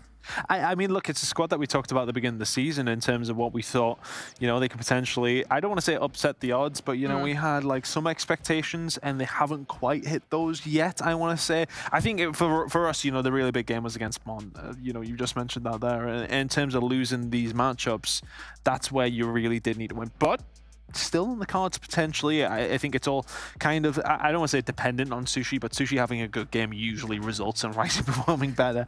If he can do that, then of course this is going to be a decent series, but it has kind of been an up and down challenger point for the side of Ricey at this stage, and I'm not sure where I kind of sit with them in this one. It's a difficult game. You could be the tiebreaker here, okay? You could be the tiebreaker in this. I'll let you stew on it. We'll pull up the picks and bans. You can never side with Brody. We're starting off with the Hacienda Hardpoint. I mean, last week, it was not very pretty on Hacienda Hardpoint for Ricey, so that doesn't make me feel good. If I'm being honest, I think that Big will win, but my heart says Ricey. That's kind of where I'm landing in this scenario. I think if they can get to the summit hardpoint, they can find a way to take a map. I think that's definitely got to be a must-win for them because they've looked very, very solid there. But yeah, Hacienda Hardpoint is not a great way to get things started, given the way that they looked up against Mont last week. Yeah, Hacienda Hardpoint is a good pick for Ricey. I think it's one of the maps that they took away from Xantium in the very first series. I think it might have been map number 4, maybe. Summit, though, is a very good pick for a Big. Not only did they manage to beat Nexus on this, it was a 250 to 227 scoreline. This is the map in which they got 50 points against Exclusive. It was a 203 to 250 scoreline. Yes, they lost the map, but, it was pretty close. So I think for them, this is actually okay if they get to a map number 4, as you said, but it's an if they get there kind of situation. Yeah, looking towards the Search and Destroy, Tunisia and Slums coming up, so it is going to be dependent, at least Tunisia, on those snipers being proficient for both these two teams, whereas Slums, very different story, of course, a more passive side of things on the defensive side, to see if a team can break that down. So yeah, interested to see which way that one's going to go, but I think for me, especially, those hard points are going to be influential. Search and Destroy is not too sure yet, but raid control is what we're going to get, which is never a bad thing to see. Yeah, 1 and 3, raid control for Ricey. I think this is actually the only control map Ricey have played the entire season. I think they've played it every single series. So, you know what? They'll be feeling pretty comfortable here. If they haven't got it down now, don't know when they will. All right, well, I'll send you two off to the other half of the studio to get yourselves set up for the final match. And Bobby will get your thoughts here on the map picks. I don't really hate it for Ricey. I think it was Standoff that Big especially looked strong on in some of their earlier matchups. So the fact that Ricey are able to avoid that one to get their go-to map pick, that being said, not necessarily one they've had a lot of success on. But I think the key factor is going to be whether or not they can have Kahlo and Sushi playing at the top of their game. Obviously, you don't prefer for your game plan to be dependent on 2 players, but that's kind of been the key to success for them so far this season. So if they can find some momentum early in the game, then they've definitely got a shot. All right, we'll have to see what both the players and teams are able to manage in our final match of the day. So Brody and Tun, let's get into it. Well, we are going to get into it, and I am curious to which way this technical bit of a mid-off goes. I think. I know, but it is. Look, both of these two teams are kind of sitting in a tough spot, and they absolutely need to stop being mid, and they need to stop being good if they do want to go to playoffs. That's unfortunately the side of it. They both have potential. I think that's what annoys us with both of these teams. You sit here and watch them on occasion and sort of think to ourselves, right, okay, if you can do this all the time, then maybe you are challenging them. Maybe you are then starting to push things to maybe change what is now looking like a cemented top 4. One of you needs to take the bull by the proverbial horns and maybe do something about it. Yeah, as I said, look, Big, they've been making marked improvements in the past. Ricey, we expected big things out of them versus Mont last week, and we did not get it, especially on the hard point. So this is going to be a difficult one for them. Excited to get into it, though. See who starts off strong. Again, it's that big duo for me, Slayer and Rondo, on side for Big. I've actually just noticed, to be fair, that they've pulled Zaka out of the roster and brought Starricker in. So a bit of a last-minute change. Not too sure if that's down to maybe Zaka not being available or they just wanted to switch things up a little bit. But that is a conscious decision being made by Big here to switch things up a little bit. Really interested that it is actually Mirage there, because you know what it is, when I said it last week, I was like, oh, 2 weeks ago, I was like, that can't be right. That can't be right. But and then Bobby called him Mirage, and I was just like, oh, okay. Yeah, that's why I did. So really, we just need to blame Bobby here because he was setting the example as the one that should know. Exactly, he is the one that should know. Mr. COD Mobile himself. Anyway, here we are. Looking over towards the P2 side. Ricey with a decent lead of this P1 push. Big with a little bit of a spawn out here as well, so there is maybe opportunity for Ricey to find some sort of look over towards this second hill. Shots over towards this side are going to have to be important. Rush will eventually get himself over the wall, and the push will start to come through. 2 tries to one off the back of something. I'm not even quite sure what happened. And all of a sudden, this break just comes to them so easily. Big are here in numbers, but Ricey have control. Yeah, Ricey now in a really good position because they know exactly where Big are coming from. There isn't really no pinch play coming out from Big here. It is all just one-dimensional very much, unless you include the kills coming through from the stairwell, and that's not going to work as Rushes finds 3 in a row. Brinks with number 4. That was the only one with anything to say from the side of Big. And now Ricey looking pretty good. Close spawn still, though, in for a Big. Smokes galore, so bit of obscurity in terms of being able to see anything here. Starricker, he finds his way in towards the hard point, but it won't last all that long. Still a little bit of work to be done here, but every single time that Big are hitting this hard point, Ricey, they are there, and they are shutting them down. 20 seconds left hit, perhaps one more hit. Mirage Lior comes up the driveway for a couple of kills. It gives them an entry in. Maybe Slayer can get it done, and as he finds 2 kills, nicely done from Slayer. I was going to say they've got control, but Brinks will find a double right back, and for all of the fighting that Big might have done over that hard point, they didn't get anything. Nothing. Not a sausage. Over towards P3 we go. It's a saying. Don't look at me like that. I have never heard that saying in my life. That is the most northern thing you've ever said. If you say some northern thing. I have had this conversation with people who are definitely southern, and they have definitely understood. Well, no, probably not. So maybe it's just wherever the hell you live, yeah, this kind possibly. of thing. Anyway, here we are. Big are eventually in over towards the fence's side. Slayer and Vi find a couple of kills, and it's this maybe where things start to get rolling just a little bit for Big. We've seen plenty of times a 50 or 60 point lead in a hard point can mean very little early doors. Big starting to bring this one back as Rondo does get taken down, and well, a bit of an investment here for Big because it feels like they need it, right? They're starting to lose this game very quickly. Find a bit of investment, find some points, find yourself back in the game. Good points going on here. Over towards the side for Big. Can they continue to do so? Yeah, Slayer's going to invest the Annihilator here. This is a big investment coming out from Big. I've got to stop saying Big, man. It's difficult. It's difficult, isn't it? We use the term quite often. It's hard to say a large investment from Big, though, isn't it? It doesn't quite flow the same. A hefty investment from Big is what we see there. Slayer's going to use the Annihilator to, well, pretty good utilization, and that's going to give Big basically the entirety of time over by Fensive. A really necessary hard point coming out from them because they wouldn't want to find themselves out of depth here at Hacienda early on. Brink's going to lose, unfortunately, a key gunfight on the rotation to Slayer. Mirage Lior going to find another one as well. And all of a sudden, we're in a situation here where Big, not only do they get the time offenses, but they've already got control of Nu by Rock. An investment coming out from Slayer with the Predator missile as well.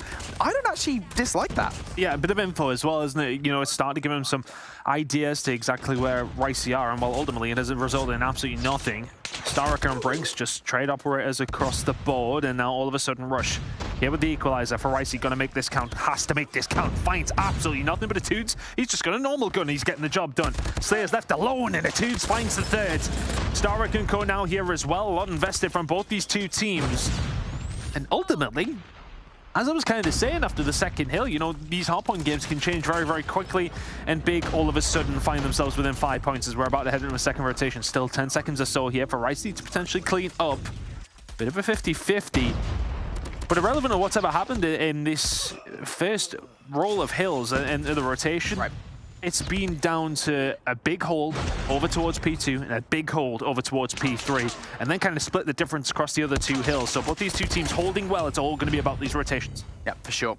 A lot invested there, by the way. Yeah, I was going to say, again, this is the second Gravity Vortex gun we've seen today, and you don't very often see those on Hacienda. It is not a map that has many choke points in which that is a super useful operator. So to see it come out from Sushi is a bit of a weird one. I'd be curious to see what the thinking is behind that. But regardless, Ricey want to use that to good effect later on in the hard point when he gets a chance to earn it once again. Big now looking for the back 35 seconds, not spawning currently on the better side of the map for the rotation towards P2. Ricey will keep that in mind, but Vat finds the double here. An opportunity perhaps for Big to try and flip a player past behind enemy lines. They're doing that with player number 3. Mirage Lior is trying to get those spawns here, Ton. 20 seconds left in this hill though. Ricey getting a bit of time. Etude's just firing at thin air, unfortunately. But yeah, I think any time you get over towards P1 or Hacienda, you take it as a small bonus.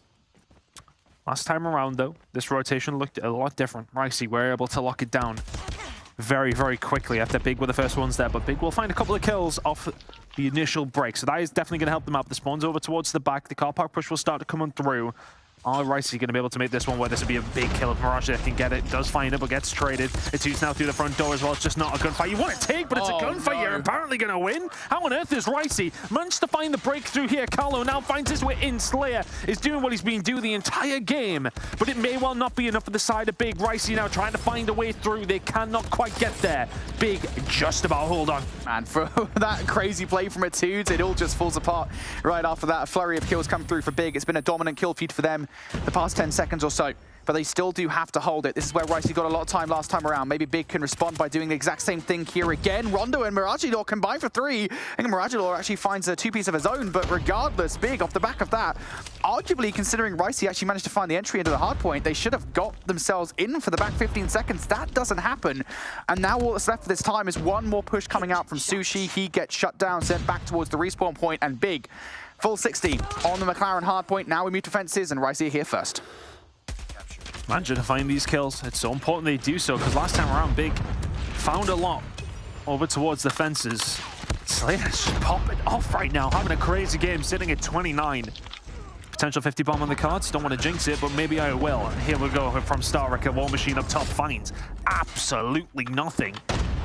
Barely even gets a hit marker before being shot in the back, and you've just kind of got to know the moments of when to use them. Well, Rondo just using the gunny. Make it 4 in a row now for Rondo. Make it 8 in a row, sorry. His 4 come through very, very quickly. Big starting to extend the lead here. How on earth are they holding this one down? I'm confused at how on earth Vat just spawned at the back there, right next to 2 players. He gets 2 easy kills for free. And to be honest with you, I think if Vat doesn't get that 2-piece, I don't think Ricey lose control of this hard point. Big now be feeling pretty happy with themselves. Rogue spawn now coming into effect for Ricey as well. Brings around the back line. Do they recognize it's the question? I think this Briggs has taken some shots. I think they might sooner rather than later. Starwrecker not bothered by it just yet. Wants to get some kills for himself. Finally, there you go. Brinks goes off, and it means that scrap time will go the way of Ricey. Honestly, at the moment, maybe I'm incorrect here, Tom, but I feel like there is a slaying discrepancy between these two teams, with the likes of Vat and Slayer hitting 30 bombs now, and Rondo also at 24. And I don't think Big have actually seen much for that. Well, we've talked about this with Big before, right? Haven't we? I mean, it might have been me and Bobby at the time, but irrelevant of that, it always feels like their slaying game is very much there, but maybe the fundamentals not quite. Maybe they're just getting to grips with how you really do need to play it at the highest level. Apparently the talent is there though. So can they continue to show that off, and can they make it? To use it to good effect? Because, right, I mean, Slayer, yep, finished that one off nicely done. He has actually managed to find 34 kills in this game. Ricey, though, just seem to find that flurry and then maybe find themselves a break, which they managed to get. 30 seconds here at P4. Now we're seeing the R9 coming out from rushes as well. We've seen this before again. We've talked about these players with the R9s and what they're capable of. EMP now coming out from Big though, so Rush is going to be affected by that. And well, these kills starting to come through. Carlo's going to bring out the operator, as is Etudes. This is a big investment coming out from Ricey for really what is the last 15 to 20 seconds of time. They really want to keep themselves level with Big, or at least as level as they possibly can. They will still be behind regardless of what happens here as we get into the second set. So that is actually a massive investment for really not all that much from Ricey, to be honest. No, I agree, and I think if you can transition that into keeping a hold of these P2 spawns, if you can keep a hold of up top, then fantastic. But right now, that is in the balance as well, and they haven't really managed to lock down the area of the maps that they need to. Starwrecker is able to find at least one. Looking towards these spawns, Ricey's still in the better position, but 45 seconds left here. Over towards P1. Mirage, they're going to find his way onto the point as well. If they can find this kill, then this is some good, positive time from Big. They're going to be able to soak up a good chunk of it. At this moment in time, this will make them go past the 200 point mark, as Ricey are going to be a solid 50 or 60 behind by the time we head over towards P2 if they can't do anything about it, which they have managed to do so here, Brody. 20 seconds at P1. It's all about this fight for over towards P2. Yeah, still a path into this game for Ricey, especially considering they've been hot on the heels with Big basically the entirety of the game so far, but there are still key gunfights to be won. Mirage Dior was one of those. So that's a big one to win for Etudes. And going back towards that very first set, Ricey had gotten a full 60. They can still do it again here, especially when Sushi's really starting to heat up, has had maybe an average game so far at 25 kills. Now needs the rest of the squad to also join him in that effort. Ricey. It's going to be a couple of players all alone on the hill for the moment. Callow and Rushes, they're being approached here by a couple from Big. Fat's going to find one. Slayer on the outside. Actually manages to outgun Rushes at close range despite the R9. But even still, I don't necessarily think the numbers are here to overwhelm. Star here in behind with the War Machine just trying to take these guys out. And yeah, that was the spawn for Starricker that he got. And now those spawns are being followed up with some spawns from Big as well. Oh, it's all over the place at the moment, Birdie. Nobody has control. Nobody really knows where the other opposition are coming from. Callow's able to find two, and we can see Big now starting to find maybe a little bit more of an extension. 30 seconds to go. They seem to have cleared house. Really, really good job from Big. And now with 24 seconds remaining on this hill, they can concentrate on this transition over. They're getting some good time. Ricey and Co all just going to have to concentrate on stopping this scrap time going over towards Big, but then have to think about the rotation. Big are there in somewhat numbers as well. Mirage. Uh-oh. Oh, we're shooting bodies now as well. Don't let the Juju man come out for you because he will. Yeah, we can cast a curse, you guys. Let's not be shooting bodies just yet. Big is now 28 points away from victory. They've got a fair bit of utility on side. 2 operators to speak of and the Hunter-Killer drone from Slayer. That Hunter-Killer now coming out. Players on the point here for Big. Got to be careful about a potential flank coming through from Etudes. He's already found the first kill, now starting to find the second as well. Rondo's going to win that initial 1v1, but Ricey, 3 players from the fence's side, and the kill's starting to go in favor of Big here. One just laying down on the contest spot, but he's going to get dealt with immediately, and those are the kills that Big required now to clear the point. Ricey going to get the flip through. Slayer is completely clearing the other side. He has read this perfectly, and now Ricey needs a pinch to stop this win. One final push from Ricey to try and stop themselves going 1-0 down. Big now 5 points away. They're holding it down. Ricey have got to move in. They've got to move really quickly, and they've got to go through the fire and the literal flames to get there.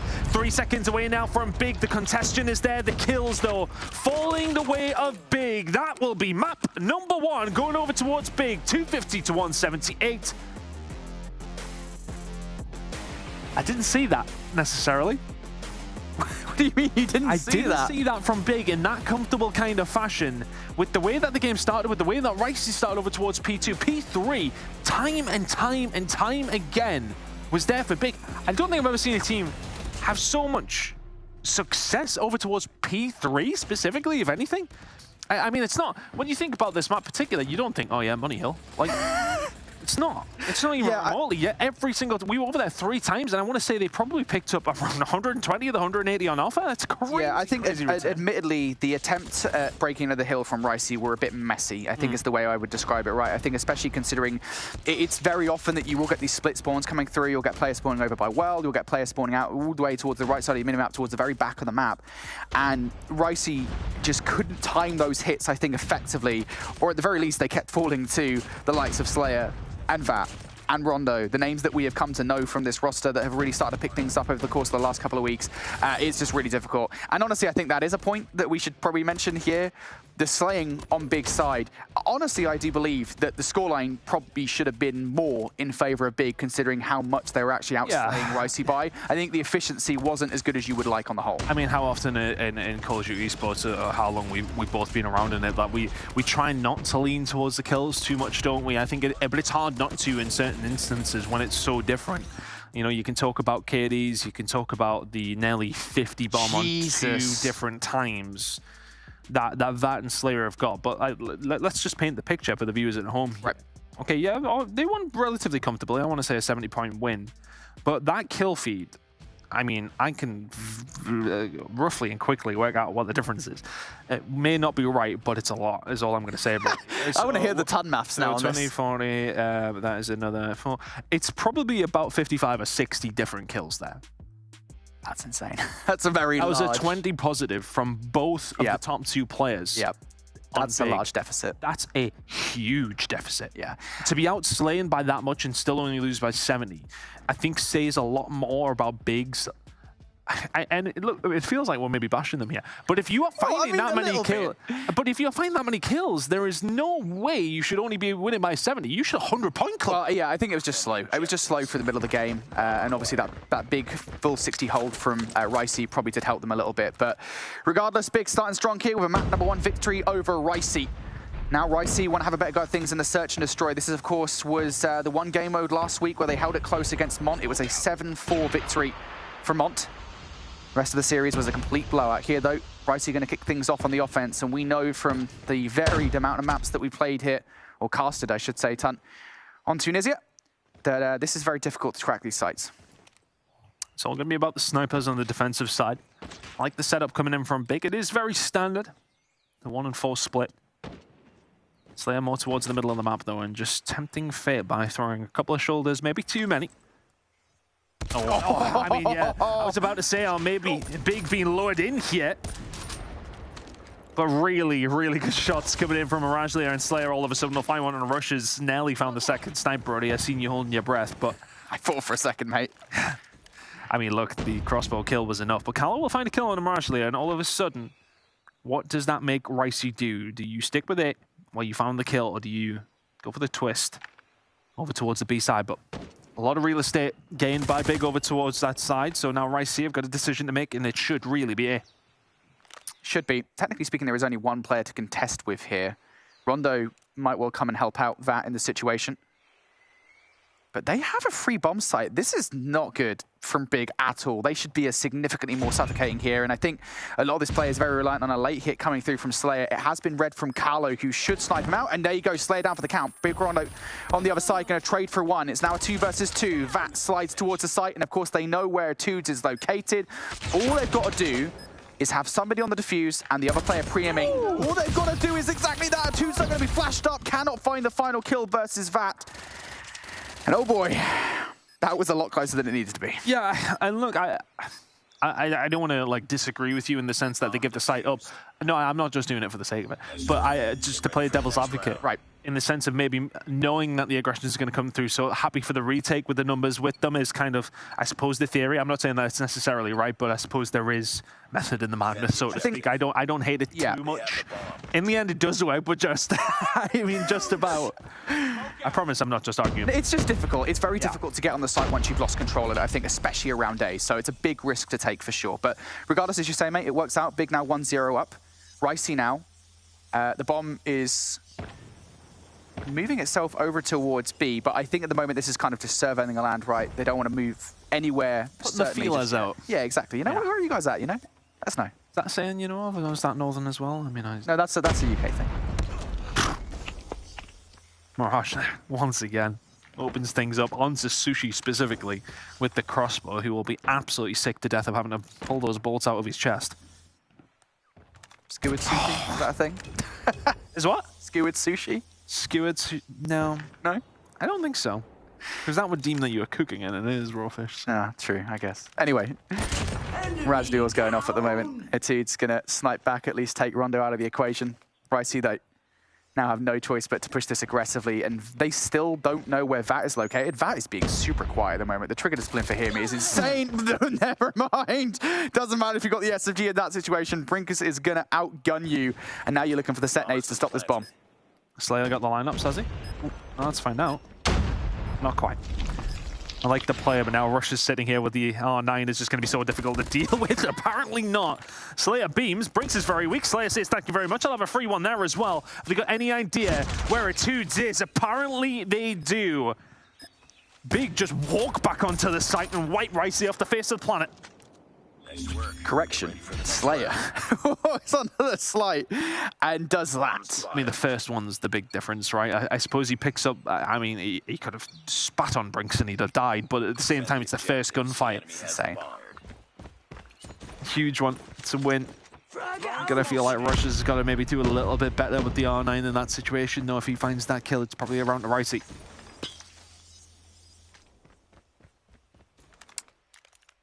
Same kind of situation as last time here, Tom. Ricey just getting an idea for where Big are. And you've got to imagine, from the information they gained last round, they probably know where some of these players are located at the very least. This is aggression coming out from Miragelier. He's been looking for these first blood kills with the crossbow time and time again. Oh, and he hits it again. What is going on with the Sushi? Oh, man. I mean, we're talking up Sushi as maybe being the guy for right. No shot. Literally no shot. There we go, finally. Mirage there, causing all kinds of havoc. I'm glad we're calling him out, doing some good things with his correct name this week, at least anyway. So Big now looking to go 3-0 up. 5v1. This would be something special from Brinks in this situation. I tell you what, he does have the bomb, and he did have control of the A site, and he has now been spotted. By the looks of things, Mirage, they're chasing him down. Is it another crossbow kill heading our way? It's not, because Vat manages to find him first. Big. 3-0 to the good, making defense look very, very solid here. I think for Icy, you know, it's not necessarily over yet by any stretch. I would say the defense definitely feels like the stronger in this map. As a seasoned COD mobile caster, you can correct me if I'm wrong here, but it definitely feels that way. I would say at the moment, Big are playing this very unconventionally on the defense. So much of this, generally speaking, goes down to a team on the offense will push into the site, they'll have a tough time getting into it, and then it will go wrong from there. But Big are playing so aggressively. This round, though, things might be a little bit more traditional, and Slayer's going to be the one in wait. These guys on the site, they almost line up. Brinks is going to have something to say. Mirage to your mate, you're getting a little bit cocky now, buddy. Oh, tries to get that kill down with the crossbow. It's not going to happen. But Big are over here now in the 3 versus 2, and Brinks and A2 are kind of stuck. Rondo's managed to find himself a way out here as well. It's a horrible place to be on that B bomb site, I would imagine, when there is 2 players up top plant. They're going to have to smoke their way out here. Starricker is going to get that information, not going to find the flick or the shots. But ultimately, that means that Ricey have given up the little control they had over towards this B site. And ultimately, you can just leave Starricker over towards that site, and now all of a sudden, Ricey can converge themselves back over towards A because they know that this is inevitably where the push has to come from. Or does it? Is it the old switcheroo? Even if it is, you're going to run right into Rondo here. Rondo should be able to piece him up. Easy peasy, lemon squeezy. Yeah, okay, Rondo gets the kills. Nicely done from Rondo. Good reaction. And yeah, that was a much more traditional round I was talking about at the very start, right? Generally speaking, you see teams on the defense just chill on the bomb sites. They don't get hyper-aggressive because they've got no reason to. First 3 rounds have been very different, but that one was much more normal from Big. And you see there kind of what happens when you just aren't able to get those opening gunfights in sight. Looking like Ricey are going to try their hand over towards the B side again. Slayer with a crossbow in this situation. I think the SMG will do just fine. Oh, great shots coming through from both players, to be honest with you. Slayer deletes Brinks and rushes, returns the favor. Starricker holding this down. He's about to get some backup, but that site really has been completely lost. Shots from Callow onto Rondo, who is finding his way in. Mirage here with the crossbow, not quite being as accurate as he once was. Starricker is able to find one back, though. 3 versus 3, buddy. From the donut on towards the breadstick for Starricker. Mirage Lior up to 8 now. Looking for the last one. Sushi on site. He's dead to right, surely. Vat will take him down. Oh, Vat, buddy. Almost. Almost. 5-0 now for Big. Again, standard affairs here on defense. Yeah. I think, look, if you're an attacking team going over towards the defensive side with a deficit is okay. 5-0 is maybe a bit egregious, though. Might be a little bit difficult bring this one back, and now both these 2 teams seemingly matching each other over towards the A side. Carla will find what feels like probably one of the only first bloods I've seen coming in from Ricey. Slayer going to get dealt with, so Sushi has had enough of being killed in and around elbow here. We'll find a kill. And will this now eventually be around for Ricey? Been a couple of clutches coming in from Big. Vat now in the position to do something about this here, and he's a great position to shut this push down all on its own. Now a 2 versus 2 in the blink of an eye. And I love that from Vat. It's a bit of an off position because that's not where he's been positioned previously. He was just on the outside, right? And he's got in a position where he can catch Ricey off guard before. This time he goes in towards barrels. Big moment. Catches those players off guard, brings now on the flank, takes Starricker down. And of course, now they do know where Vat's located here in this 1 versus 2. Player made over towards B side. That bomb will inevitably go down almost immediately. The bomb has been planted. And this is a horrible, horrible retake for Vat to try and do. The damage may have already been done on this defensive side. Big sitting at 5-0. They would love 6. But now starting to find the push. He knows the typical spots that these players will be playing. Brinks should be fodder here. Or did he hear him? Vat couldn't quite get the jump up, but he knows he's there. The shots are good. It makes it a 1 versus 1. Callo's seen him though. His time on his side is a question. Callow with a sniper rifle. Looking for the pre-aim angle. Vat's got no choice but to slide into this gunfight. Gins the gunfight and has time for the defuse as well. Yeah, put some bullets into the bomb as well. Why the hell not if you're Vat for a 1v2 where the players had no choice but to look in separate angles. It was a minimum of 4 kills in that round for Vat. Found the first one up top in Wine. The second one at the site. Played it so patiently. And waited for his opportunity in the 1 versus 2. It's a flawless defensive hold from Big. And all of a sudden for Ricey, you cannot misstep. It's a really good job we've not got streaks here in Search and Destroy, isn't it? Yeah, you'd be in trouble. I think it would be a bit dodgy considering you do 6 rounds of, offense. Oh, for sure. For sure. That's why we don't have them. Regardless, Ricey looking for a full start of this one. Slayer, he's been here before on the opposite side though now. Phantom bullets. Callow elsewhere is going to pick that first one up against Rondo. And this is a bit of a weird one. Starrock is going to trade things out at the very least, but the bomb pushes over towards B, and Slayer's going to get probably the most important gunfight of the round, but it's not over yet. You've still got a little bit more control to get. And I just feel like Ricey have dropped the ball there. Why on earth have they not got a sniper over towards this side? Miragely here, running around, finding kills like that on the Carlo, and all of a sudden, I love this pivot from Big. It looks so certain that it was a push over towards the B side. Ricey really had nobody there. Everybody converges over to B. Big. Change it round, and Starrock are playing on an island, just waiting for everybody to find the push through. Miragely has been absolutely fantastic in this game. Can he find the last one? He's whiffed every single bullet, and it's now Vat to kill this game off Big. Flawless in the Search and Destroy. The first 6 rounds you expect. I know you said not to that extent, but you expect dominance on defense here on Tunisia. That first offensive round, though, was a bit of a silly error for Ricey, and you mentioned it, I think, on the defense, there is a very standard way to play the defense, which is you do put somebody on one sniper rifle player overlooking B, because it's very difficult to entry into the site as long as somebody else is watching the middle of the map, right? Because that's the only other entry point that you can actually get to. And they just didn't do that. And I like unconventional Search and Destroy setups, okay? I don't like it when your backs are up against the wall, and I don't like it when it's your first round.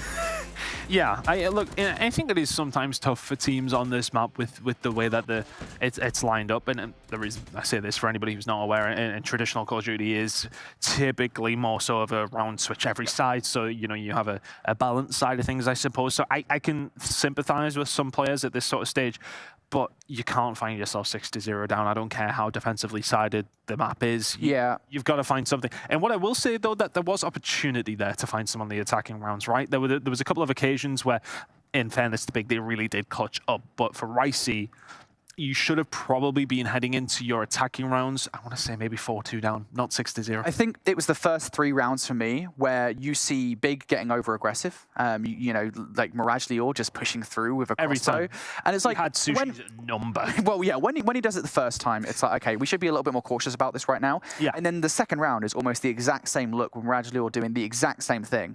And then the third round is a little bit different, granted, but Miragely or does the exact same thing once again. And I think the second time is probably where you should catch what's going on here and actually have a response to it, and they just didn't.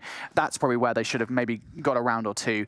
But yeah, good Search and Destroy from Big. Overall, really on the good. whole. Yeah, I really like that Search and Destroy. And again, this is one of the bigger points that we were talking about here. Big are improving. And I think it's very, very clear. It was clear from last week. And yes, they got cooked up by exclusive in every other game mode besides the Hardpoint. But that Hardpoint was important. It showed that they could be competitive with the roster. Again, though, the thing is, if they even win this series, if they 3-0 this series, right, it's still that Mont series that's going to haunt them, because that was when they weren't looking like this. Maybe came a bit early for them in the season, did it? That very, very important game. But, look, doesn't necessarily mean that their time is over by any stretch. They've shown that they can hang. They've shown that they can find results. A 3-0, yes, would go a long way in terms of confidence. Let's see if they can find it. Or can Ricey somehow find a bounce back? Miragely is just continuing, and Brinks' ankles have just been blown into next week. And all of a sudden, it's a very, very good defensive hold from Big. As Ricey will be forced away off their initial attack, and Big only lost 1 man. Could you imagine just chilling, like leaning up against a van, you just, it's ready, just like get like scooped out from under the van? Incredible. I like the reaction, though, from Ricey. You know, I always read it when a team does this, when they don't just full send straight back towards the point they just lost control of. But it's not a full commitment over towards A. It's a mere distraction play. And to be fair, that distraction play will actually work because they deal with a couple of players that were left over by Art. Ricey now have an opening. They've already got one tick over by B. Now they want to follow up another one. Miraculously, Yor is hitting so many weird shots with the MK2. What on earth is going on? Ricey not facing much pressure via way of the front. It's all coming around the back line here. They have to start winning some of these gunfights, though. Starricker, Vat, what can they get done? They're going to lose the objective. Starricker now kind of looking for some post-mortem kills. And, well, yeah, Starricker not going to get it. The quick 1-2, not quite quick enough. And all of a sudden, it's a weird-looking map in the bottom left corner, right? You can see that players are spread across the board. Ricey on the attacking side. We'll start spawning over towards bedrooms, so they know somebody's around, and there you go. Sushi will hunt him down. Big now. Backs against the wall ever so slightly, I want to say here, Brody. Not necessarily in the best of spots. Starricker trying to survive. Hunter killer drone in the air, and, well, does help Carlo find that one. And for Mirage there in this position, still using the crossbow, and, well, still making it work.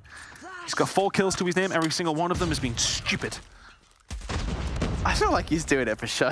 I know it's a very powerful weapon, clearly, but there's a point at which you're like, well, how on earth is he still doing this? Regardless, though, Ricey now have almost got themselves back into the ascendancy here. They've got themselves on towards A. It's a 3-stack starting to come through. Starricker's got to do something about this. Smoke is going to mean that he has to kind of just fully commit to this, and, well, rushes, shoots through the smoke for the kill. Now, though, a player has died by that full side. It opens things up for Big to make their way back on towards the point through the open steps, and rushes was the last threat. Sushi actually, has actually managed to make his way through for a double, so it keeps Ricey in the conversation here for this offense. Lives are in their favor.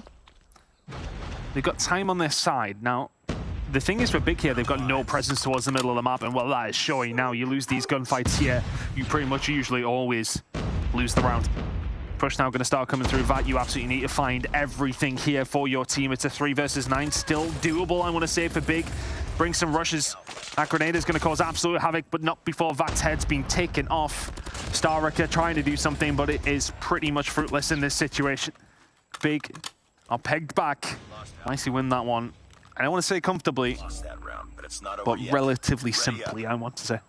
Yes, yeah, definitely. I think Rice there on the offense were given a lot of chances to make it happen. And to be fair, they did the best that they could with the situation. They outplayed Big certainly on that initial push over towards B, or rather, I guess the second push over towards B, where they only sent a couple of players towards A as kind of a facade. Ricey, now the defense will be happy with it, and off the back of that first round, they've got a fair bit of utility to work with. A bit of utility is coming out right from the rip here. The Annihilator for Carlo. What can he get done with it? Up close and personal is rushes to the R9 as well. He's already got a double. Callow finds some value with a kill against Vat. It's a late push. A flank coming through from Big, and Callow is going to deal with it super duper quickly. Good effort, Big, but no dice. Not going to happen. But a long vested here, and, well, I almost feel like that Predator missile is... We've got to have a conversation with the community about these Predator missiles, honestly. Yeah, I'll let you do it, mate.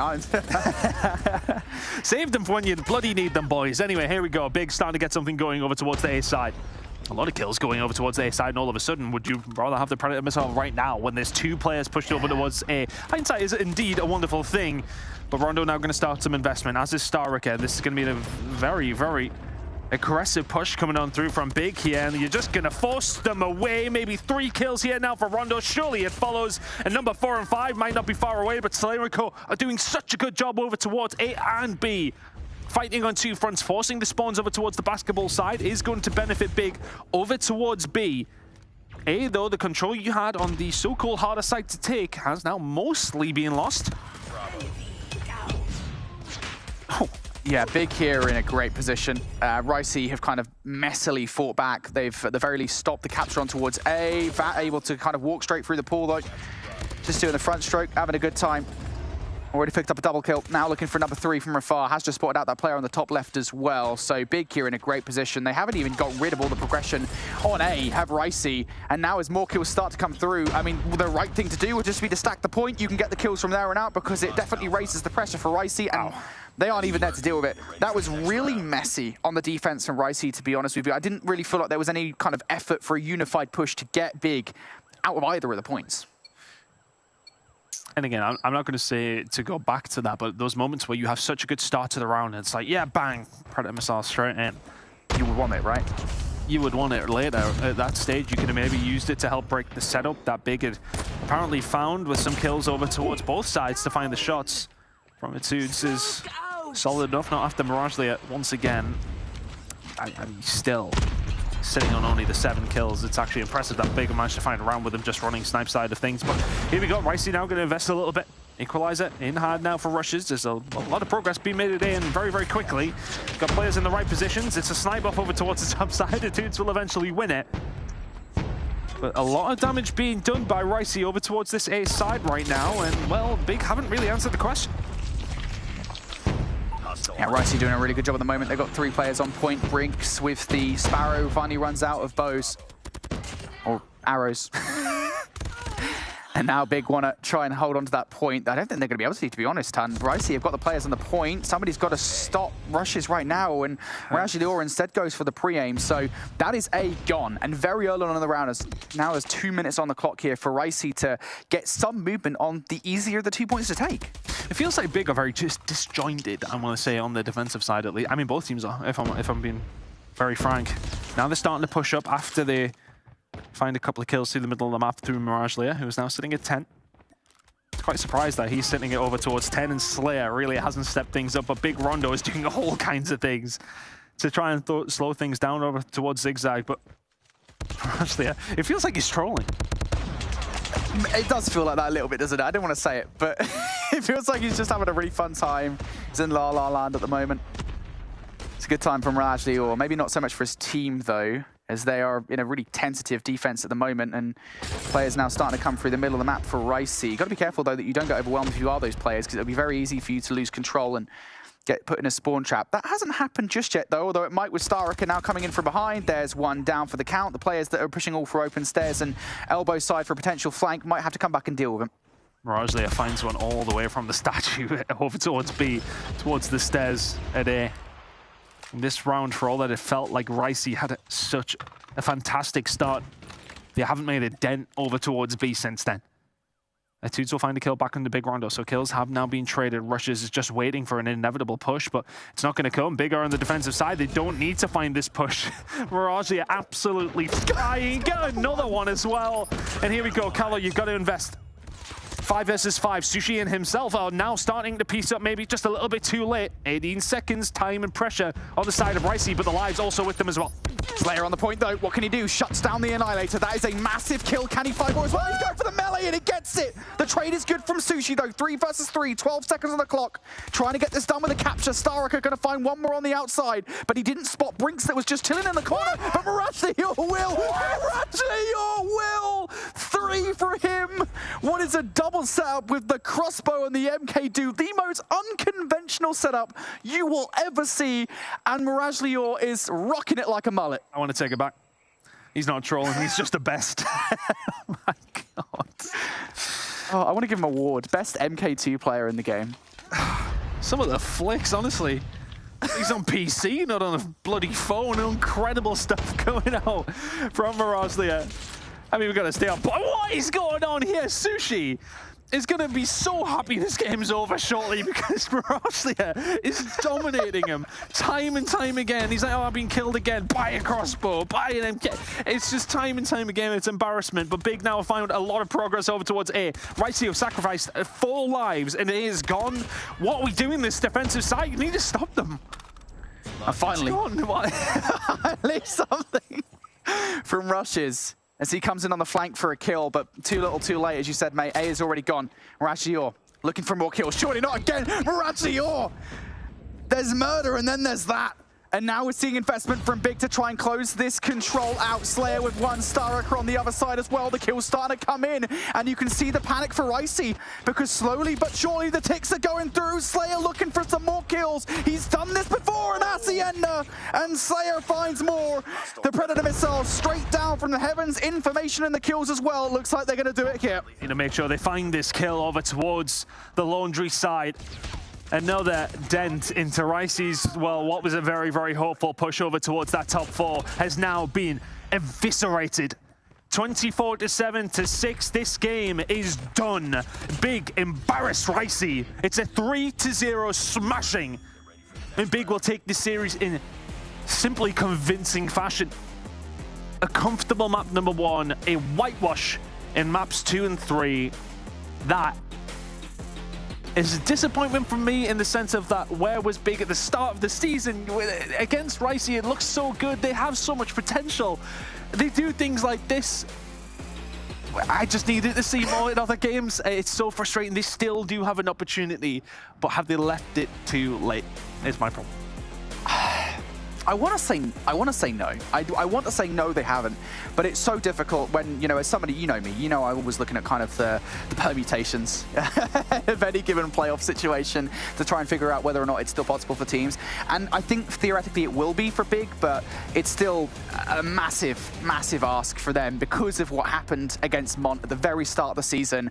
And I think they know that that will haunt them. Now, let's not get ahead of ourselves here, because I don't think Big were perfect by any means throughout that series, especially when we talk about the Hardpoint to kick off the series, where we talked about how much they outslayed Ricey by, and I don't think the score necessarily matched it. We talked about the Search and Destroy, where, again, not as convincing as you would like, I guess, they're getting situations, but the 7-0 was incredible, and then this Control, which was just, again, it's just minuscule things, which I'm thinking if Big got them right, they could well be a top team. They're getting through games through I mean, I don't want to say that it was all because of that, but what's helping them is sheer talent. They have it in abundance. Bradley Orr does.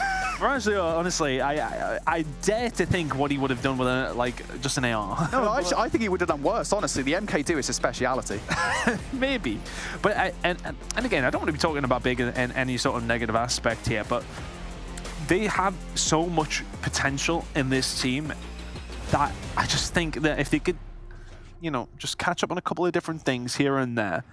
I mean, I would love to, I know we'll get to see this scoreboard, which is, well, okay, once again, slightly heavy for Big side. I'd love to see the Hardpoint one again, just to actually work out what the difference was in terms of those kills and how it didn't translate into such a stronger win. I think it genuinely was about 40 or 50, which is a ridiculous outslay to only win by like 70. Like, it's kind of crazy. I think it was more than 50. Yeah. I think it was like 60s at least. She hasn't. Wow. I was literally saying the same thing when we were backstage. I was looking at the numbers. I was like, why do they have like twice as many kills? And it's like a tie game. It was like 80 to 80. I was like, what is going on right now? And I think maybe part of it is that Big are almost like too focused on what they can do individually. And because of it, maybe the teamwork isn't there in the aspect of their ability to play around the objective more. Yeah, definitely. It's one of those weird things. It's just like, if they got the opportunity to play Mont today, what would they be like? Would they still be able to win, right? It's a big question because, again, we look back to what that match was like, and that was a very convincing victory for Mont. But it was the start of the season where I think Big felt very differently. They didn't have Rondo, I think, was the sub at the start. They didn't have Rondo on the main lineup, and he's a big player for the roster now. I think it would still, I honestly do believe it would look different. Because they took a map, right? Yeah, the Search? They took the Control. Control, yeah. I think it would look different. I don't know if they'd win it, but I think it would be a lot more competitive. I agree, 100%. All right, well, it was a good way to close out the day for sure. We'll take a look back now at our schedule, but this time with the updated scores. If you're somehow just catching in right at the end here of the day, you can see a little recap of everything that went down. We started off the day with an intense back and forth between Kings and Exclusive. Even Marvel thought it might go the full 3-2, but Kings just looked so strong. They were able to shut down Exclusive. We still have another good match tomorrow as well, so don't worry, this wasn't the only intense day of the week, because we have quite a few back-to-back games that are going to be exciting. But now this is the final leaderboard after today. It's getting progressively top heavier, but after that big win, they've moved up, and depending on, the rest of the schedule, which kind of also favors Mont for who they have to play against, because they already got the big ones out of the way, it's going to be real difficult to kind of oust this top four now, Brody. Yeah, I actually don't recall who Big have to face left. It's going to be difficult for sure. Again, it is just the fact that when it comes down to a head-to-head scenario, obviously it is just a case of, who won. If they both go like 3 and 4, for example, who won that matchup, and it would be Mont in that situation. So, Yeah, I don't know. For me, Big have just got to do what they can at this point. If they can win their last couple of matches, then that'll be great. They'll be all right. But the destiny is still in their own hands to a certain extent. I mean, it also puts them in a better place on that leaderboard to get a higher prize. Maybe not. I'll take it back. This is the schedule for tomorrow. I said we had some interesting matches, and specifically looking at exclusive versus Omniscient here, Bobby. I feel like that should be a good one. Yeah, I mean, especially given the fact that exclusive did not look super convincing up against Kings today, and the fact that Omniscient played Kings much closer than exclusive did. I think it's still very much a toss-up for who the number one or who the number 2 team in Europe is going to be. I think whoever ends up losing that one is still definitively number 3. I think they're still a sizable margin ahead of Mont, but I think it's going to be a very, very tight one. And then at least you got your answer there, Brody. Yeah. For who Big was going to see. I didn't realize they've forgotten to play. They haven't gotten to play. I was trying to think about it. Yeah, well, I'm sure that when we looked through it, it was a case of like they're doing the business against the players, the teams around them. But it's that game against Mont that's going to kill them because Mont aren't going to beat any of the top 3 teams. It's not going to happen. They haven't. Full stop. Yeah. And Big are also not going to do that either. But it does seem as if those 2 teams are way better than the teams below them. But with Mont finding that result, that will be the difference in the end, unfortunately for Big. I mean, look, things sometimes do go a little bit crazy in Call of Duty, whichever which way you put it. But I really do believe that is going to sting bad. Maybe Xantium can beat Mont tomorrow. Maybe. I'm just trying to find it here, guys. We'll see how it goes. We'll see what happens. Either way, before we close out the show, give me some final thoughts on the day. Was it what you expected in terms of the matchups? I thought we would get at least one map 5, given the fact that everybody playing against each other had the same record. A little bit surprising that we didn't see that.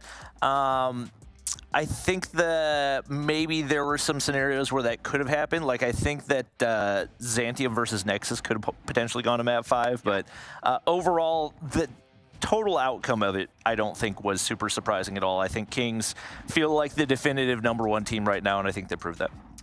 I don't know if that's true. I'll be honest. I think they might well have beaten exclusive today, but they also played really closely to Omniscient, and Omniscient could have won that series going back to...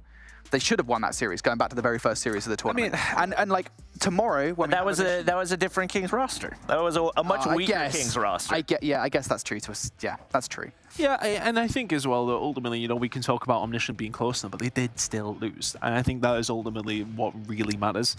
I think Omniscient, though, are going to get better as the seasons went on. I think Kings are also going to get better. I am excited for the game tomorrow because I actually... early predictions. Okay. I actually think Omniscient might win that game tomorrow. Yes, same. So I genuinely think that could be another different top 2 than what we expected, and it makes playoffs very, very spicy. So yeah, I'm really looking forward to that game tomorrow. Yeah, and just very quickly as well, worth saying that Omniscient have also changed their roster since that very first matchup because Balance has now joined back onto the mainline roster, and I think they've improved as well. So things are still spicy here. That's all I'm saying. I think still things are still not 100% the time. Money on it, though. I'm down. We'll have to see who is right tomorrow. So just make sure you tune in to watch all of these 3 bicker amongst themselves. As far as today is concerned, we were wondering who the top dog is, and it is Kings who prove that for now they are going to remain undefeated at the top of our leaderboard, especially heading into week number 4 of our challenge season. But there are important matches tomorrow, so you have to make sure you tune in to see how all of it plays out. As always, a huge thank you to Snapdragon Elite Gaming, Samsung Galaxy, Monster Energy, and DHL for helping us make this whole thing possible. And of course, thank you to all of you at home for hanging out with us and watching. We'll see you tomorrow.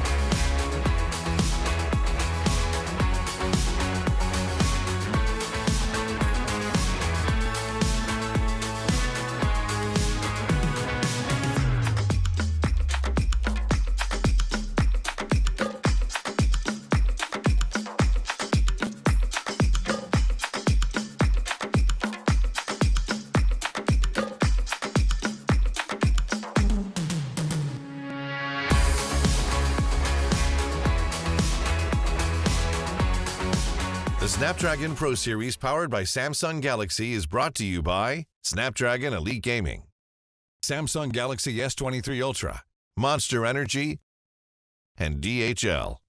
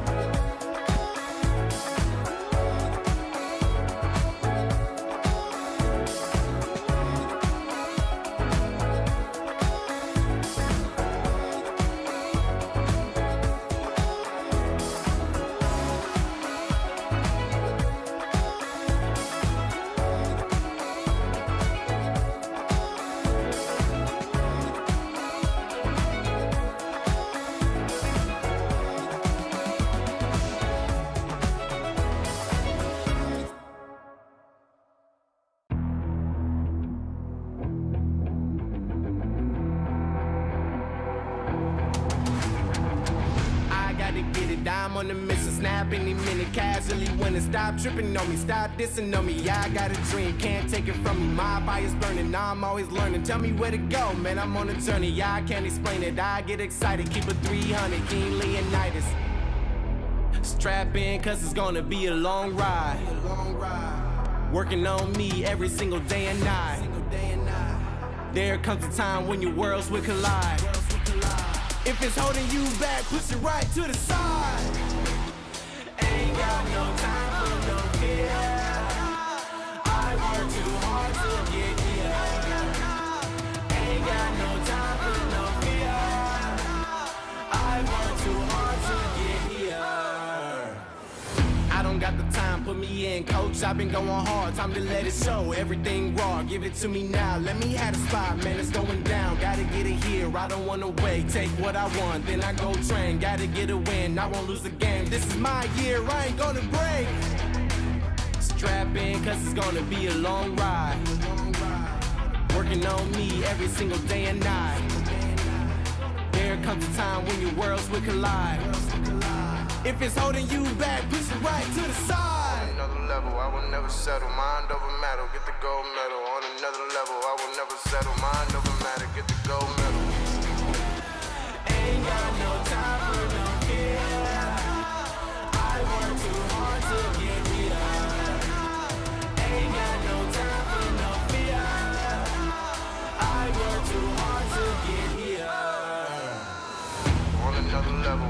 never settle. Mind over matter, get the gold medal. On another level, I will never settle. Mind over matter, get the gold medal. On another level, I will never settle. Mind over matter, get the gold medal. On another level, I will never settle. Mind over matter, get the gold medal.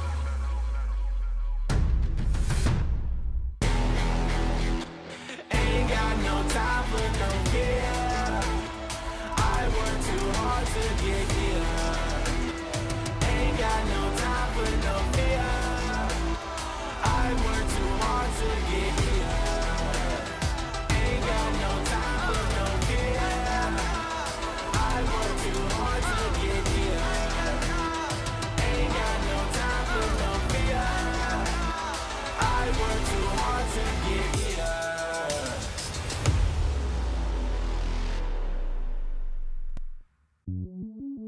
Welcome to the place where dreams come true, where everything you want can be yours, if and only if you're willing to work for them, you're willing to hurt for them, but most of all, you're willing to be first for them. Ha! Look, I'm going straight to the top. I don't know how I would stop, like it or not. I got some goals that I'm hitting. You hear what I'm spitting? It's hot. Look what I got. Whole lot of passion and pain. The road to success is insane. Stay out my lane, cause I'm on a mission. I'm getting what stands in my way. Yeah, I'm a beast. I wouldn't play with me, baby. The way that I'm training is crazy, and I do it daily. You wanna talk about drive? I got more drive than Mercedes. I've never been lazy. I'm in the room, it's a red alert. You wanna compete? Well, get better first. I got 10 toes in the dirt, push through the hurt just to show them my worth. I'm the best. Yeah, I'm the best. I never stress. I know what's next. I'm who they test, like we playing chess. But I'm unimpressed, so now let me flex. Ha. Yeah, I'ma work through the struggle and hurt, cause I know my worth, and I gotta be first. Ha. Yeah, I gotta be first. Look, I don't want anyone's sympathy. I understand what is meant for me. I give my focus and energy. If it's meant to be, then it's meant to be. But mentally, I'm undefeated. They hear that and say I'm conceited. Like there's no reason. Like I don't beat them and come back again just to teach them that when you work under pressure, you reach higher measures. They'll try and bring you down, but you cannot let them, and only get better and focus on cheddar. Eye on the prize and you'll become a legend. Like, when I'm in the room, it's a red alert. You wanna compete? Well, get better first. I got 10 toes in the dirt, push through the hurt just to show them my worth. I'm the best. Yeah, I'm the best. I never stress. I know what's next. I'm who they test, like we playing chess. But I'm unimpressed, so now let me flex. Ha. Yeah, I'ma work through the struggle and hurt, cause I know my worth, and I gotta be first. Ha. Yeah, I gotta be first. They don't know what's gotten into me, how'd I turn pain into energy. Through all the struggle and hurt, remember my worth, and that's why I gotta be first.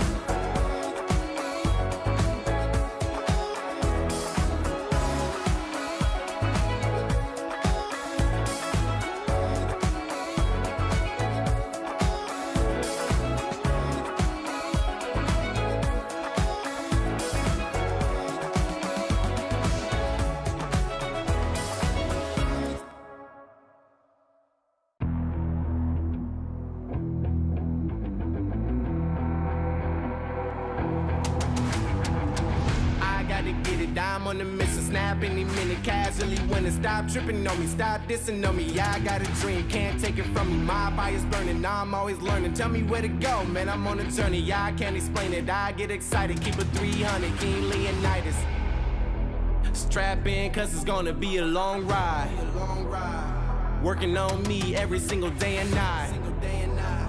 There comes a time when your worlds will collide. If it's holding you back, push it right to the side. Ain't got no time for no fear. I work too hard to get here. Ain't got no time for no fear.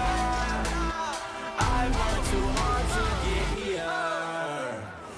I don't got the time, put me in, coach. I've been going hard, time to let it show. Everything raw, give it to me now. Let me have the spot, man, it's going down. Gotta get it here, I don't wanna wait. Take what I want, then I go train. Gotta get a win, I won't lose the game. This is my year, I ain't gonna break. Strap in, cause it's gonna be a long ride. Working on me every single day and night. There comes a time when your worlds will collide. If it's holding you back, push it right to the side. On another level, I will never settle. Mind over matter, get the gold medal. On another level, I will never settle. Mind over matter, get the gold medal. Ain't got no time for no fear. I work too hard to get here. Ain't got no time for no fear. I work too hard to get here. On another level, I will never settle. Mind over matter, get the gold medal. On another level, I will never settle. Mind over matter, get the gold medal. On another level, I will never settle. Mind over matter, get the gold medal. On another level, I will never settle. Mind over matter, get the gold medal.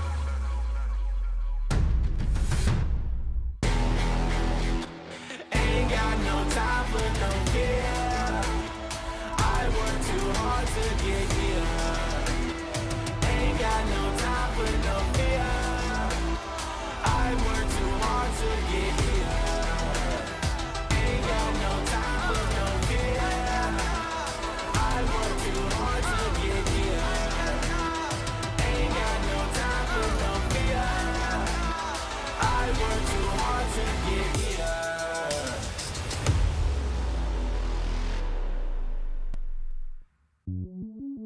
Welcome to the place where dreams come true, where everything you want can be yours, if and only if you're willing to work for them, you're willing to hurt for them, but most of all, you're willing to be first for them. Ha!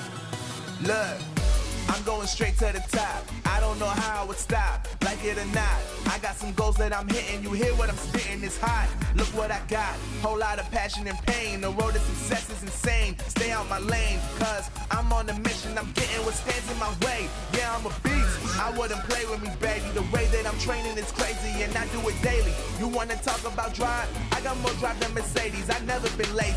I'm in the room, it's a red alert. You wanna compete, well get better first. I got 10 toes in the dirt, push through the hurt just to show them my worth. I'm the best. Yeah, I'm the best. I never stress. I know what's next. I'm who they test, like we playing chess. But I'm unimpressed, so now let me flex. Ha, yeah, I'ma work through the struggle and hurt, cause I know my worth, and I gotta be first. Ha, yeah, I gotta be first. Look, I don't want anyone's sympathy. I understand what it's meant for me. I give my focus and energy. If it's meant to be, then it's meant to be. But mentally, I'm undefeated. They hear that and say I'm conceited. Like there's no reason. Like I don't beat them and come back again just to teach them that when you work under pressure, you reach higher measures. They'll try and bring you down, but you cannot let them, and only get better and focus on cheddar. Eye on the prize and you'll become a legend. Like, when I'm in the room, it's a red alert. You wanna compete, well get better first. I got 10 toes in the dirt, push through the hurt just to show them my work. I'm the best. Yeah, I'm the best. I never stress. I know what's next. I'm who they test, like we playing chess. But I'm unimpressed, so now let me flex. Ha, yeah, I'ma work through the struggle and hurt, cause I know my worth, and I gotta be first. Yeah, I gotta be first. They don't know what's gotten into me, how'd I turn pain into energy. Through all the struggle and hurt, remember my worth, and that's why I gotta be first.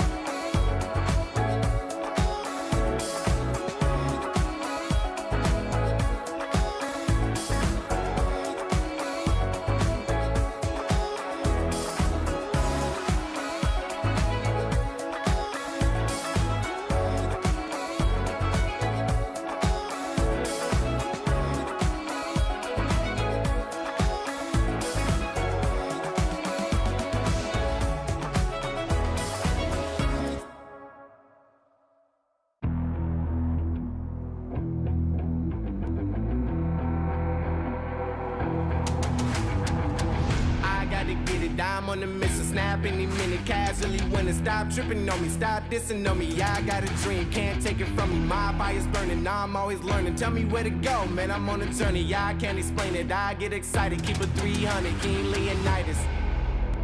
Strap in, cause it's gonna be a long ride. Working on me every single day and night. There comes a time when your worlds will collide. If it's holding you back, push it right to the side. Ain't got no time for no fear. I work too hard to get here. Ain't got no time for no fear. I work too hard to get here.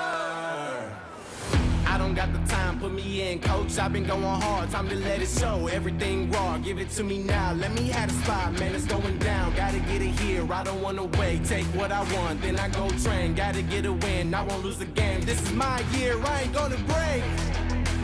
Strap in, cause it's gonna be a long ride. Working on me every single day and night. There comes a time when your worlds will collide. If it's holding you back, push it right to the side. On another level, I will never settle. Mind over matter, get the gold medal. On another level, I will never settle. Mind over matter, get the gold medal.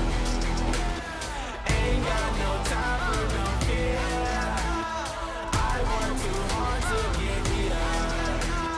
Ain't got no time for no fear. I work too hard to get here. On another level, I will never settle. Mind over matter, get the gold medal. On another level, I will never settle. Mind over matter, get the gold medal. On another level, I will never settle. Mind over matter, get the gold medal. On another level, I will never settle. Mind over matter, get the gold medal.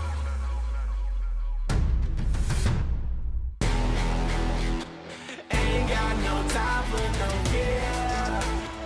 I work too hard to get here. Ain't got no time for no fear.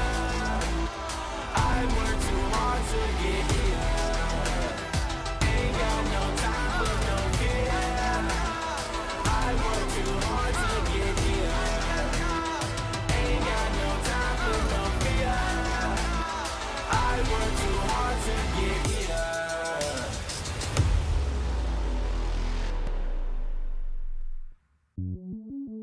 Welcome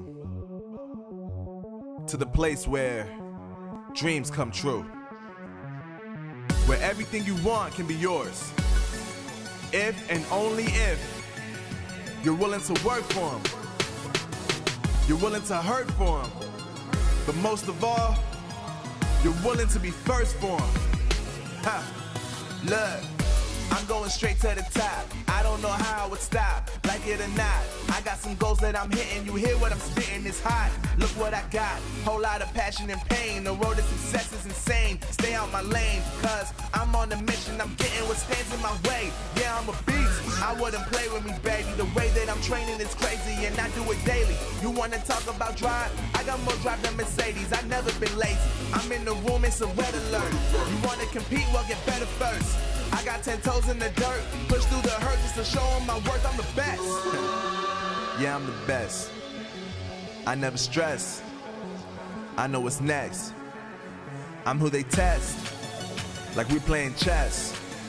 But I'm unimpressed, so now let me flex. Ha, yeah, I'ma work through the struggle and hurt, cause I know my worth, and I gotta be first. Ha, yeah, I gotta be first. Look, I don't want anyone's sympathy. I understand what it's meant for me. I give my focus and energy. If it's meant to be, then it's meant to be. But mentally, I'm undefeated. They hear that and say I'm conceited. Like there's no reason. Like I don't beat them and come back again just to teach them that when you work under pressure, you reach higher measures. They'll try and bring you down, but you cannot let them, and only get better and focus on cheddar. Eye on the prize and you'll become a legend. Like, when I'm in the room, it's a red alert. You wanna compete, well, get better first. I got 10 toes in the dirt, push through the hurt just to show them my worth. I'm the best. Yeah, I'm the best. I never stress. I know what's next. I'm who they test, like we playing chess. But I'm unimpressed, so now let me flex. Ha, yeah, I'ma work through the struggle and hurt, Cause I know my worth, and I gotta be first. Yeah, I gotta be first. They don't know what's gotten into me. How'd I turn pain into energy? Through all the struggle and hurt, remember my worth, and that's why I gotta be first.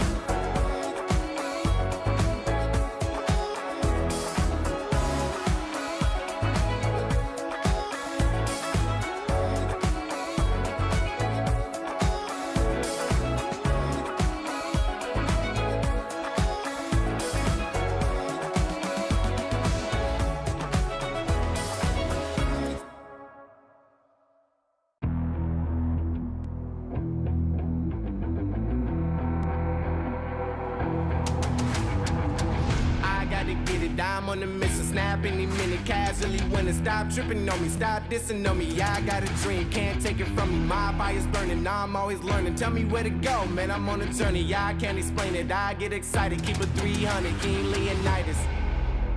Strap in, cause it's gonna be a long ride.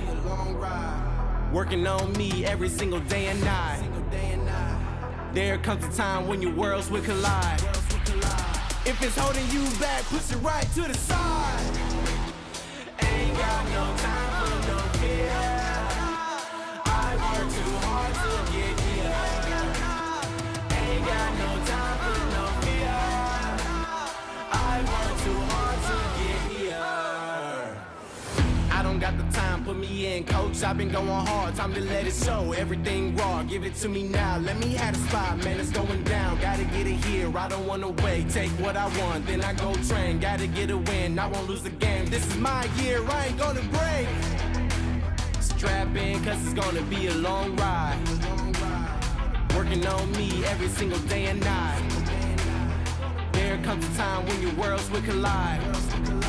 If it's holding you back, push it right to the side. On another level, I will never settle. Mind over matter, get the gold medal. On another level, I will never settle. Mind over matter, get the gold medal.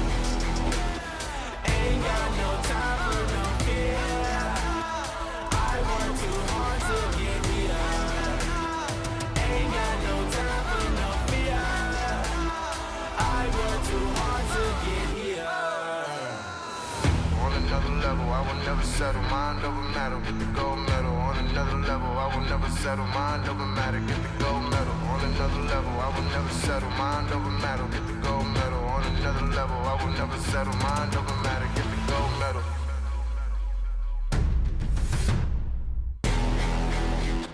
Ain't got no time for no fear. I work too hard to get here. Ain't got no time for no fear. I work too hard to get here. Ain't got no time for no fear. I work too hard to get here. Ain't got no time for no fear. I work too hard to get here.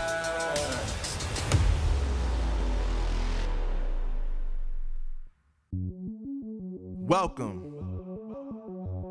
to the place where dreams come true, where everything you want can be yours, if and only if you're willing to work for them, you're willing to hurt for them, but most of all, you're willing to be first for them.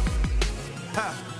Look, I'm going straight to the top. I don't know how I would stop, like it or not. I got some goals that I'm hitting. You hear what I'm spitting? It's hot. Look what I got. Whole lot of passion and pain. The road to success is insane. Stay out my lane, cause I'm on a mission. I'm getting what stands in my way. Yeah, I'm a beast. I wouldn't play with me, baby. The way that I'm training is crazy, and I do it daily. You wanna talk about drive? I got more drive than Mercedes. I've never been lazy. I'm in the room, it's a red alert. You wanna compete? Well, get better first. I got 10 toes in the dirt, push through the hurt just to show them my worth. I'm the best. Yeah, I'm the best. I never stress. I know what's next. I'm who they test, like we playing chess. But I'm unimpressed, so now let me flex. Ha. Yeah, I'ma work through the struggle and hurt, cause I know my worth, and I gotta be first. Ha. Yeah, I gotta be first. Look, I don't want anyone's sympathy. I understand what it's meant for me. I give my focus and energy. If it's meant to be, then it's meant to be. But mentally, I'm undefeated. They hear that and say I'm conceited. Like there's no reason. Like I don't beat them and come back again just to teach them that when you work under pressure, you reach higher measures. They'll try and bring you down, but you cannot let them, and only get better and focus on cheddar. Eye on the prize and you'll become a legend. Like, when I'm in the room, it's a red alert. You wanna compete, well, get better first. I got 10 toes in the dirt, push through the hurt just to show them my worth. I'm the best. Yeah, I'm the best. I never stress. I know what's next. I'm who they test, like we playing chess. But I'm unimpressed, so now let me flex. Ha. Yeah, I'ma work through the struggle and hurt, cause I know my worth, and I gotta be first. Yeah, I gotta be first. They don't know what's gotten into me, how'd I turn pain into energy. Through all the struggle and hurt, remember my worth, and that's why I gotta be first.